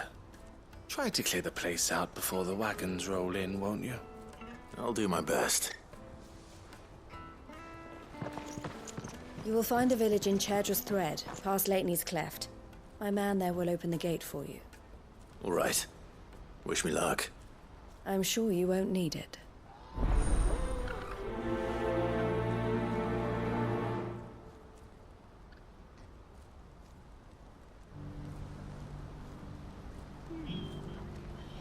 Pass through Leitney's Cleft, and you'll see what's left of Cashlock down in the valley.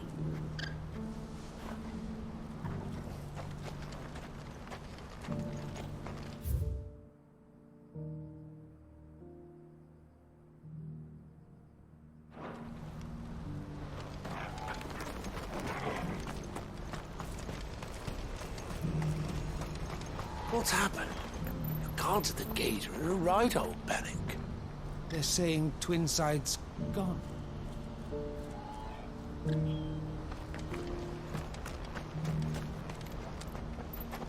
Please.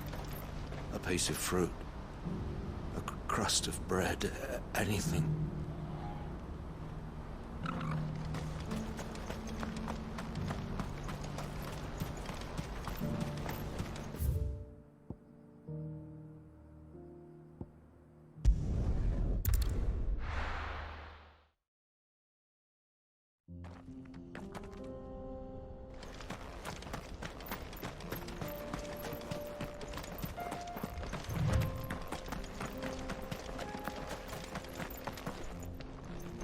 Oh, you're a friend of the Crimson Caravans. And by the look of you, I'd say you were the help they told me was on its way. Cashlock's just down there, if you'd be so kind.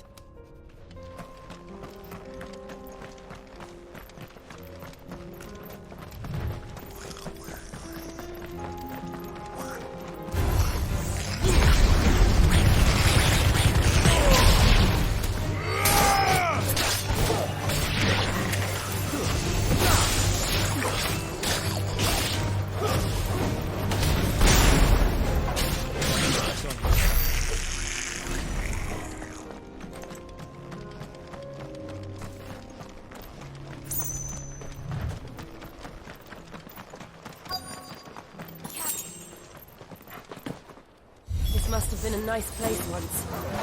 It will be again.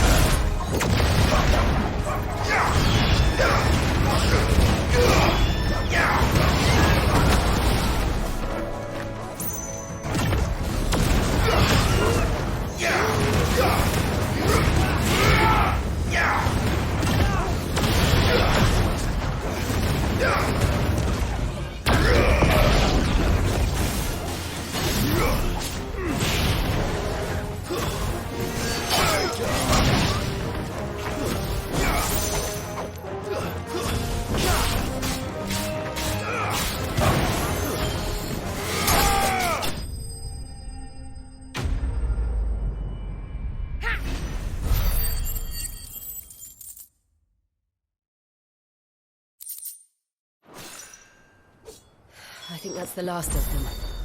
I think you're right. Let's head back to Boklat.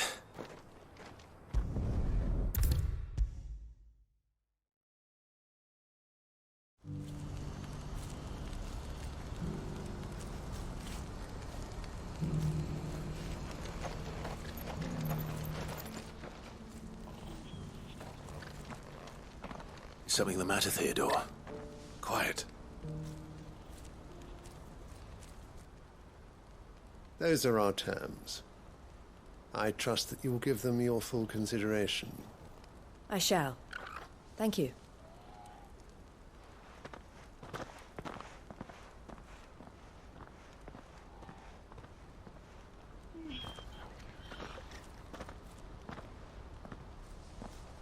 Him again. Someone you know? Yes. And, no. But enough about him. How did you fare down in Cashlock? It's done. The village is safe now. You made quick work of it, as always. I should go and let Eloise know. Don't let me keep you. But Clive, don't tell her I was watching her, will you? She'll only get upset. I'll explain everything once you've finished with your report. All right. We'll speak then.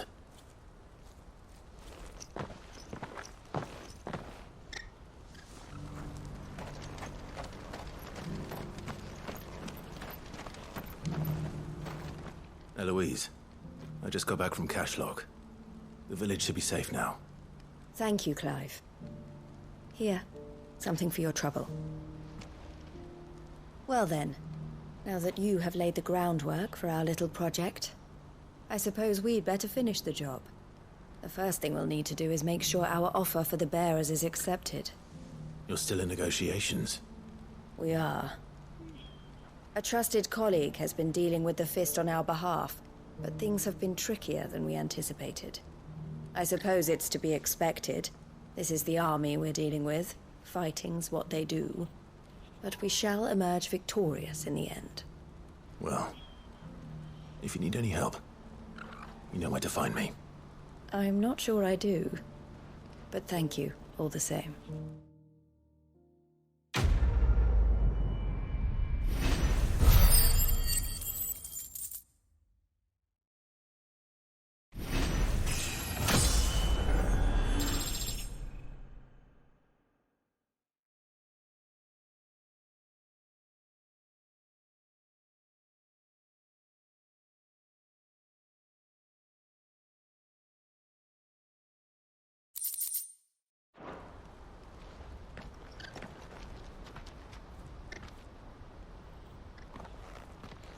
Ah, Clive. You wanted to talk? The man I was watching earlier, the one speaking to my sister. He represents the Silver Peak Consortium. It's one of the bigger trading houses. I don't think I've heard of them. Well, every trader in Dhalmekia has. They operate across the length and breadth of the Republic, and they're still expanding. They've been trying to get Eloise to join their ranks for some time now, and judging by her reaction earlier, I'd say she had half a mind to accept their latest offer. And you'd rather she didn't? I would rather she did what makes her happy. And I would never deny her such an opportunity. Eloise saved me from slavery, and we have striven to save others like me ever since. But this was not the life my sister wanted, nor the one she deserves. I won't let her give up on her dreams again for my sake. She freed me from my bonds, and she must be freed from hers in turn. You're a good man, Theo. I have always been grateful for what my sister did for me, and I want to repay the favor by letting her live her own life. But each time an opportunity to do just that arises, she turns it down. For my sake. She loves you. And I love her. Which is why I want this time to be different. To show her that I don't need to be watched over anymore. Though I'm sure I'll still need some help from time to time. I trust that I can count on you. Always. Thank you, Clive. Well then, I had better get back to work. These bearers aren't going to move themselves. That's a job for the Crimson Caravans.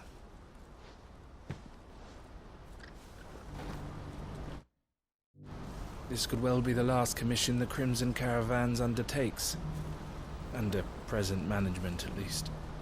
But don't tell my sister I said that, will you?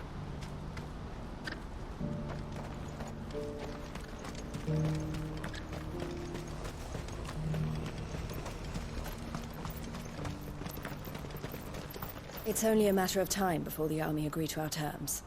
You'll see.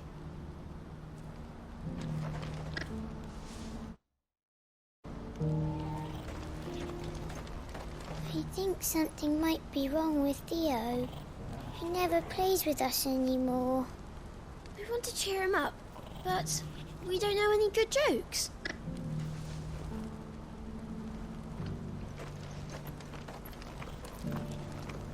Thanks for clearing out Cashlock. Now the rebuilding begins.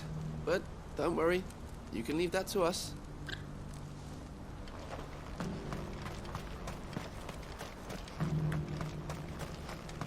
Do you have any fresh water? The well's been all but dry since the skies changed.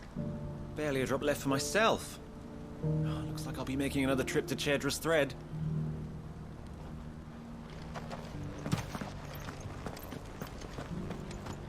Tell me, traveller, do the other villages of the realm suffer as ours does, with black clouds above and starving stragglers below? Not so very long ago, moneyed merchants would scatter their coin like seed as they passed through this place. Ah, would that it had taken root.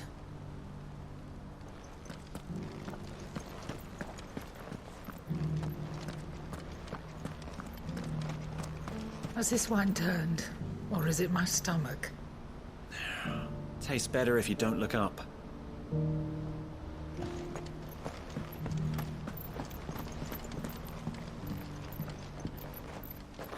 Did you see the fallen ruin on your way into town, traveller?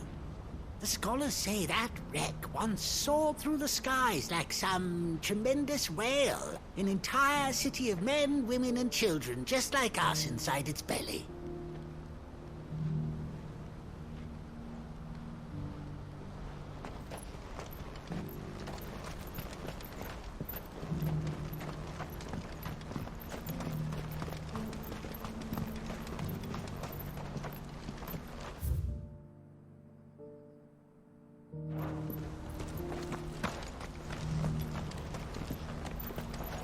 If you're thinking about leaving for the Crystalline Dominion, you're out of luck.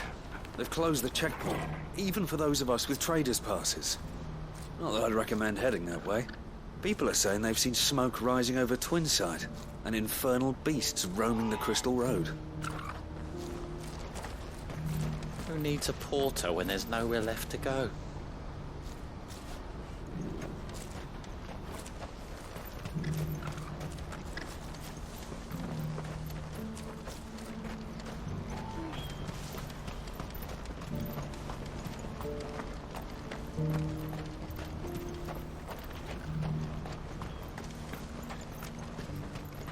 This inky shroud does not portend ill weather, alas. I fear it is the harbinger of something far worse. Has mankind strayed from the light of the heavens once more? Are we to be punished for our sins, like the denizens of Zemeckis? What's happened? The guards at the gate are in a right old panic. They're saying Twinside's gone.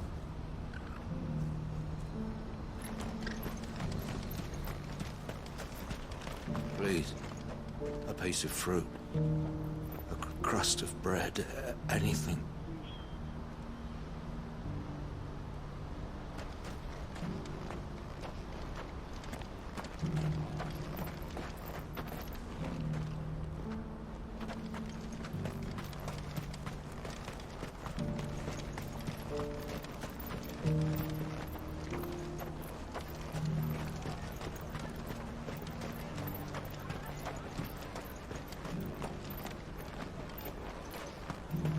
Good to see you again, friend. With all these rumors I've been hearing about the Dominion, I half thought you'd be lost to us forever. You'll buy something, won't you? Please. Before the flies get at it. I'm sorry, but at those prices...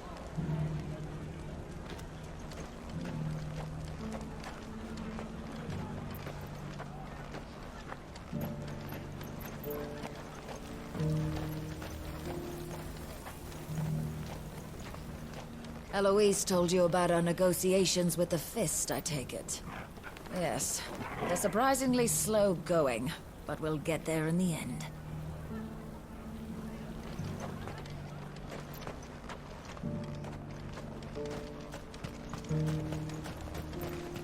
I swear to you, it was right there on the captain's desk.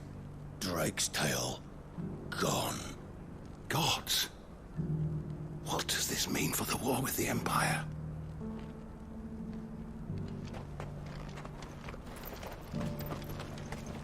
Just between you and me, we lost contact with the forward camps a while ago. Till we know more about the situation in Twinside, the gates are staying shut.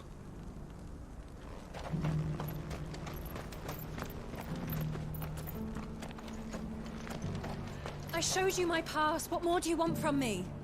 Let us through, damn you! Open the gates! Enough, all of you! We're under orders not to let anyone through, no matter how much you gripe about it.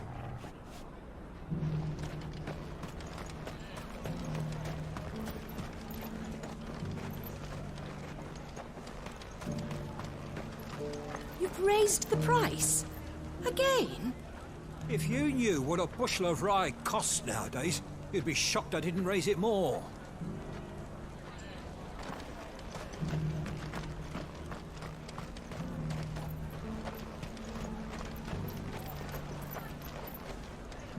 I haven't sold anything in days. Me neither. Little call for plays when there's nothing to put on them. I see you've met with Master Cyril. I too serve the Phoenix, my lord, though in an altogether more lowly capacity than the bearer of the Burning Quill. I came here to conduct inquiries into the true history of the sins of Zemeckis. That a great tragedy occurred is evidenced clearly enough by the scars left on the land. But who is truly to blame, man or God? His Grace suspected the latter, and so I was sent here to investigate.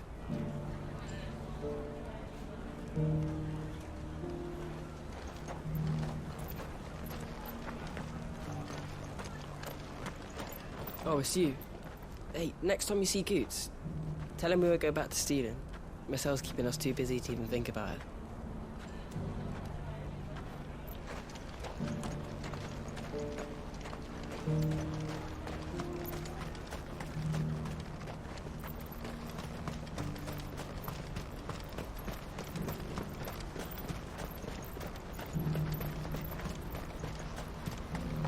What's happened?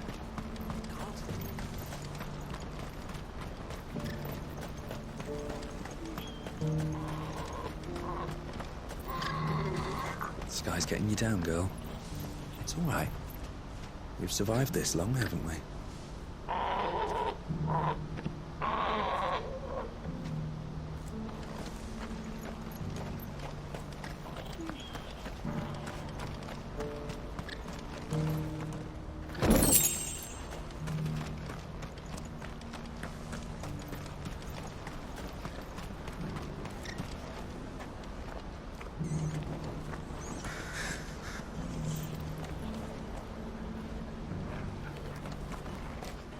What I wouldn't give for a hot meal.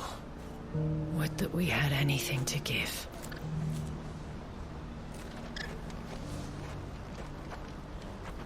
Looks like this is the end of the road for us.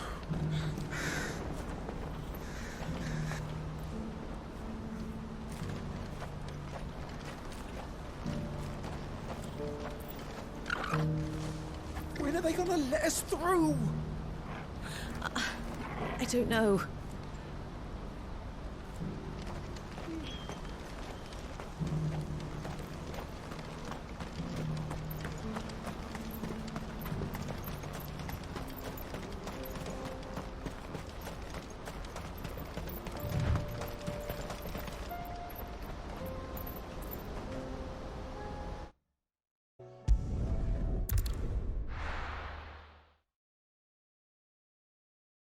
I'll be taking you all to a storehouse in the Bales.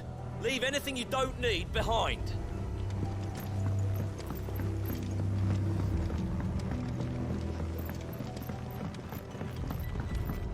You know what you have to do. Clive, I fear that I must bid you farewell. As you know, our time grows short. The Lord Chief Justice's vultures are circling. We must strike now. Before we part, I want you to know that, though I may not always have been your most vocal ally, I trust you, as I trusted your predecessor. Thank you. I appreciate the sentiment, and I understand more than anyone how you feel. But is revenge really the answer?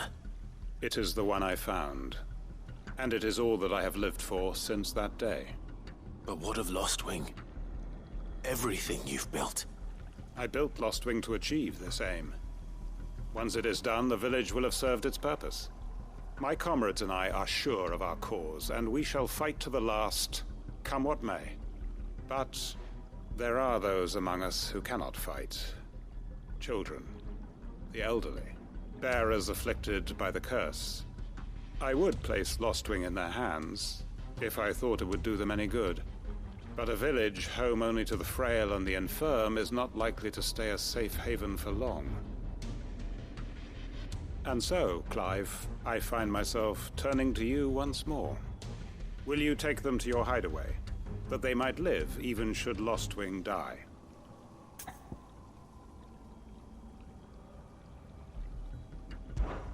I will. Thank you. I will not have it said that I did not see to the well-being of those who rallied to my cause. The people I speak of have withdrawn to Gotan's Bales, away from danger in case the Black Shields strike. Understood. I'll make sure they get to the hideaway safely. Then the last of my preparations are complete. Fare you well, Clive. And may Griga guide us. All of us.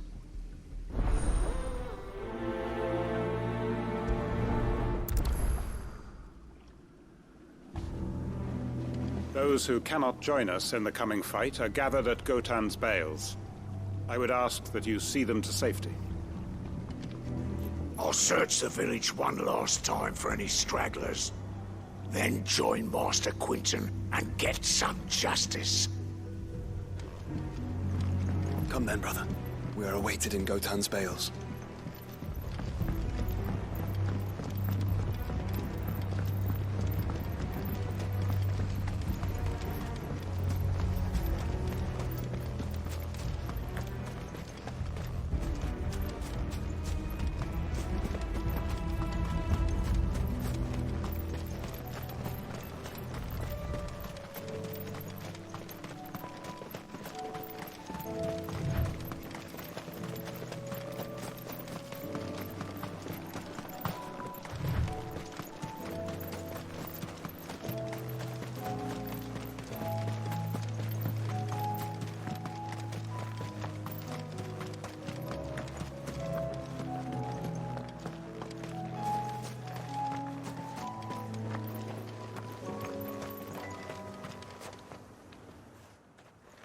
Everyone, Quinton has asked that you come with me.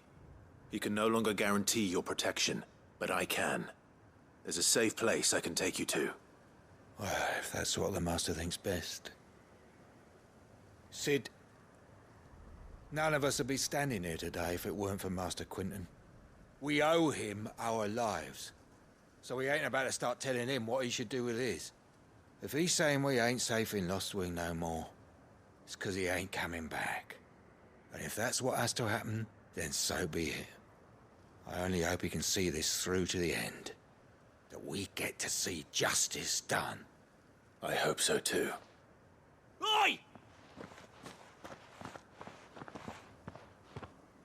You lot! Where's everyone else? They ain't already left, have they? They've gone with Master Quinton. Fuck! Fuck! Fuck! What's wrong? I've just come from the Justice's manor. We have to get Quinton to call off the attack. It ain't just the Black Shields protecting the place. He's got a guard dog and all. A fucking monster. They don't stand a chance against that thing. If I don't get the message to them, they're all gonna fucking die. No. We can't let this happen. Sid! Don't worry about us. You've got to catch up with him. We can't let Quinton die before that bastard does. All right. I'll do what I can. Where is this manor? It's way over to the east, through the woods. Heavenhall, he calls it. Promise us, Sid. Promise us you'll do what you can. The manor's to the east of Lostwing, through the woods. Quinton and the others will be halfway there already. You have to hurry. Please, Sid, you've got to catch up with him. Don't let all our work be in vain. I still haven't paid Quinton back for saving my life. So don't let him die. Not yet.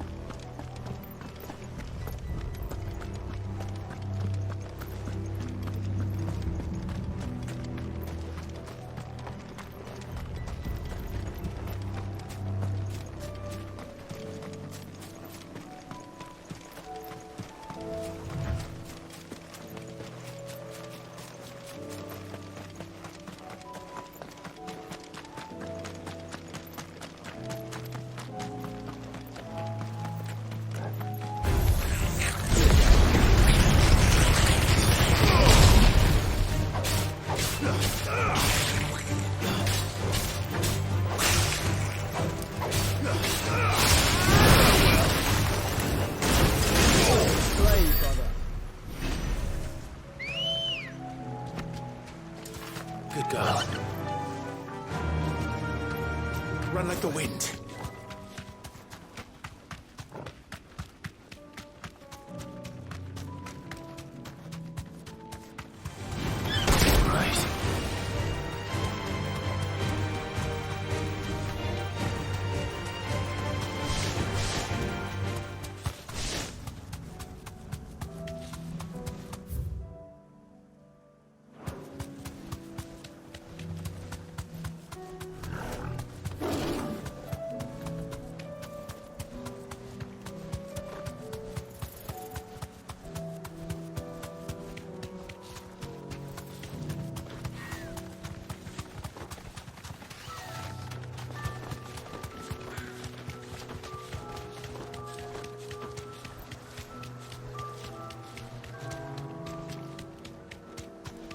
We have nothing since fleeing the Republic. But we do. Our lives and each other. Be safe. Gilbard, take this damnable sky. But at least it hasn't hurt business.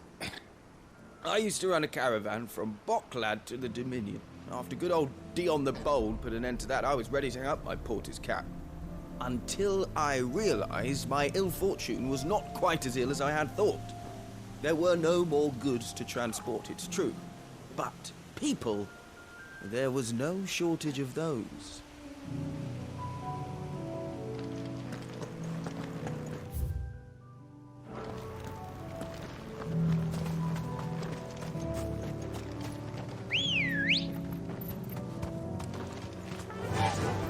Faster!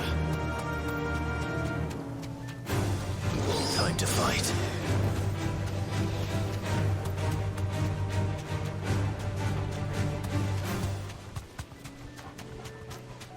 We're not alone.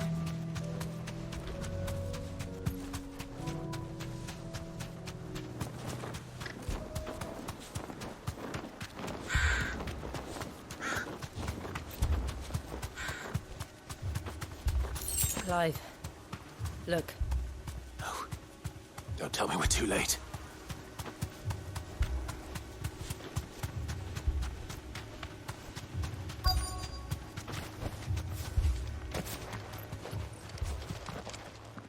Quentin, are you all right? No. But I am alive. Which is more than I can say for my comrades. They followed me without question all the way here. And they died. For nothing.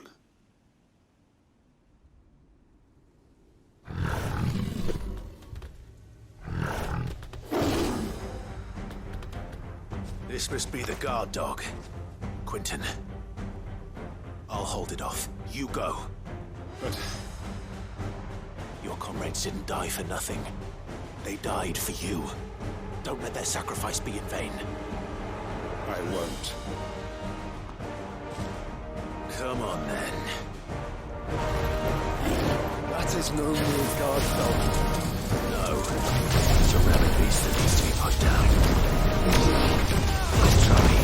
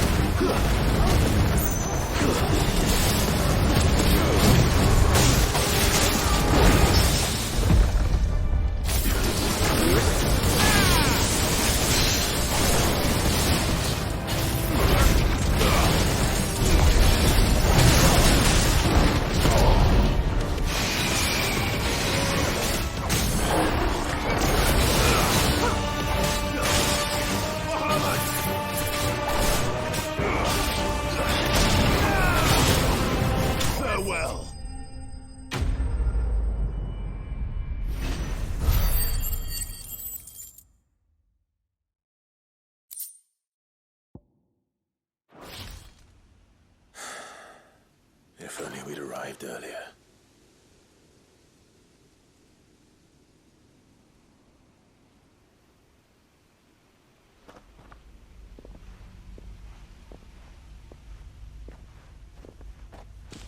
Is it over? It is. He wept and begged for mercy. And I cut him from ear to ear. Just as I dreamed of doing all these years. All my plans. Building a haven in Lostwing. Freeing bearers from their chains and recruiting them to my cause. It was all for this. But what is this? Justice. My faithful comrades. All those lives lost. So that I might take another. Quentin. Master Quentin! Oh, thank Grieger you're safe. You're alive. And so are you. I'm so sorry. I tried to warn you about that thing. And I hate to say it, but there's more bad news. It's Lostwing. It's been flooded. What?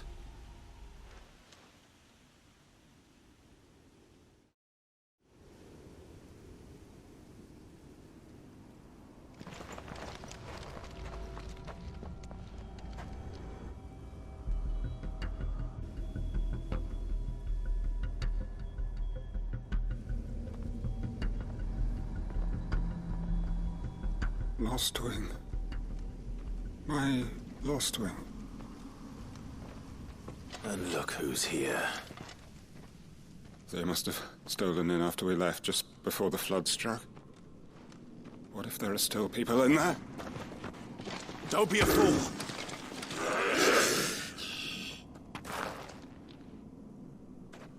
Damn it.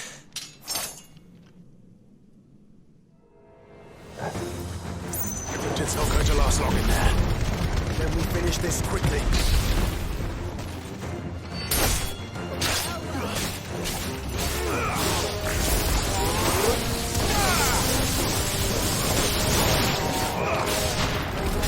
You're finished.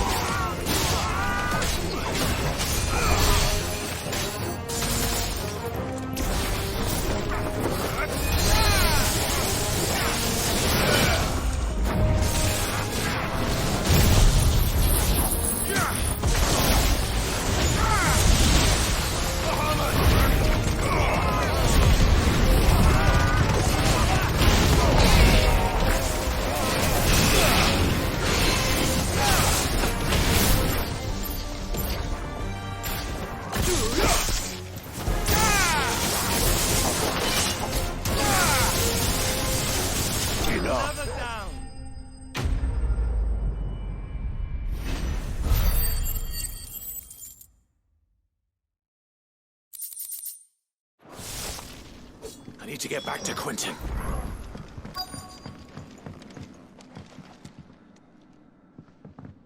Quentin! Quentin! Look at me! Thank the Founder. He hasn't turned. I'm going to get you out of here.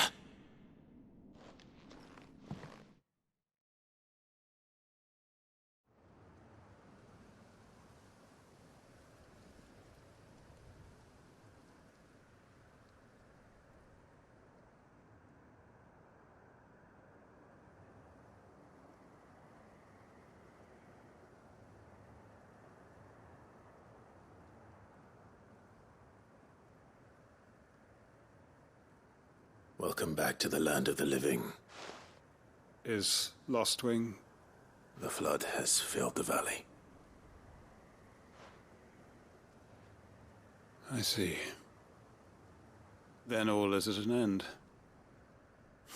A strange way to achieve one's life's ambition. No, Master Quentin. Save your strength. Why?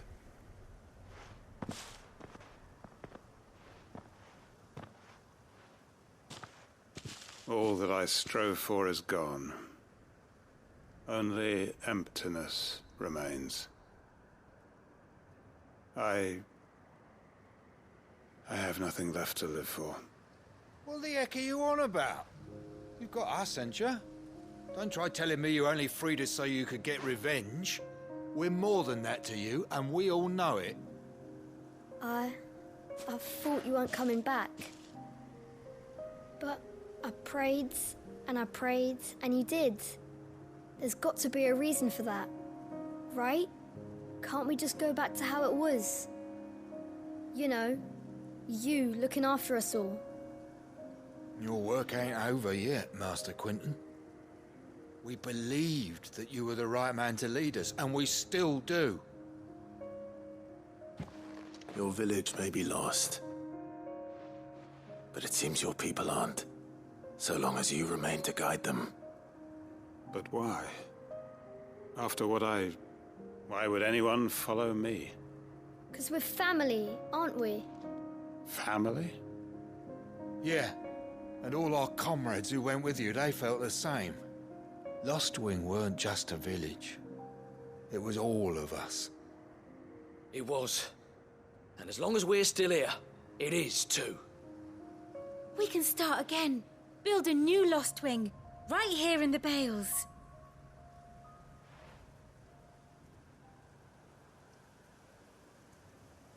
A fresh start. One life ends, and another begins. Why just a village? We could build towns. A nation, even. What's to stop us? That's the Master Quentin we know. Please. I am nobody's master. Quentin will suffice. After all, we are family.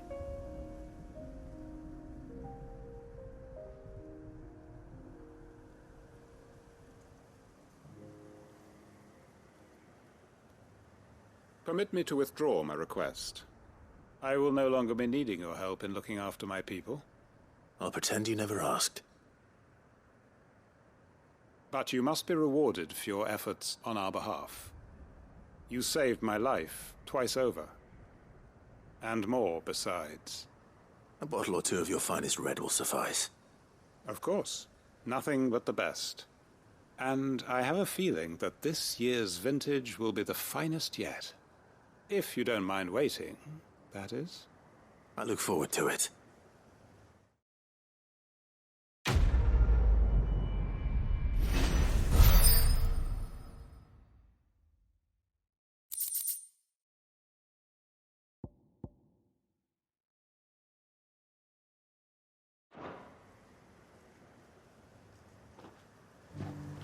They are right, you know.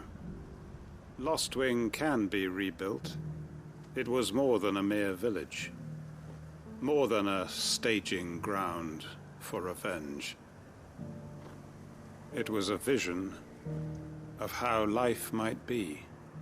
Of how we who have suffered can come to find family again.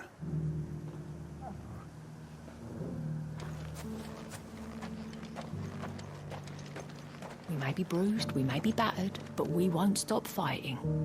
Master Quintin needs us now more than ever. I'd have followed Quintin to that manor if I could have done, and I'll keep following him now. Wherever that surly bastard cares to lead us. Quintin's gonna build us new Lost Wing, and I'm gonna help.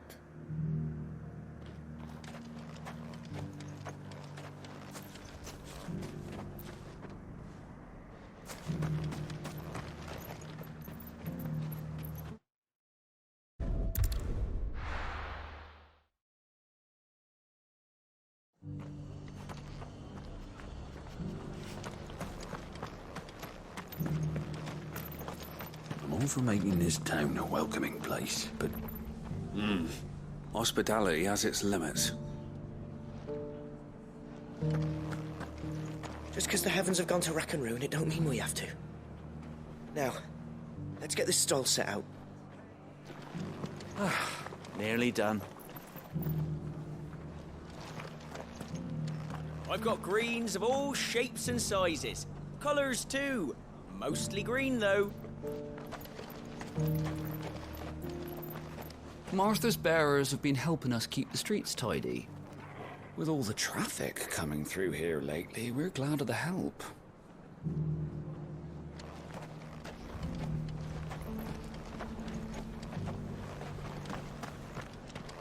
I expect you heard what happened to the noble quarter. The ether just started pouring from the walls. We were lucky it didn't catch us in our bunks, or we'd have all turned. Where next for the Guardians, then? We were driven from Rosalith, then from the Lazarus. Probably be the rest next.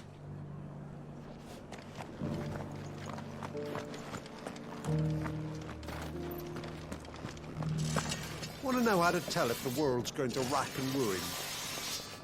Look for busy bladesmiths.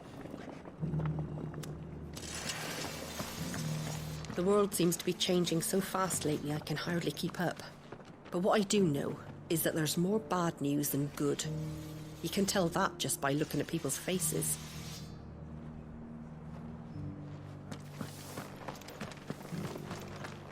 It doesn't still hurt, does it? Oh, 1,000 Akashic jaws couldn't hurt me. I'm a son of Rosaria, after all. A born survivor. The people of the rest may seem to be in high spirits, but give them a little wine, a little company, and the tears soon begin to flow. Don't keep your woes to yourself, soldier. Open those floodgates. You'll feel the better for it, believe you me.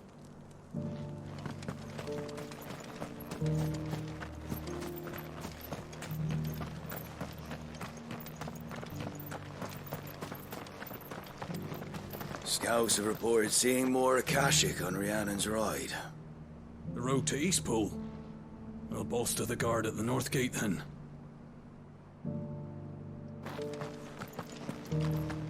I'll build a barricade so sturdy, even a band of Curl Gone Blue couldn't break it down.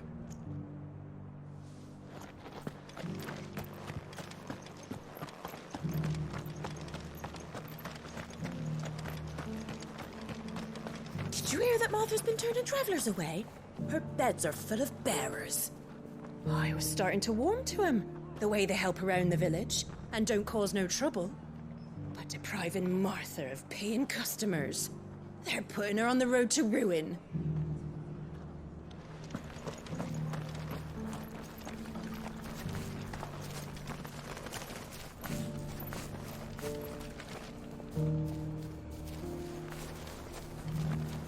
Look, Daddy. Shining so brightly. Isn't it pretty? Yeah. Pretty blooming sinister.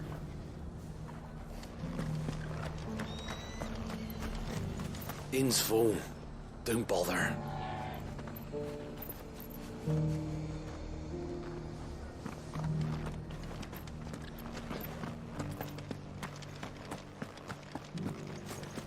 Oh, this guy can fuck right off.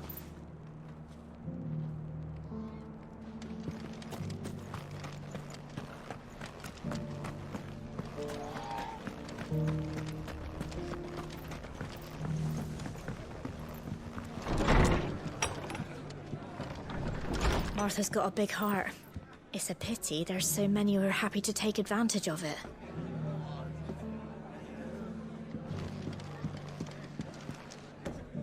Ah, Clive. Just the man I was hoping to see. Oh? And why is that? You remember how some of Sir Wade's guardians took up residence here after the Akashic attacked? Well, now the rest have come to join him.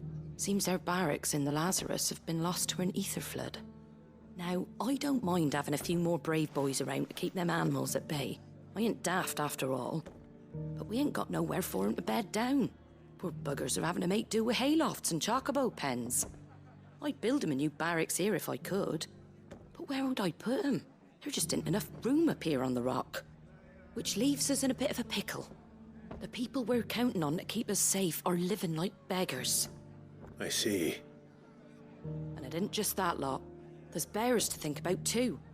There's been more and more of them turning up lately, coming from all over looking for safe haven. But there's only so many we can shelter with the room we've got. We can't keep cramming more and more people into less and less space. What we need is a new home for our new arrivals. And that's what I was hoping you might help me with. If it ain't too much of a burden, of course. It's no burden. Thank you, Clive. So, where were you thinking of making this new home? Well, I reckon we could do a lot worse than Eastpool. Eastpool. It's been a long time since I thought about that place. It was a tragedy, what happened. And if any of us could have done anything to stop it, we would have. But what's done is done. And those who lived there wouldn't have wanted the village they loved to be left in ruins. I suppose you're right. The blight might be pressing in, but I reckon it's got a good few years left in it yet. There's just one problem. A band of cutthroats have made it their den, and they don't seem like they'll be moving on in a hurry. Nasty bastards they are too. I've lost some good men to their raids. Would have sent someone to clear 'em out sooner if my boys didn't already have their hands full fending off the Akashic. But now we've got a few more guardians of the flame to call on. I reckon it's time we made our move. What do you say? Fancy leading a raiding party? I do. Eastpool was once home to people I loved. I won't have bandits sully those memories. I'll gladly drive them out of there. And I know the men will gladly follow you. I've already shared a few thoughts with Sir Wade about how we might be able to win the place back. And I dare say he's got some ideas of his own too. Why don't you go and talk to him? Of course.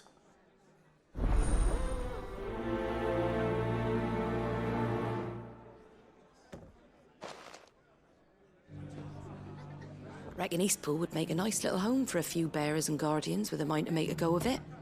Once those blasted bandits have been sent packing, that is. Back to Eastpool, then. Not just yet. Let's hear Wade's plan first.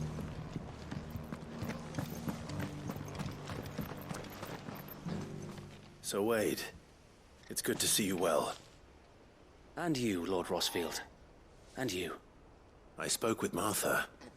She tells me you have plans to free Eastpool and make it your own. That's right, though it was mostly her idea. I rather fear my men have been treading on her toes somewhat since joining us, not to mention each other's. And then there are the bearers, men and women who found the courage to flee their masters and sought refuge here.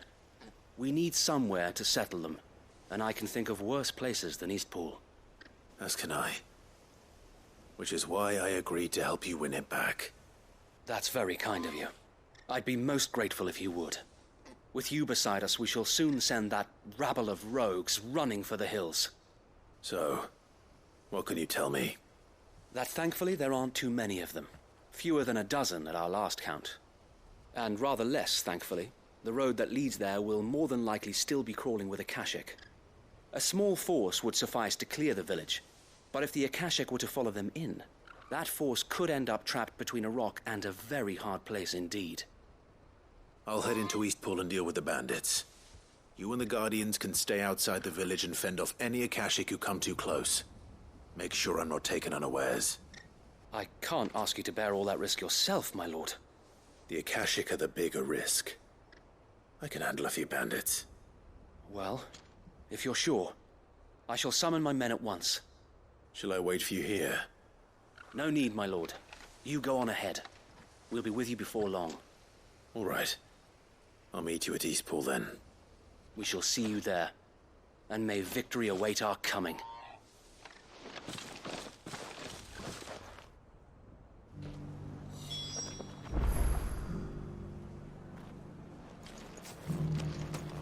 Inn's full. Don't bother.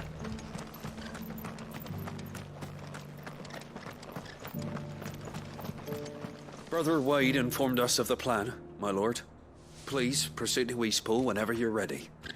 We'll join you anon.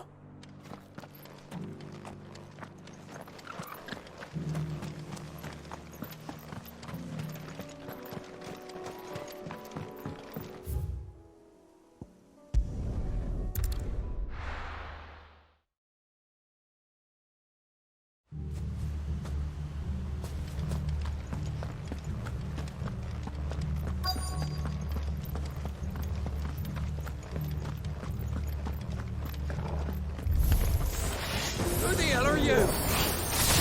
Kill them! You will leave this place.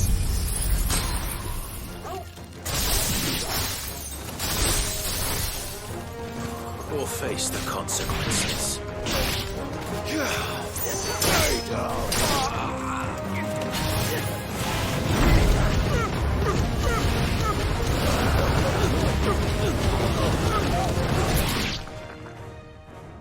That's the end of that, then. Or maybe not.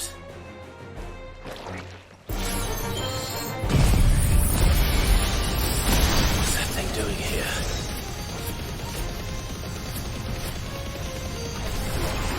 Doesn't matter. It goes to...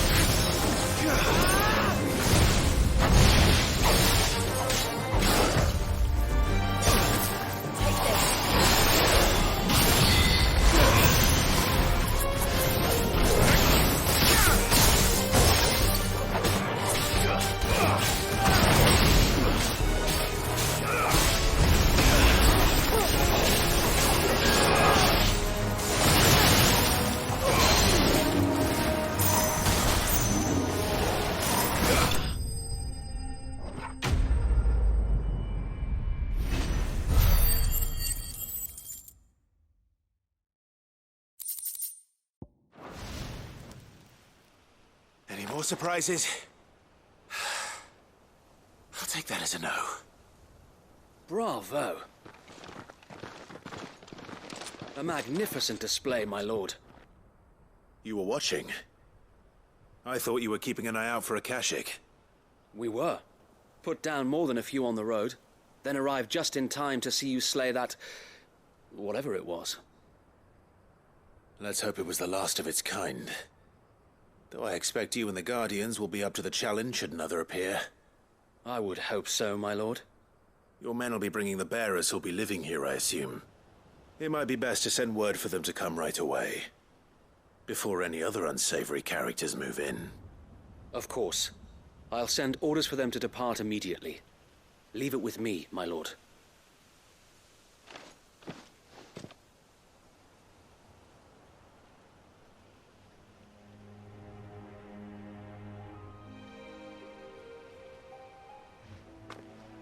Home. And without masters. No. We're the masters now. Our lives are our own at last. That's all of them. And not a single Akashek in sight. Now to begin the important work of rebuilding the place. It won't be easy. Especially not after 5 years of beasts and blackguards having their wicked way with the place. The masonry might still be sturdy enough, but half the beams are rotted. Those that weren't lost in the fire or burned by the bandits, that is. It'll take a bit of elbow grease, but we'll see Eastpool rise again. Just you wait. So wait. Lady Hannah is buried here. If you don't mind, I'd like Oscar to join the rebuilding efforts. He should be a part of this. Of course. I couldn't agree more. I'll let Martha know that everyone arrived safely. If you need anything more, you have only to send a Stolas. And we will, my lord. Safe travels. Eastpool lives again. Let's go and tell Martha the good news. First things first, we'll need to get a few of these roofs seen to. Wouldn't want to be caught in a storm without any shelter.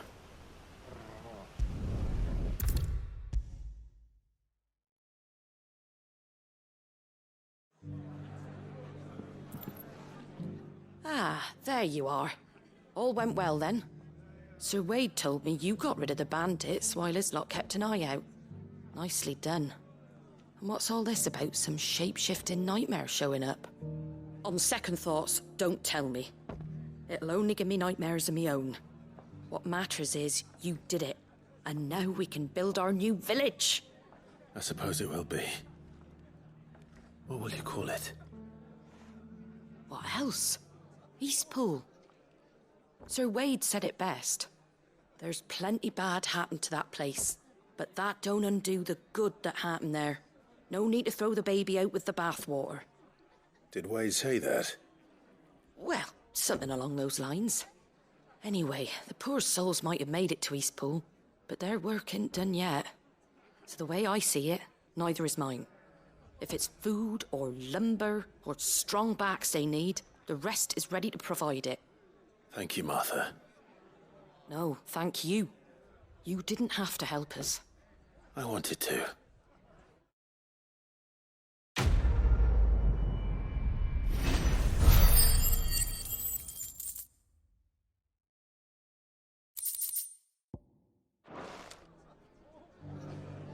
Eastpool's been in ruins for years, so wonder any of it's still standing. But with a bit of lumber, a lick of paint, and a lot of hard work, they'll make a home of it yet.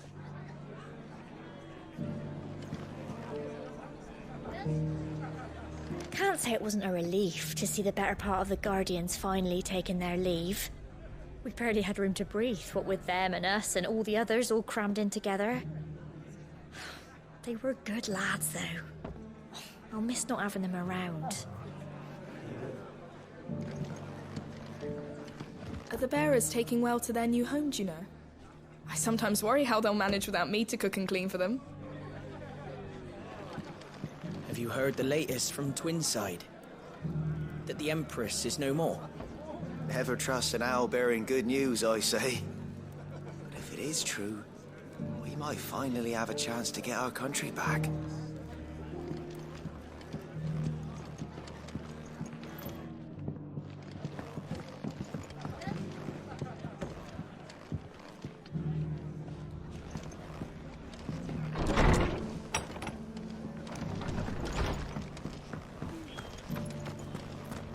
think we're all of us glad to see the Bearers and the Guardians find a home for themselves over in Eastpool. Not least because it feels like we finally got ours back. And for that, I can't thank you enough.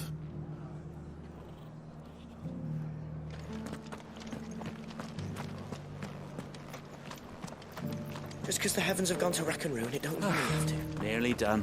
Now, let's get this stall set up.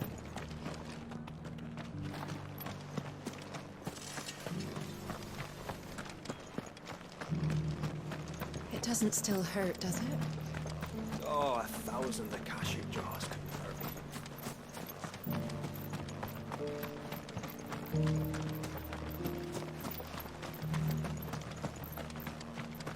I'll build a barricade so sturdy, even a band of Kurlgon Blue couldn't break it down.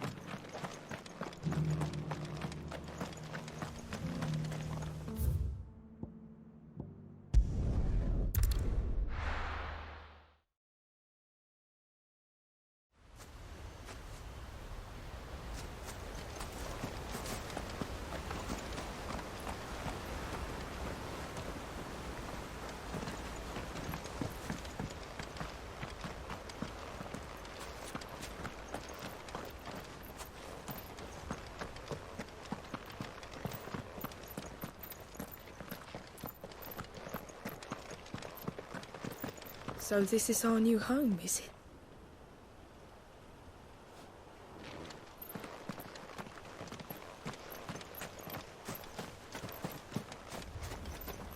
Well, there's a lot that needs doing, and no mistake. We'll have to fatten the bearers up a bit so they can pull their weight and actually make a difference.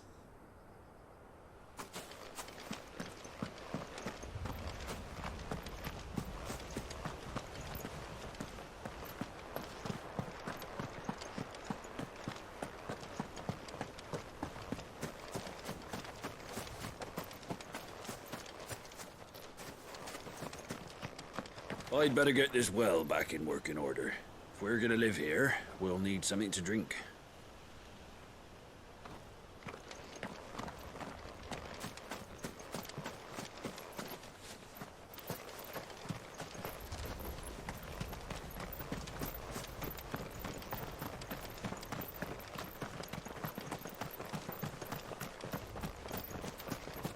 They all died, didn't they? The ones who were here before us.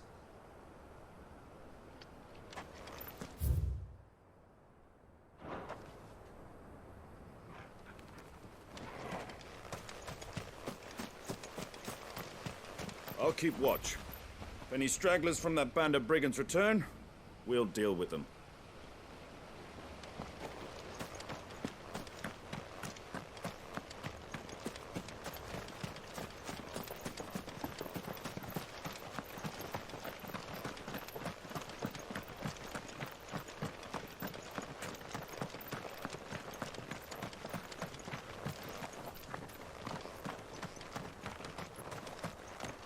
First things first, we'll need to get a few of these roofs seen to.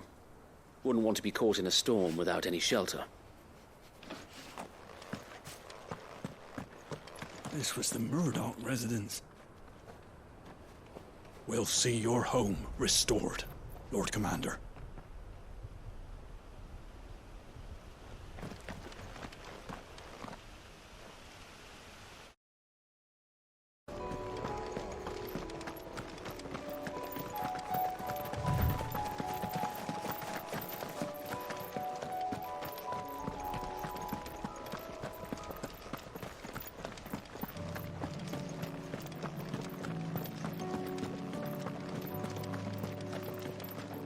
We thought we'd be fine in our village, but then the skies changed and the others, they...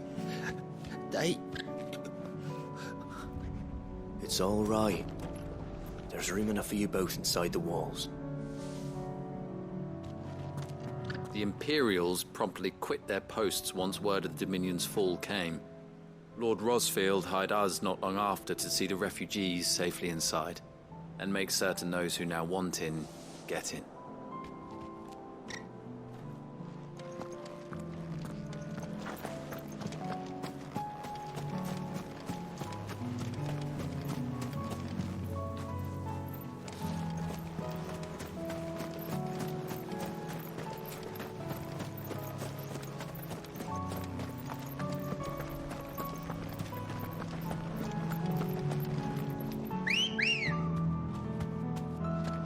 Come on.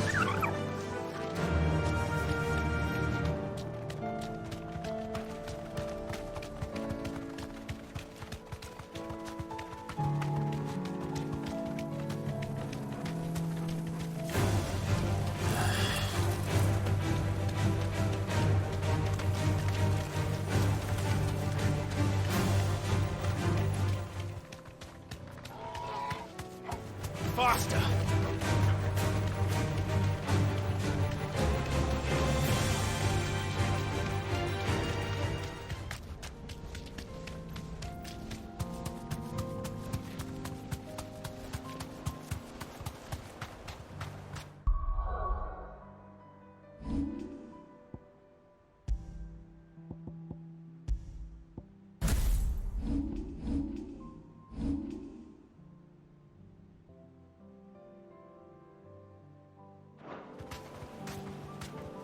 Thanks, Gal.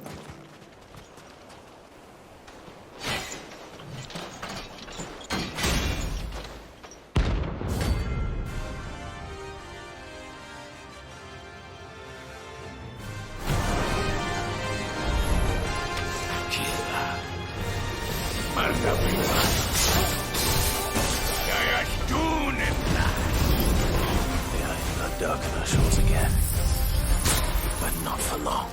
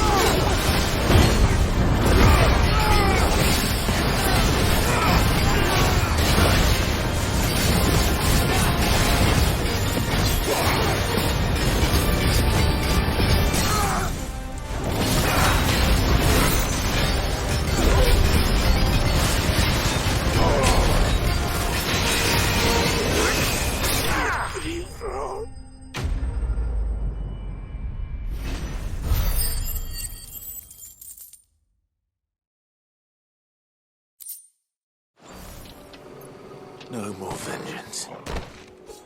No more war. There are horrible beasts down that way.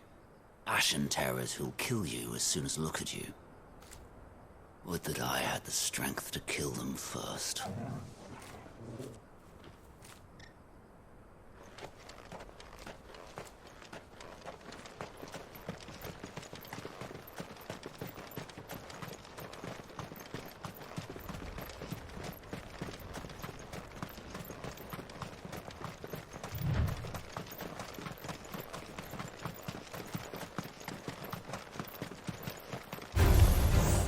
Orcs.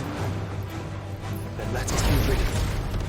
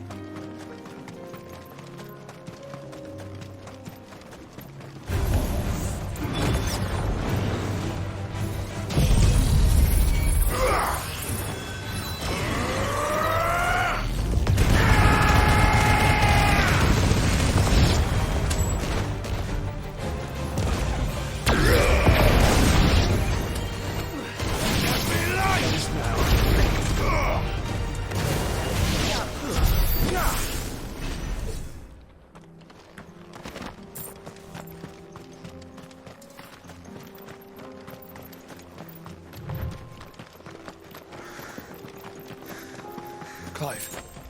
Smoke. Is the city fallen?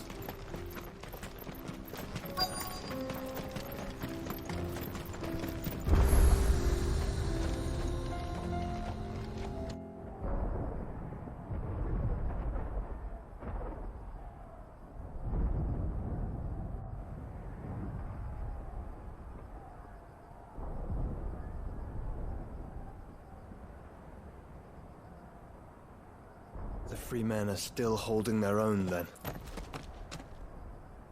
Do we have any idea where Gav and the others might be? There's a warehouse near the docks where we agreed to meet if there was any trouble. We should hurry.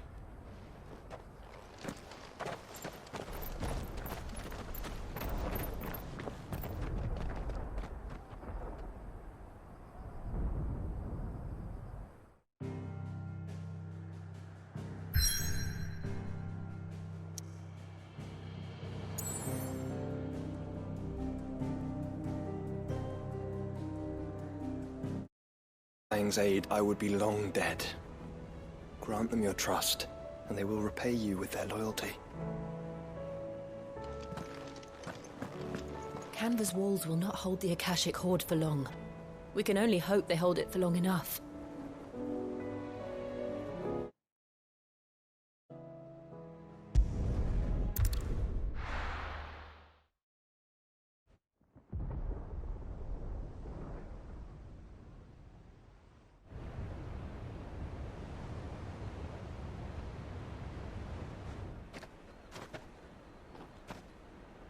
Sounds like thunder.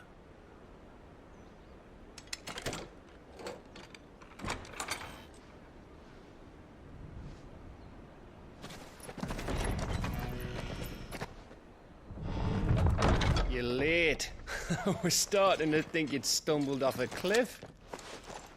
I seem to recall that was you, Gav. Good to see you. Any trouble on the road? Nothing we couldn't handle. I knew you'd come. Is that who I think it is? Yes. Allow me to introduce my brother, Joshua. Clive's told me all about you. Or even listening most of the time. Name's Mididol, but everyone calls me Mid. My lady. Hey?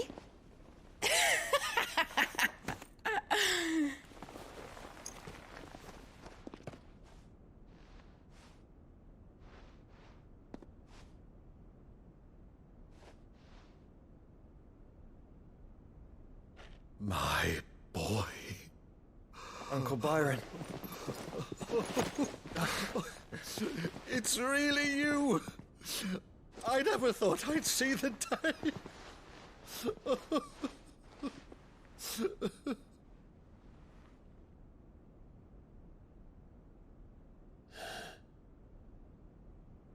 So these Akashic are being controlled? That's what it looked like. Empty eyes, eerie blue glow. No doubt they were turned, but silent as monks, every last one of them. Your man here speaks true, Clive. We saw more than a few in the city. They moved in ranks with a purpose, and not of their own. Ultima's doing. Perhaps. What of the city? The people? Dead, mostly. Mostly, but not all. A handful managed to lock themselves in their villas before the Horde arrived. Some in the Merchants' District to the west, and a few others on the far bank. If the Akashic stumble across either hiding place, a few bolted doors won't hold them for long. We need to find them. And quickly. What do you propose? We split into two parties. I will make for the Merchants' District, while you look to those across the river. Mind keeping an eye on my brother? Not at all. We find the villa and try the servants' entrance. Understood. And what of us? Mid, is she fit to sail? The ship, the mithril engine could probably do with a few more tweaks. Then you better work fast. Even if we do reach the survivors in time, they'll never make it to the hideaway on foot. You leave that to me. See that Mid doesn't get herself into trouble, would you? Think I can manage that? I'll keep him safe. Looks like you stuck with me, Byron. That's Lord Rossfield, you little gutter snipe!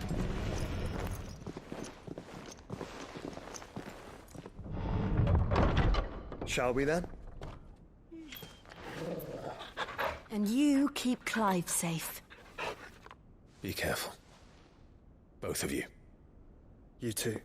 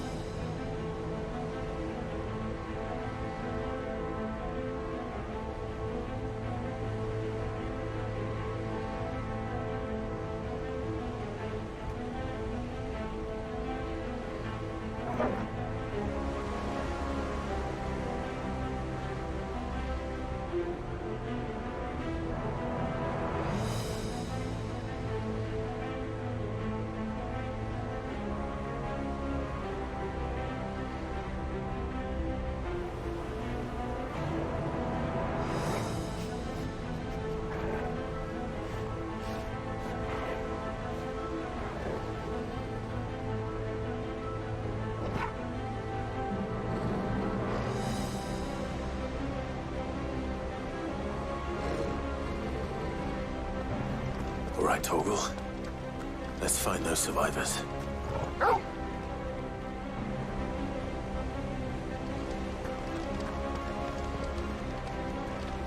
They don't stand a chance against those things.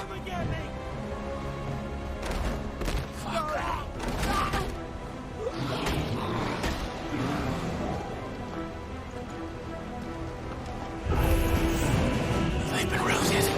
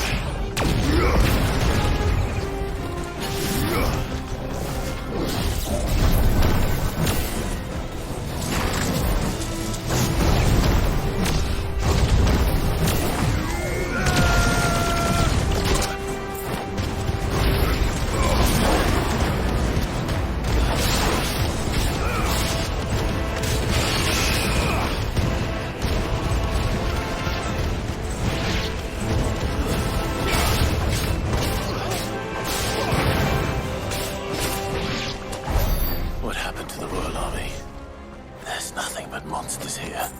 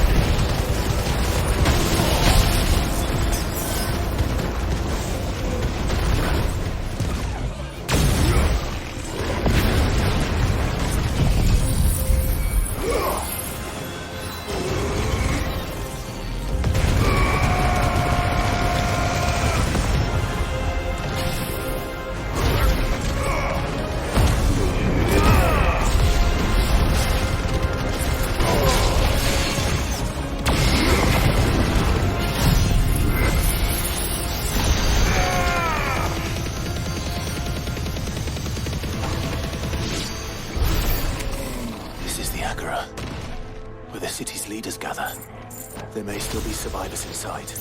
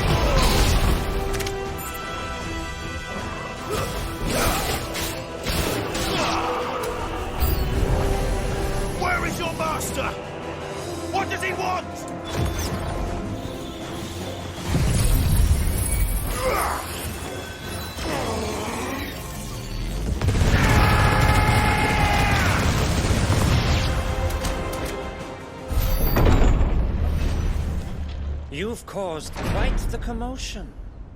But then I would expect no less from you, Muthos. You again. I don't believe we've been introduced.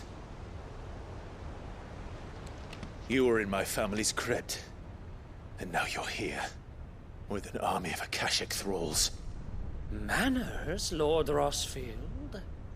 They are men, like you and me. Albeit one's unburdened by the wills that drive our kind to madness. They are pure. They are divine. What? And they are all that remains in this once raucous city. You'll pay for what you've done. As you wish. I confess I have been very much looking forward to this. Pardon me this indulgence, Your Majesty. The vessel shall not be spoiled.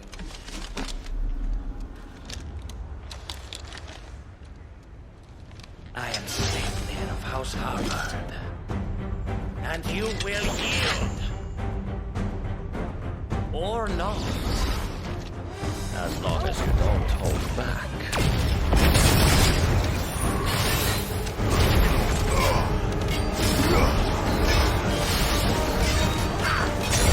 Nice try.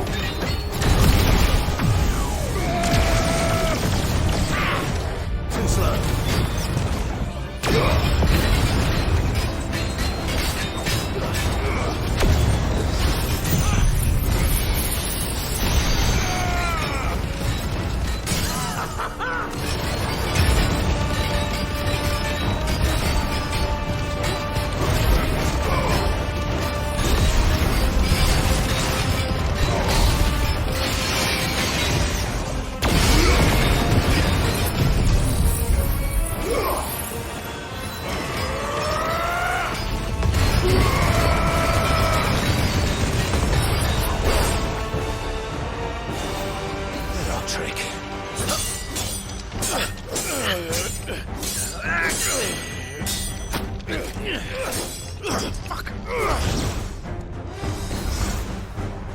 You will forgive me if my performance seems uninspired. It is just that I expected so much more from our chosen one. Perhaps this will kindle your flame. What now? A gift from my liege lord's armory. Gungnir. Watch closely, Mythos.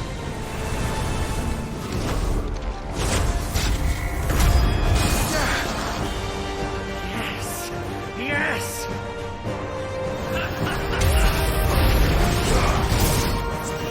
My hand.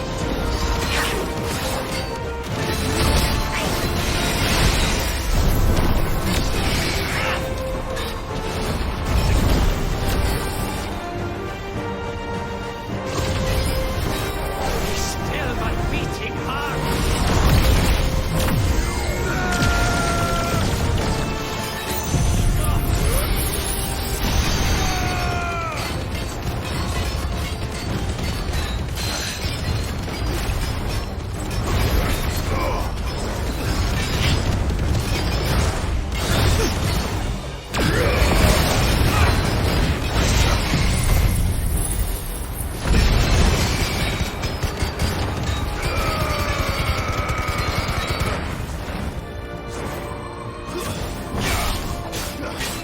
One is seldom enough. I do not agree. Actually, I wouldn't.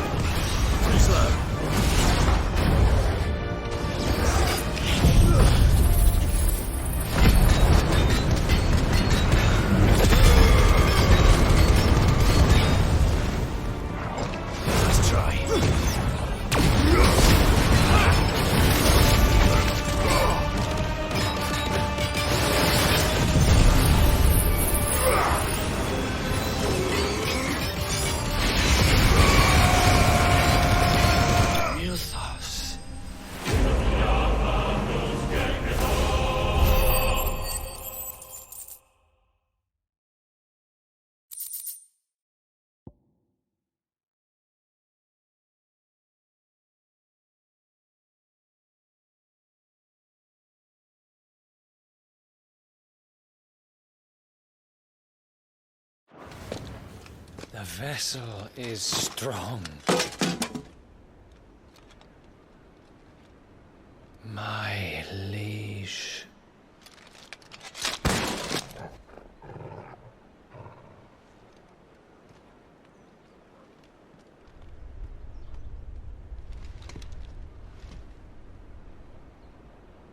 alive! You're all right. As are you, I see. We are, yes. I'm sorry, but we couldn't save them. It was over before we arrived. Well, you did what you could. I fear we were all too late. What's wrong? Nothing. I hope.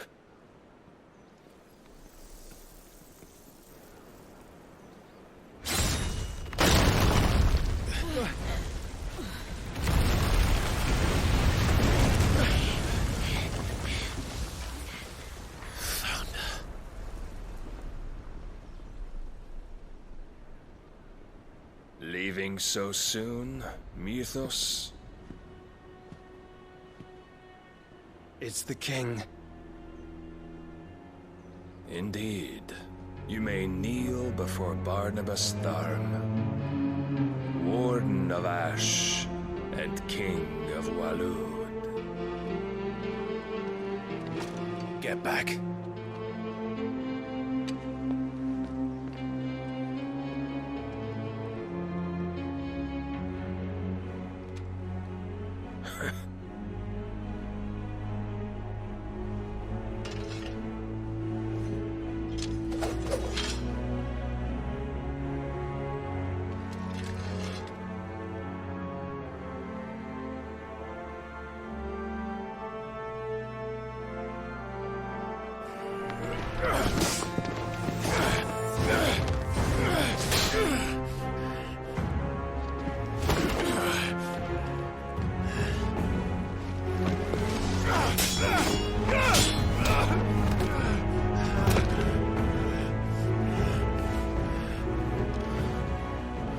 Wild and impetuous.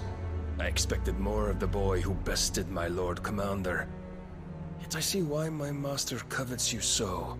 The power within you, Mythos. The potential.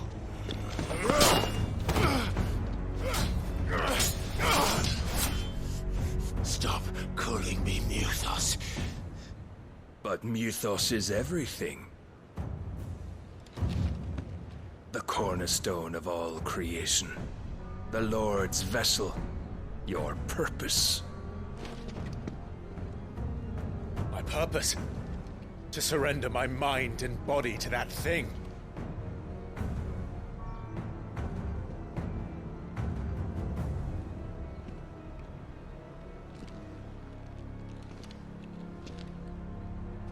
No, Your Majesty. My purpose is my own. I made a promise to my friends, to my people. And nothing is going to stand in my way.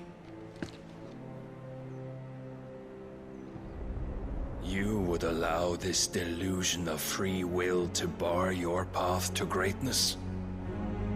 Truly, your volition is a cancer. One that must be excised.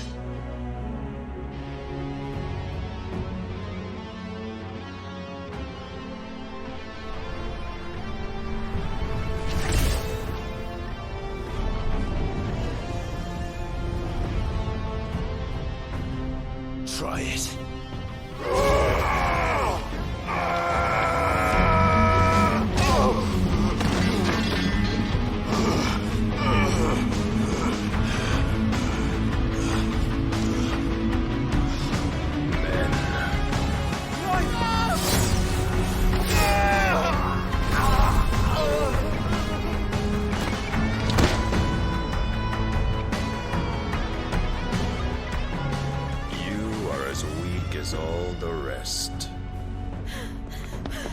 Joshua!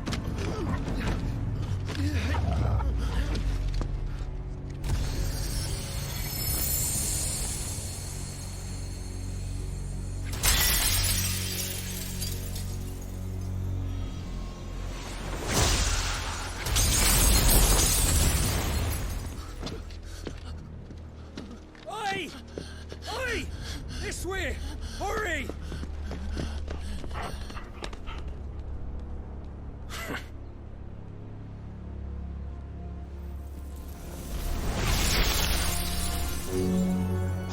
beyond reckoning, and they use it as a crutch. Such a waste.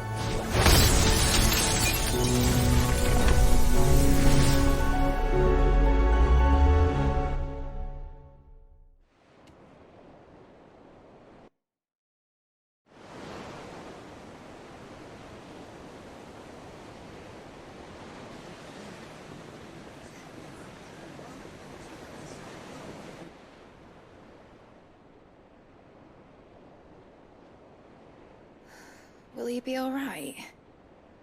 The phoenix can mend flesh, but the spirit must recover on its own. I'm afraid the rest is up to him. This place is remarkable. Outfitting it must have been no small feat. But why go to such trouble? That beauty's belly's filled with wonders the world ain't ready for.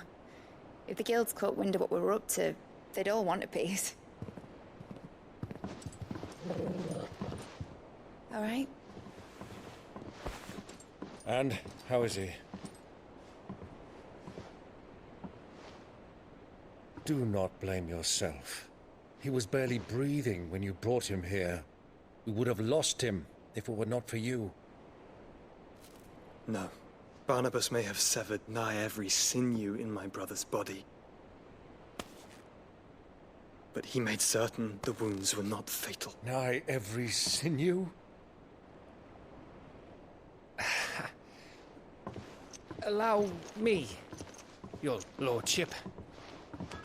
Don't know what I was thinking, putting you to the trouble like that. 'Tis no trouble carrying comestibles to my ailing nephew. I know, but you've already done so much for us. Pouring your gil into the hideaway and now the ship. I don't want to take the piss. You risked your life. And for what? Some girl you hardly know. Why'd you do it? You not mad or something? I wouldn't go that far. Clive! You're awake. My boy. Oh. All I want to do is help. And the world won't save itself. It was Sid. Your father, who taught me that. Sounds like him. Don't you dare do that again. What of the Royalists? Fucked off, the lot of them, along with the galleon. With the king on board, no doubt. Behind here, I wouldn't sail without him. Clive. Jill didn't come back. What do you mean? She kept the king busy while the others dragged you out. It's all right, Mid. Jill is fine. The ether of her icon endures. And as long as it does, we can be certain she is alive.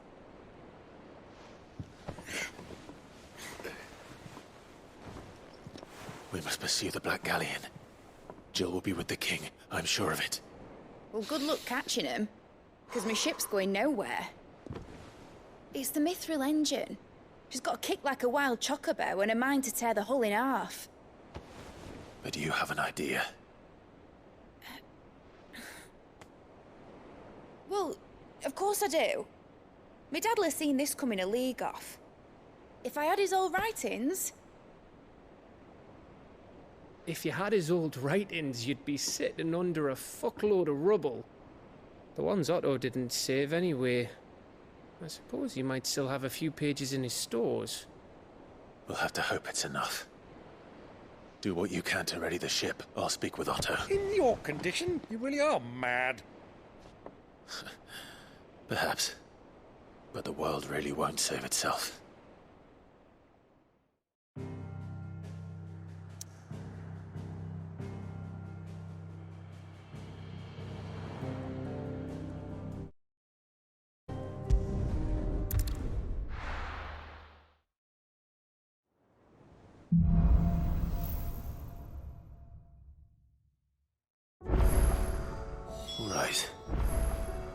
Gav said that Otto might know something.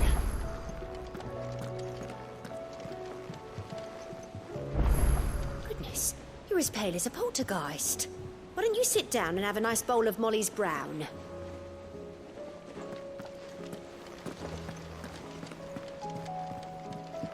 Paul said it was an army of Akashic. What will happen to Mid and the others? They'll be fine as long as Sid is... Oh.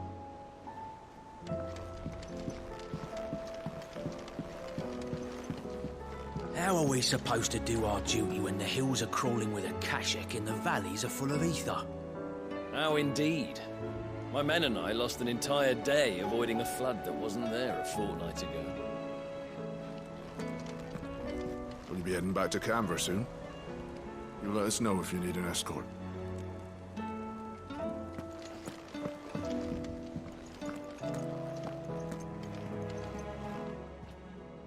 How may I help you today, Clive? Come to claim your just desserts? Here you are.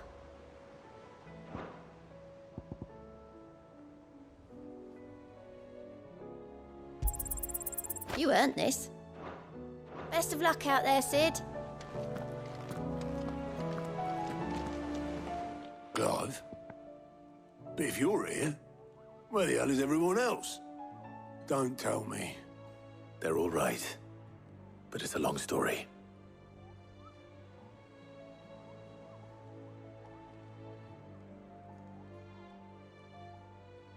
You lot don't do things by halves, do you? Well, at least everyone's still breathing. Now, as for these writings, I'm sorry to say, Clive, but if you had those, you'd be... Sitting under a pile of rubble, I know. But we were able to save a few bits and pieces from the ruins, most of which ended up being used to build this place. The more personal items we gave to the next of kin. In the case of Sid's things, that would have been Mid. Then I'll check the workshop.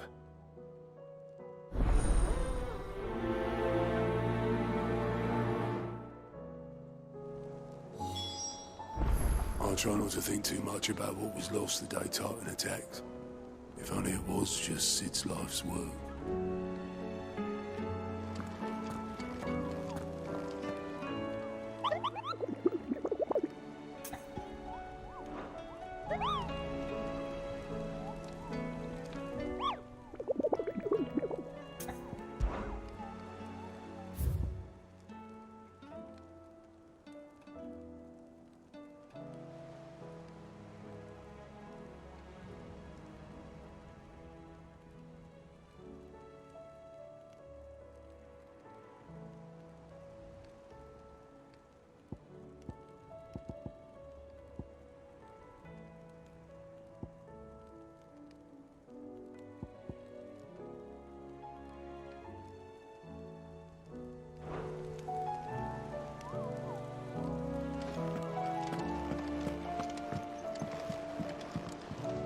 Back again? Godspeed.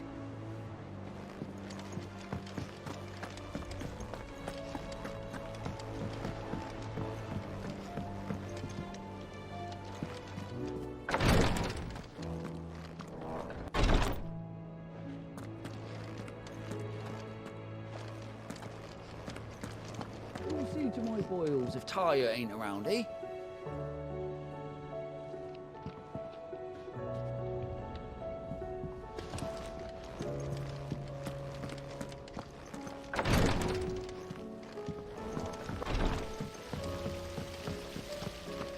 Master Sid, have you seen His Highness the Prince? We were to dine together, or so I was going to suggest. Before he vanished, that is. I suppose now I'll just have to ask the Bard.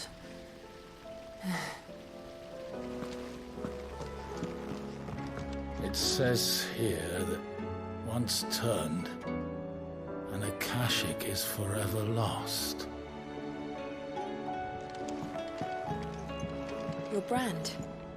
You're going to have it removed then? What choice am I? It's the only way they'll take me into the Curse Breakers.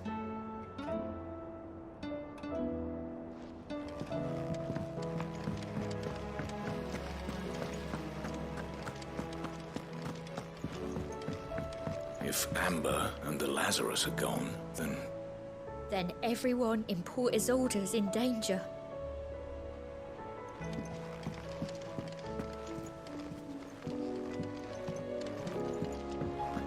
Do you think Mid's ship will ever sail?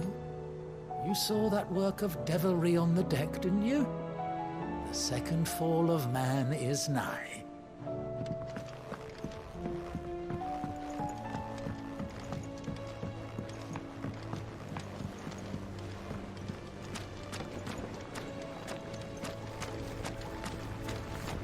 Have you noticed there are more ether floods these days?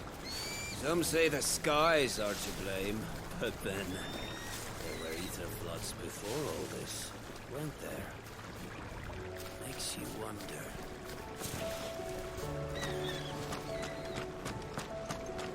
Will we ever see the sky again?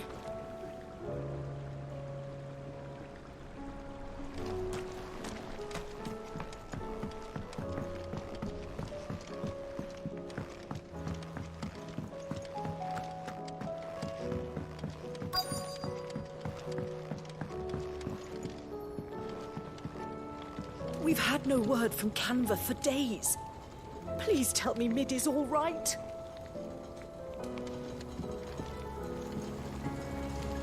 That leather loosener was only the first of the discoveries the Alembics gonna help us make. Just you wait, Sid. Just you wait! I know this is your hideaway, but you really shouldn't be in here. If Mid caught you rifling through her research, she'd have your head. Then mine for letting you.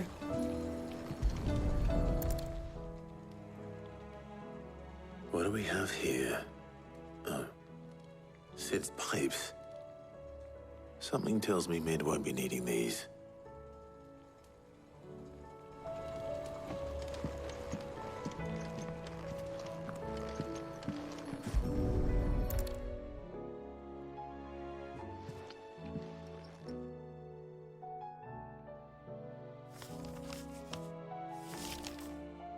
This looks like it's from Sid's old diary. But you'll already have read it. I'd better keep looking.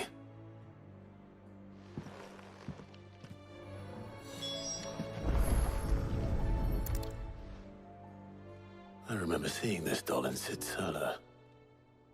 I wonder if it was Mid's.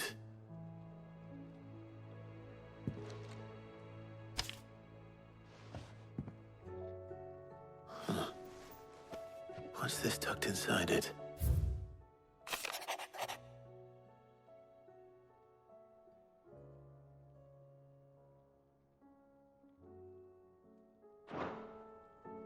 Sid's best invention. That sounds promising. So Sid hid something in Mid's first opus. But what would that be? Perhaps Otto might know.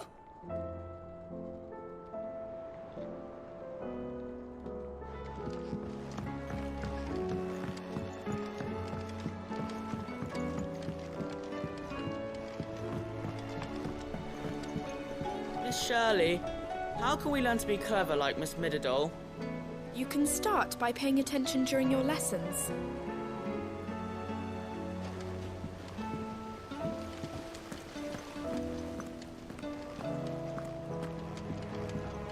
I was thinking I might pen a novel of my own, to tell the story of the hideaway. I change all the names, of course. Well, except for mine, that is.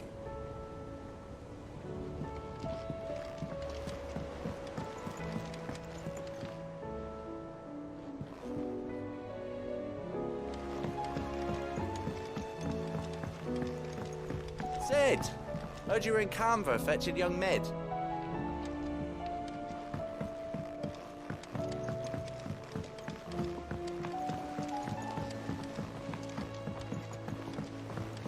He's a surly soaker. Who cares less for us than the irony hammers? Blackthorn can seem a little dark at times, yes, but under all that soot is a heart of gold.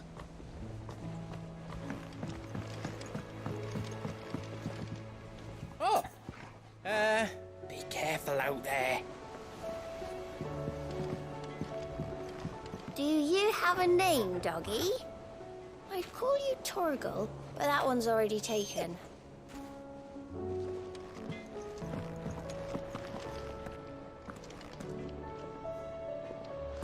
If it's knowledge you seek, we've tomes aplenty to guide you in your search. Those tomes wouldn't happen to have letters in them, would they?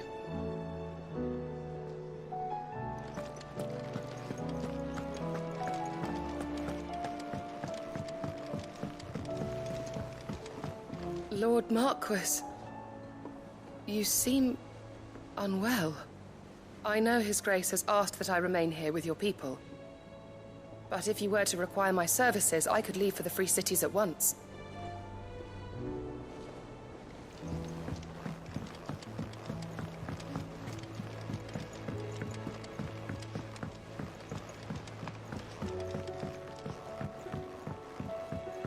How are we supposed to do our duty when the hills are... Well, did you find anything? Possibly. You wouldn't happen to know what Mid's first opus was? Opus? That girl's as tone deaf as a banshee. Unless you mean the orchestrion. She couldn't have been more than, what, 11, 12 when she cobbled that thing together? It surprised us all. Not least her dad. You should have seen how proud he was of the little scamp. What's that battered old box have to do with anything? I think Sid may have hidden something inside it. Wouldn't surprise me. Those two and their bloody treasure hunts. Half the things in the hideaway were hidden one time or another. The orchestrion's in the tub and crown, where it's always been.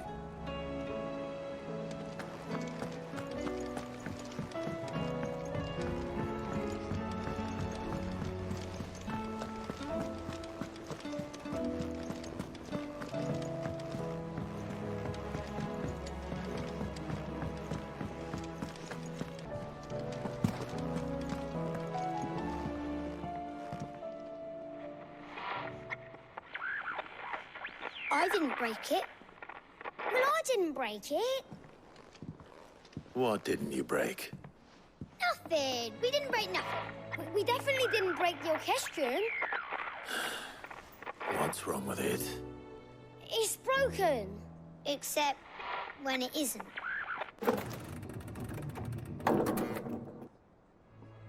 See? And you had nothing to do with this? Nope, nothing.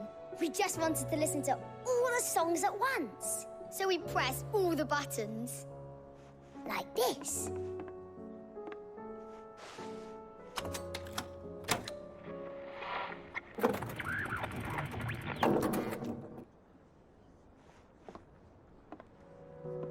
See? All too well. All right, out of the way.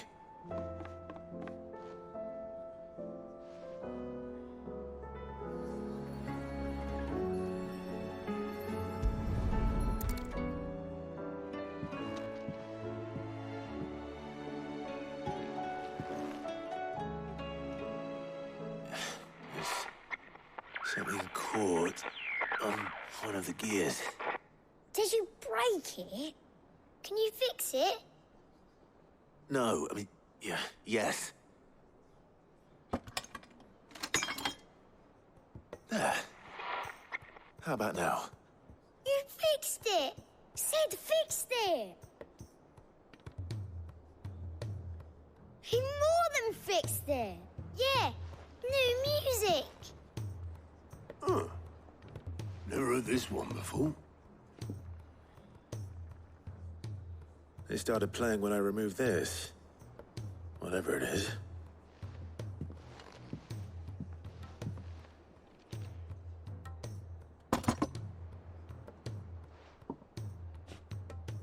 Well, don't look at me.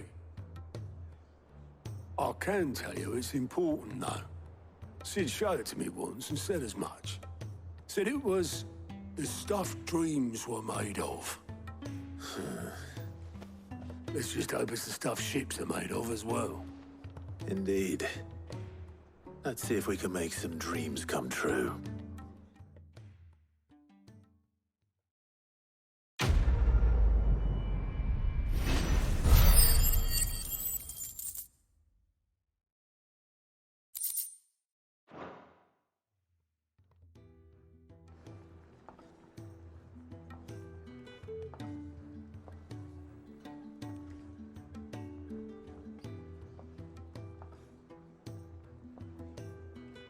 Just the two I was looking for.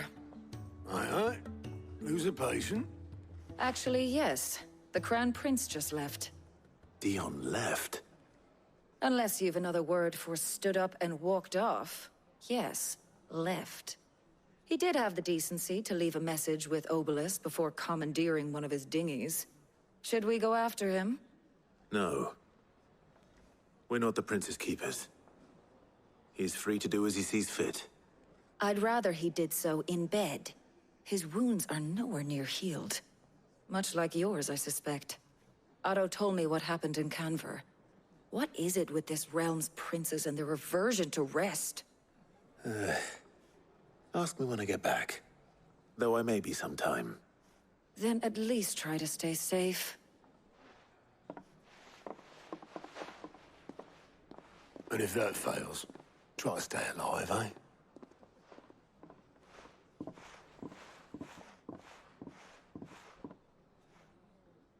Every moment I waste here, the further the flagship sails. I have to get back. Those imps are going to break that thing. You just watch. You reckon there's any more treasure in the Orchestrion? Only one way to find out.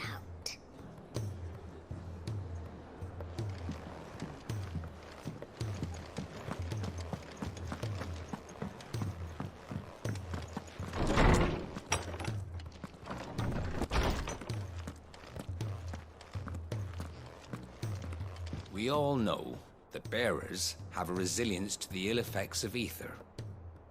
But don't you find it strange that there are those who, despite being free of magic's burden, can seemingly pass through a flood without consequence? I asked our luresman how this could be, and he suggested that it might have something to do with bloodlines. Many of the realm's dominants are born to specific families, you see. The Rasfields, the Lesages. So there must be something in those families' blood that provides them with the potential to become vessels for icons. But what about the ones who don't awaken? Could it be that this same potential provides them with something of the same immunity? Your uncle's recent travels with you across the ether-ravaged countryside would certainly suggest so. And yet, what about Gav? Well, in smaller, more isolated populations, bloodlines are less diluted. Hence, Shiva's dominant sometimes awakening in the child of a common northerner. And our scouts not having turned 100 times over.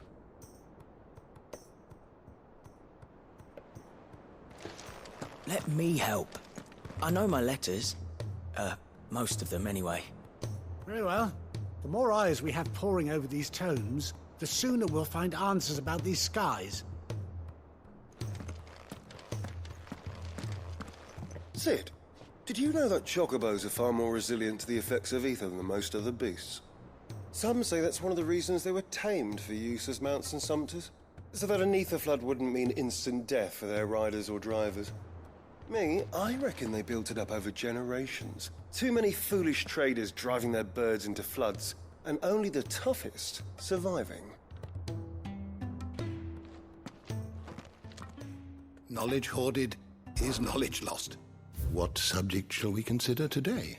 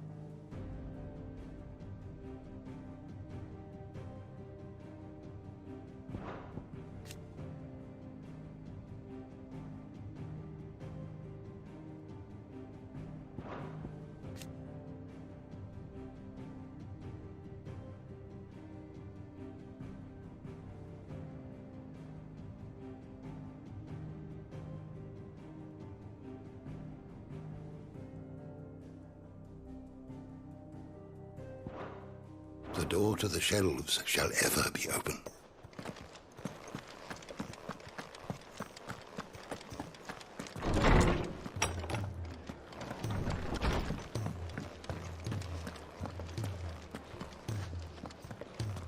dunno what you're talking about. The odour's what gives Chance's stew its, depth. And that's what makes it superior to any old lizard livers. Oh, please. Have you even tried the fried mortress? Taste, smell, texture. It beats your beloved stew hands down on every count. Now that's a masterpiece.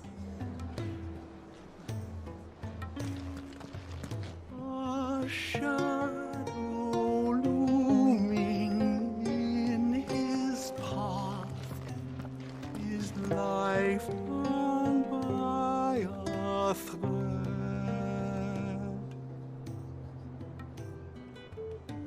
Yet still he clung unto the mast and bellowed, all ahead!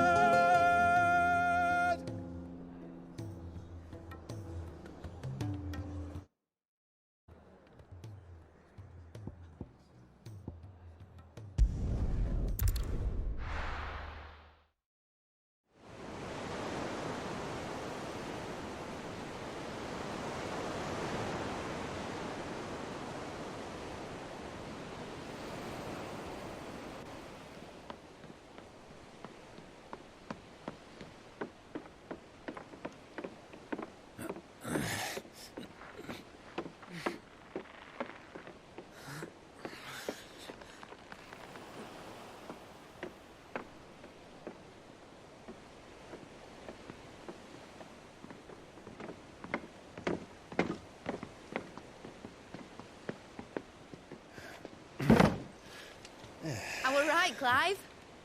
My dad had it all worked out. He'd be proud of you, Mid.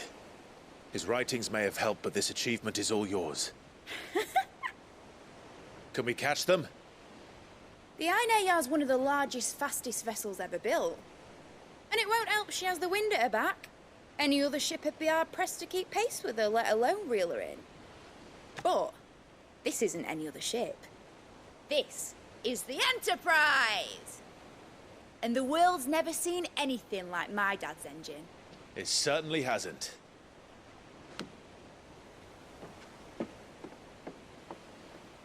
Clive, what do you know of Barnabas Tharm? Only what the bards sing. That he sailed to Ash from southern lands. That it was his mastery of the blade which won him the throne. And that his sword, Odin's sword, can sever the very threads of creation. But don't lose any sleep over a last tilt. We'll do what we must to survive. What we must? The light! I thought this cove was meant to be hidden.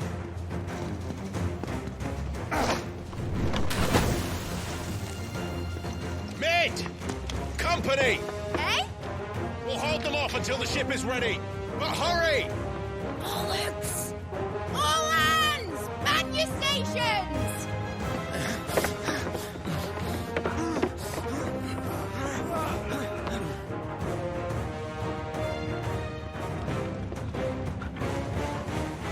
Everyone with me?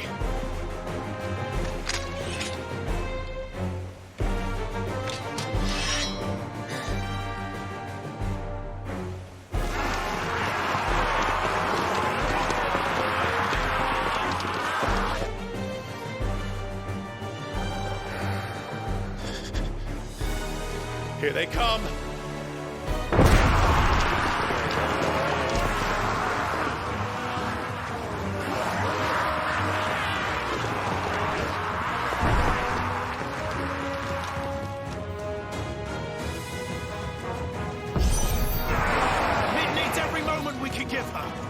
Behind me, Lord Rosfield. I'll take care of these fuckers.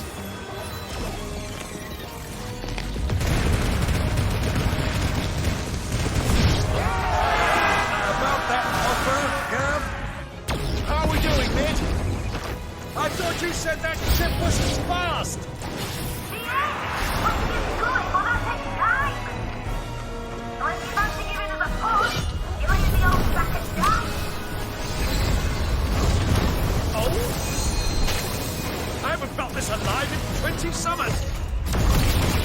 Come on then! Which of you lot fancies meeting Ogre Killer next? I thought it was called Heartbreaker.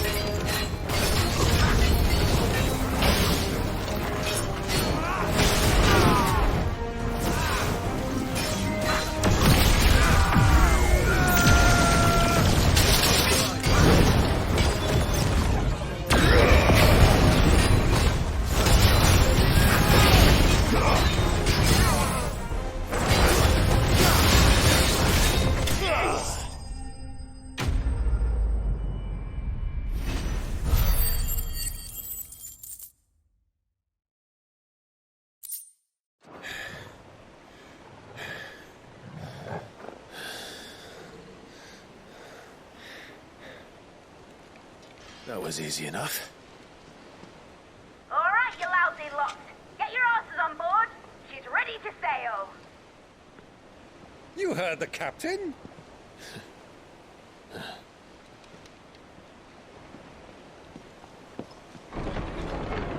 Clive?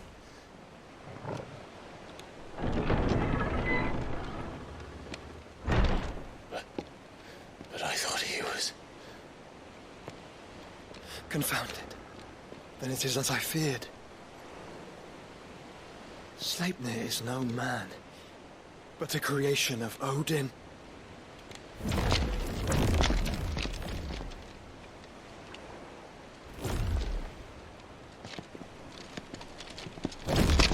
Phoenix's fiery fundament. Have you no normal enemies?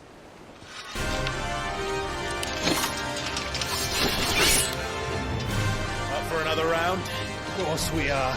Right, Lord Rosfield? My boy, there was a time people called me the Executioner.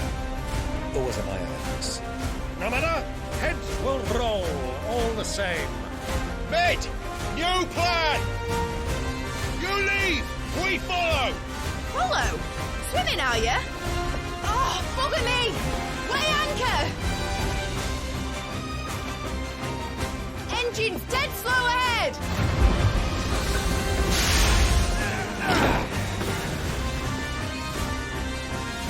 Have care, my friends. 'Tis not blood that runs through an Eddie's veins. These foes will not fall easily.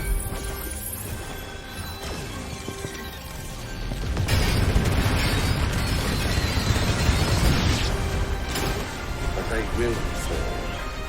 Like oaks before a woodman's axe. Good thing I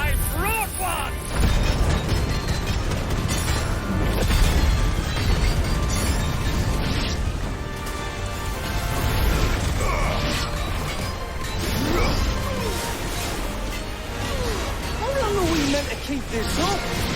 As long as it takes. Unless you have a better idea. Well, I've already killed at least 5 of the bastards.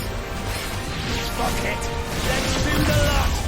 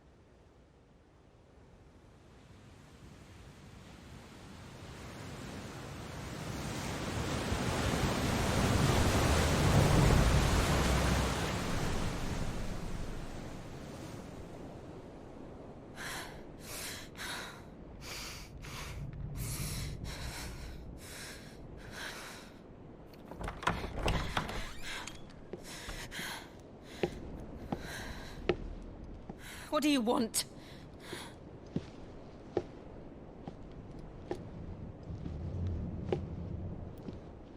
That's quite a mess you've made. And wholly unnecessary. You are my offering to Mythos. I would not see you damaged.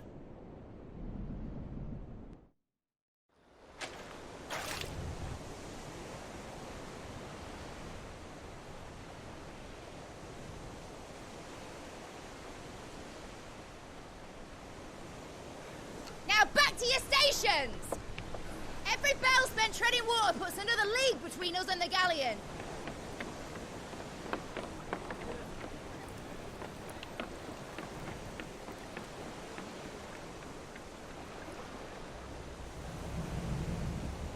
I don't suppose Mid has a spare engine?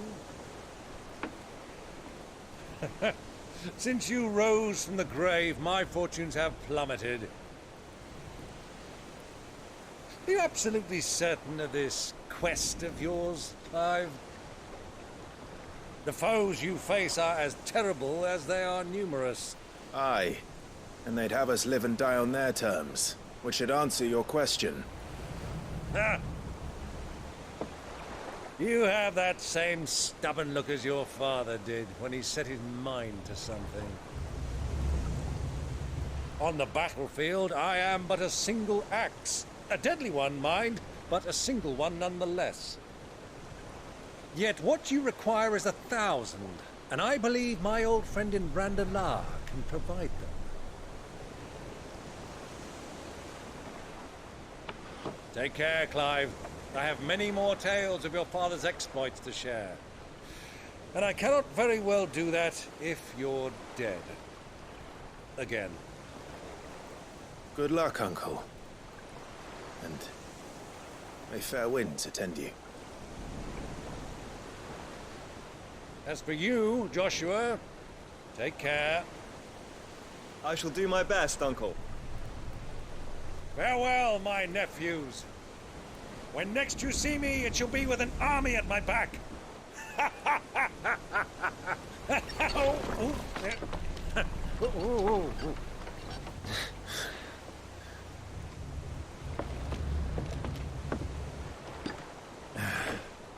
Cheerio!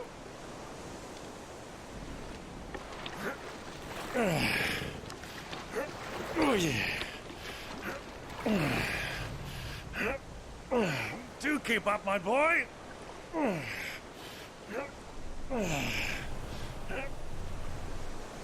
Well, we can't have him showing us up now, can we? We would never hear the end of it.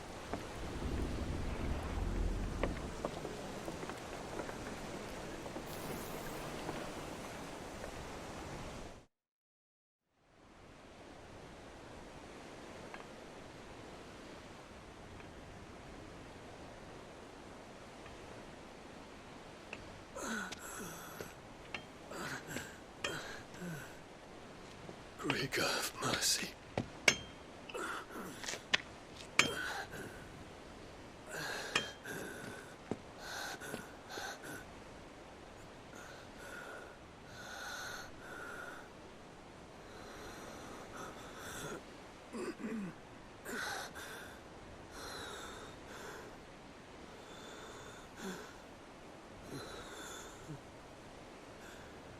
All this.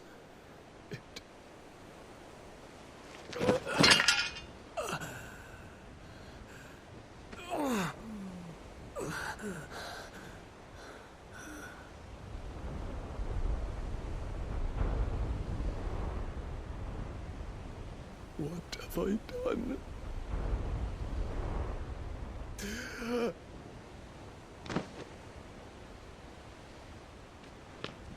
My lord.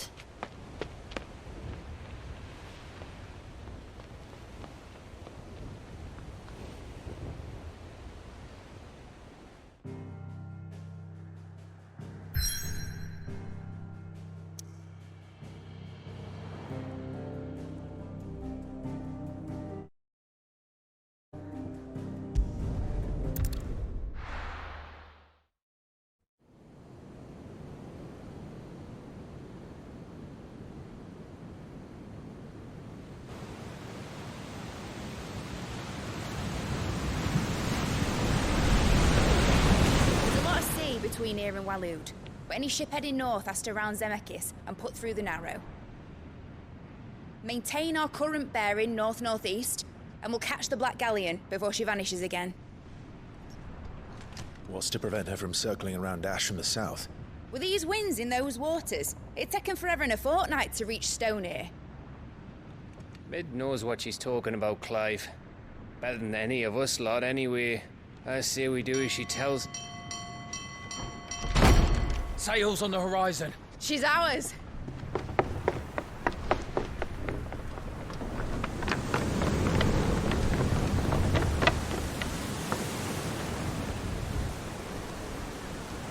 Look alive, boys! Full ahead! And keep those furnaces fed! Aye, aye! feel that? Jill. All hands! Battle stations!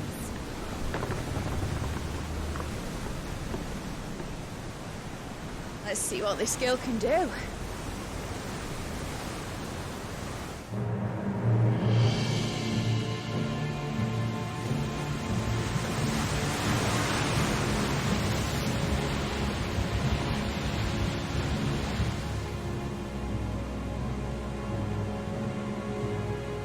Where one leads, so does the other follow.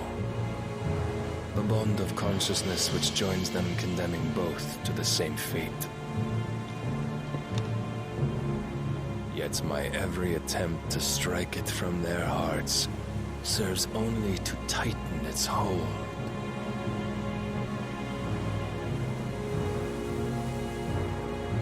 Fascinating.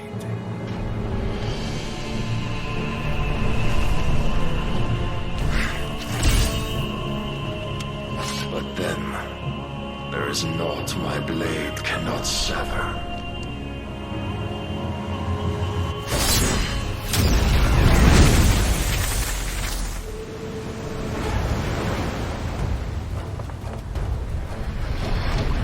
Great Gregor's gas!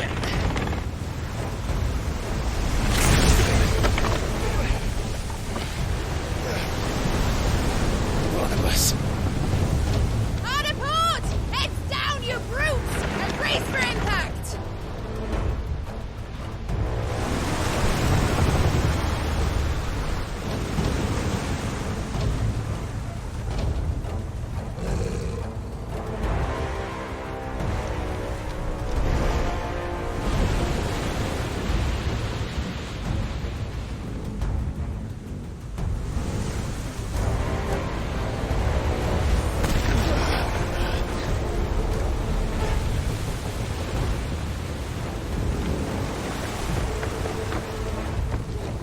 It's now or never. I'll find her.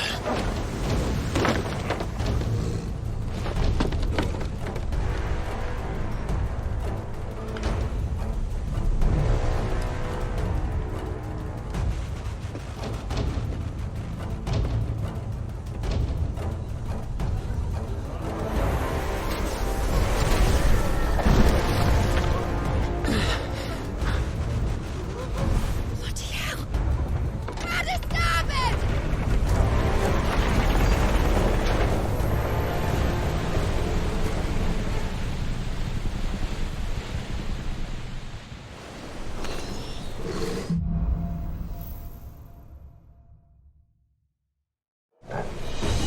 Where did you hide her, Barnabas? Captain down!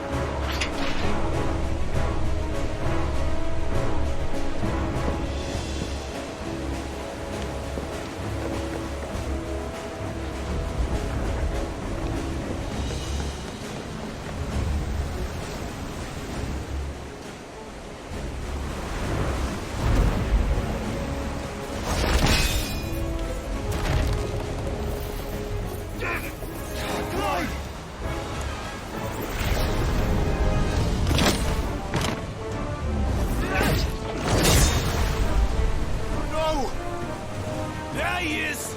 He wants him alive! Hold on. I'm coming. For both of you. Extra shotguns!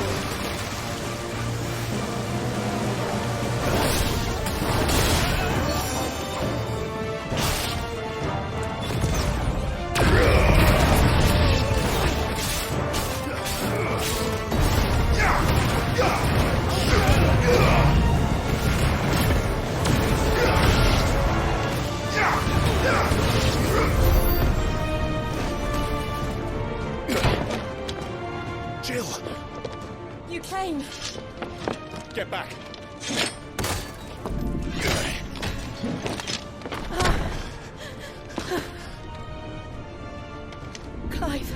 did you? I'll explain later. Hands.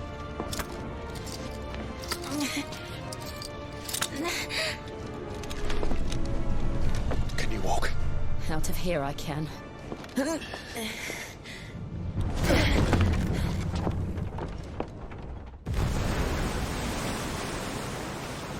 Stand still!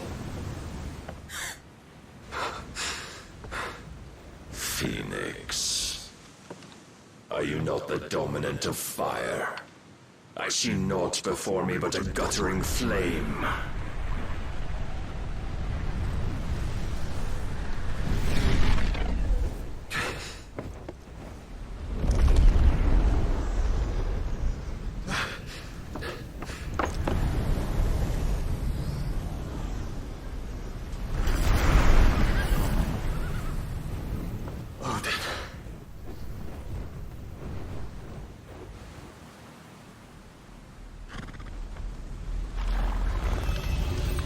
In earnest, then.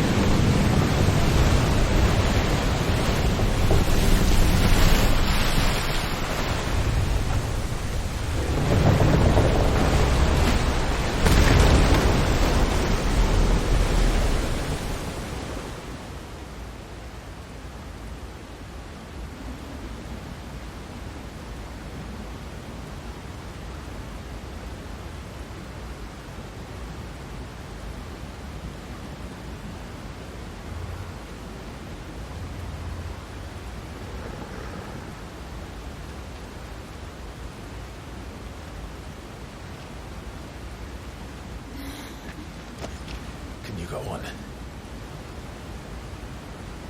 I think so.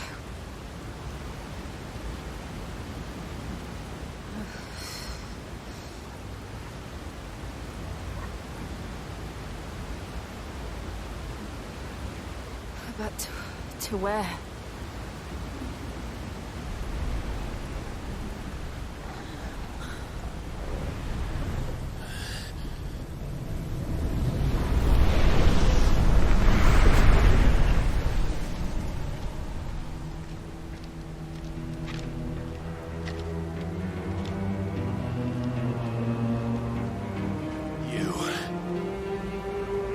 What did you do to Joshua? The Phoenix? Oh, I expect he will survive. This consciousness in which you coil your feeble souls is grown thick with desperation. And thus has my master turned to my blade.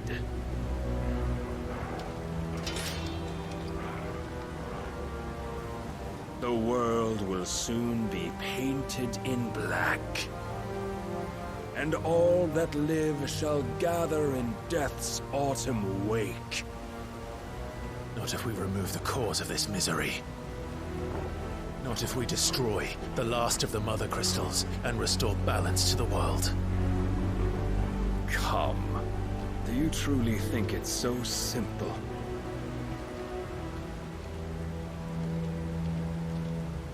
The Blight is inevitable. Not even the Almighty might stop its endless march. Your efforts will avail us naught. Naught, that is, but suffering. You must embrace the truth, Mythos. Accept your place with the Lord. Keep it. As long as there's a chance, there's a choice. Never led astray by your blind resolve.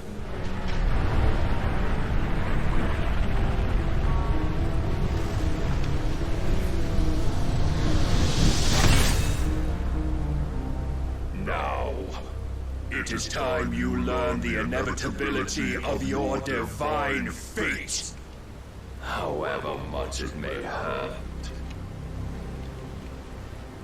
Get as far away as you can. Clive, no. Trust me, Jill.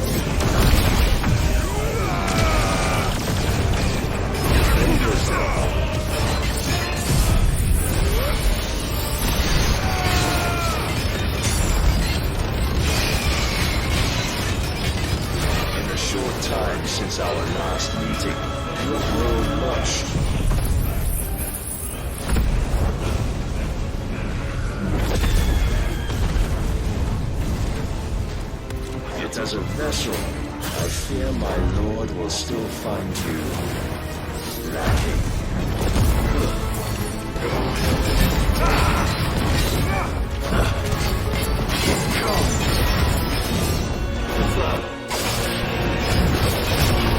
All this fire and fury, and for what? Stopping the light. A foolish notion fed to you by a foolish man. How dare you? You know naught of this world or of our place in it. If our fates were so easily rewritten, we would all be gods.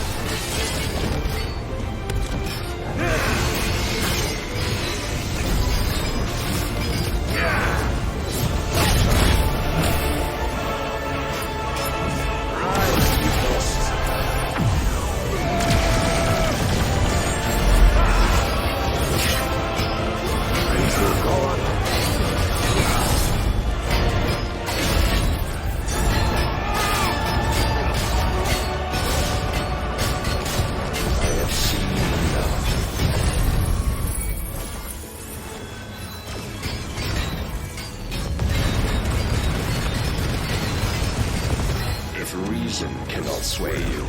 There are other means of persuasion that might.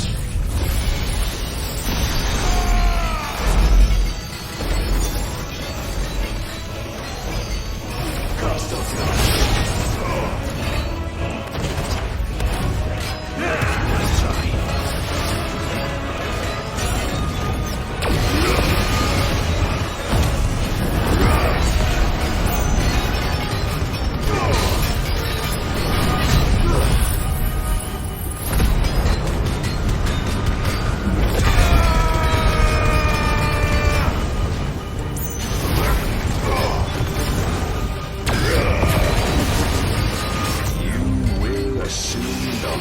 you've been given.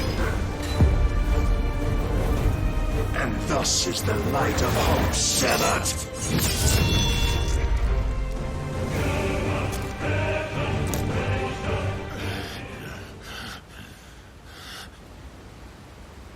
You would yield so soon. Never. Clive!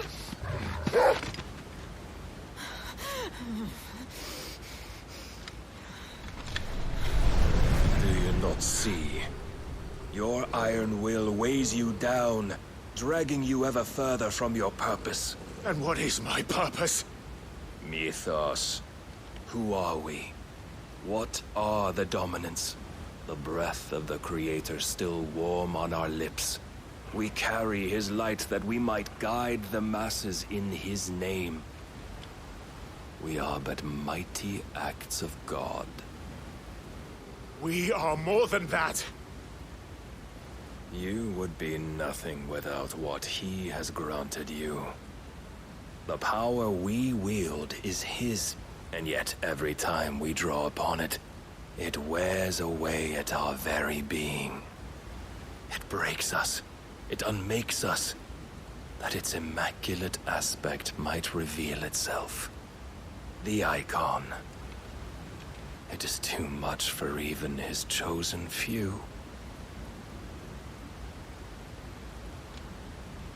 Apart from you, Mythos, you wield the might of many, yet your body does not answer for its avarice. What are you saying? What I am saying is that we dominants are a means to an end. We were created for you, that you might drink deep of our strength and thereby fulfill your divine purpose. Which is? To feed. As you would know, could you only look beyond the walls of your prison of self-regard. As long as you choose to ignore this, you shall never penetrate my defenses. Still, you may take solace in the fact that you are not alone in your plight. The chains of volition shackle all of mankind, but there is yet cause to rejoice.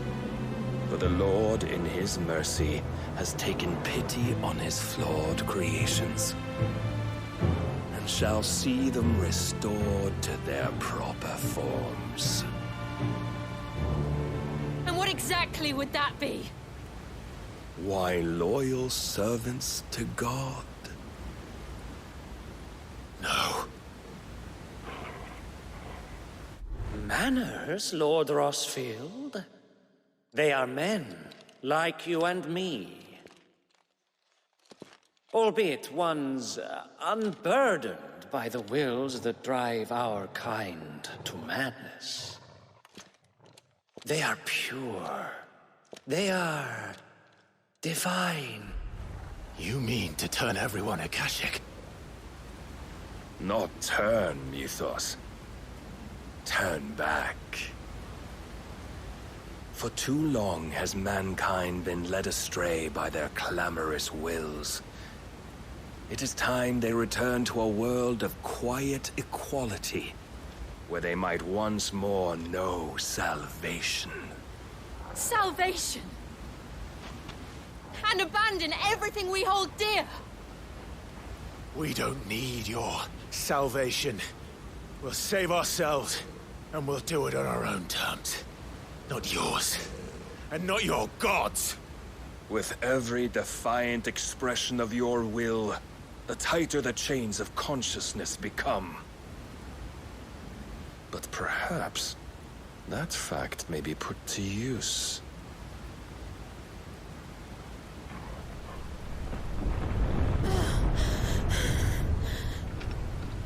Clive! The faster it binds you to the remaining dominance, the stronger your hunger will become. Until it leads you back to the only answer there ever was. Mayhap not by the path my master intended, but back all the same.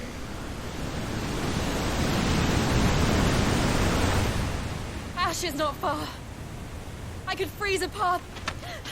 You're in no fit state. Probably not, but I can try.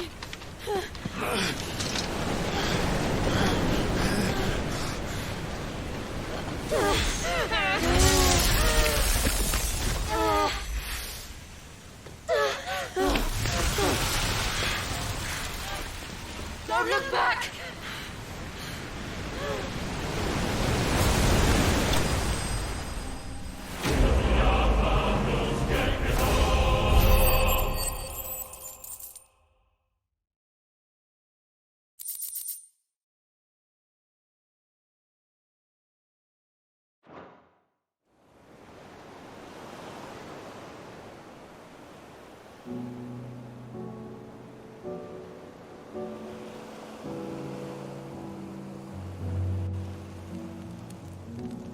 hope the others are safe. The Enterprise was clear of the gap when we fell. They made it, Jill. And they will have seen the ice where it led. We need only wait till dawn.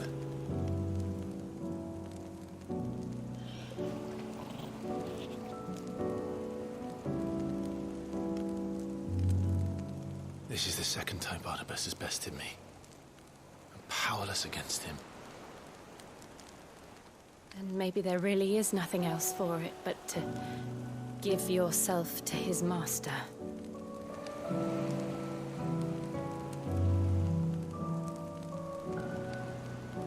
Only you won't do that. The Clive I know would never do that. So you believe? But do you really know me? If what Barnabas said was true, then I'm more monster than man. And each time I summon the flames from within, I burn away the things that make me who I am. Do you, though? Think of what you've used that power for. Of all the people you've saved. It doesn't matter how or by whom it was granted, only how you choose to use it. And you've chosen to use it for good, haven't you? I've also used it to kill. What if that's my purpose? What if it's all I'm good for?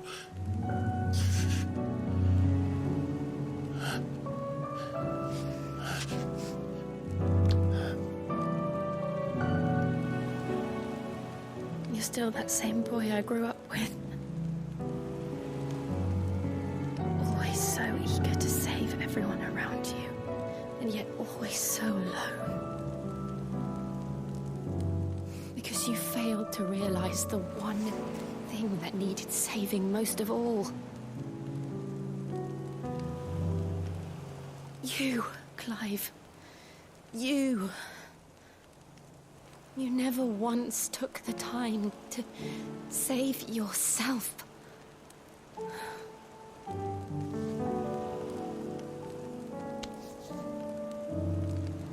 Myself? I think I might be beyond saving. No one is beyond saving. Provided they want to be saved. You fight to survive. And you survive so that you may protect those you love. It's what you do. What you've always done.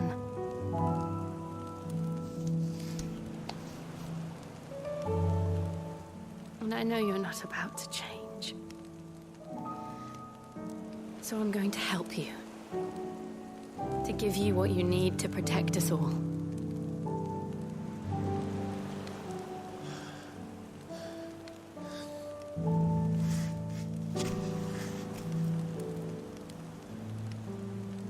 Jill. Are you sure?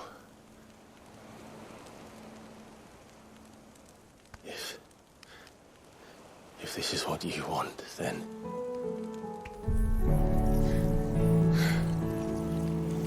Don't worry, Clive. It is.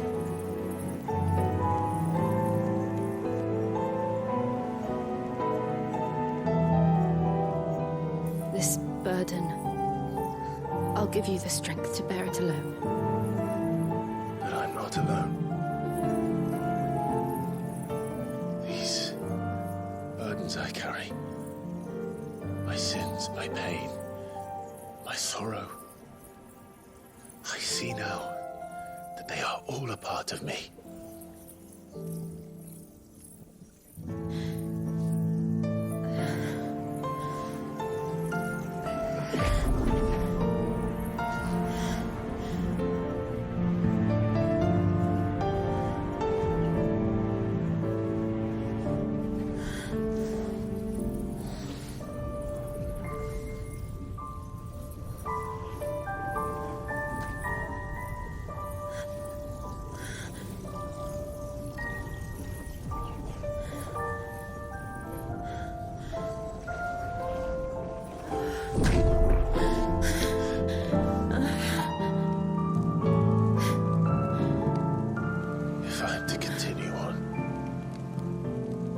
pledge my life to those I love.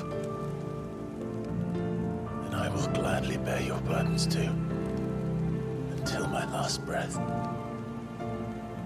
Clive.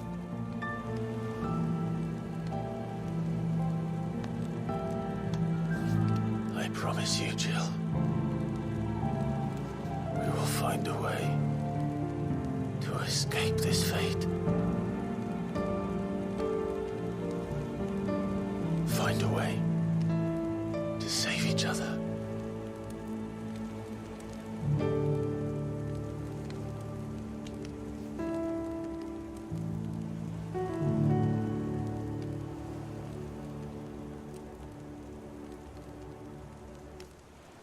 That we might one day look upon the moon again, together.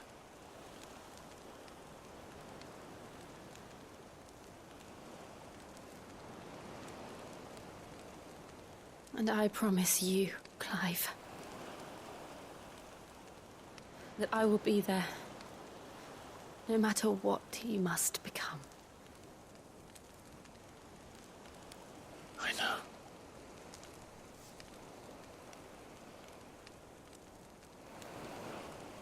I never thought a smile could bring me so much joy.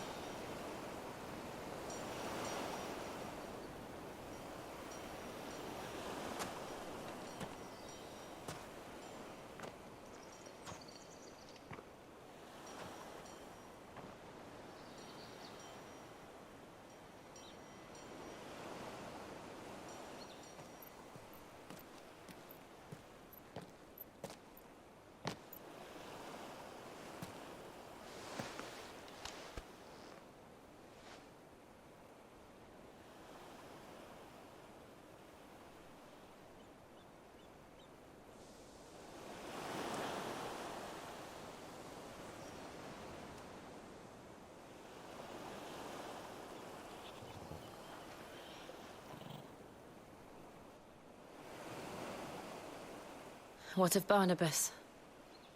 Do we pursue him? No. Our paths will cross again soon enough. Whether we like it or not. Besides, there is something we must do first.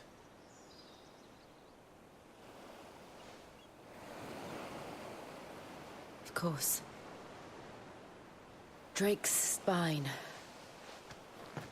The last Mother Crystal. The Einherjar is at the bottom of the sea. Waloed won't dare move on Storm without her. But they know we're coming now. We'll need a plan.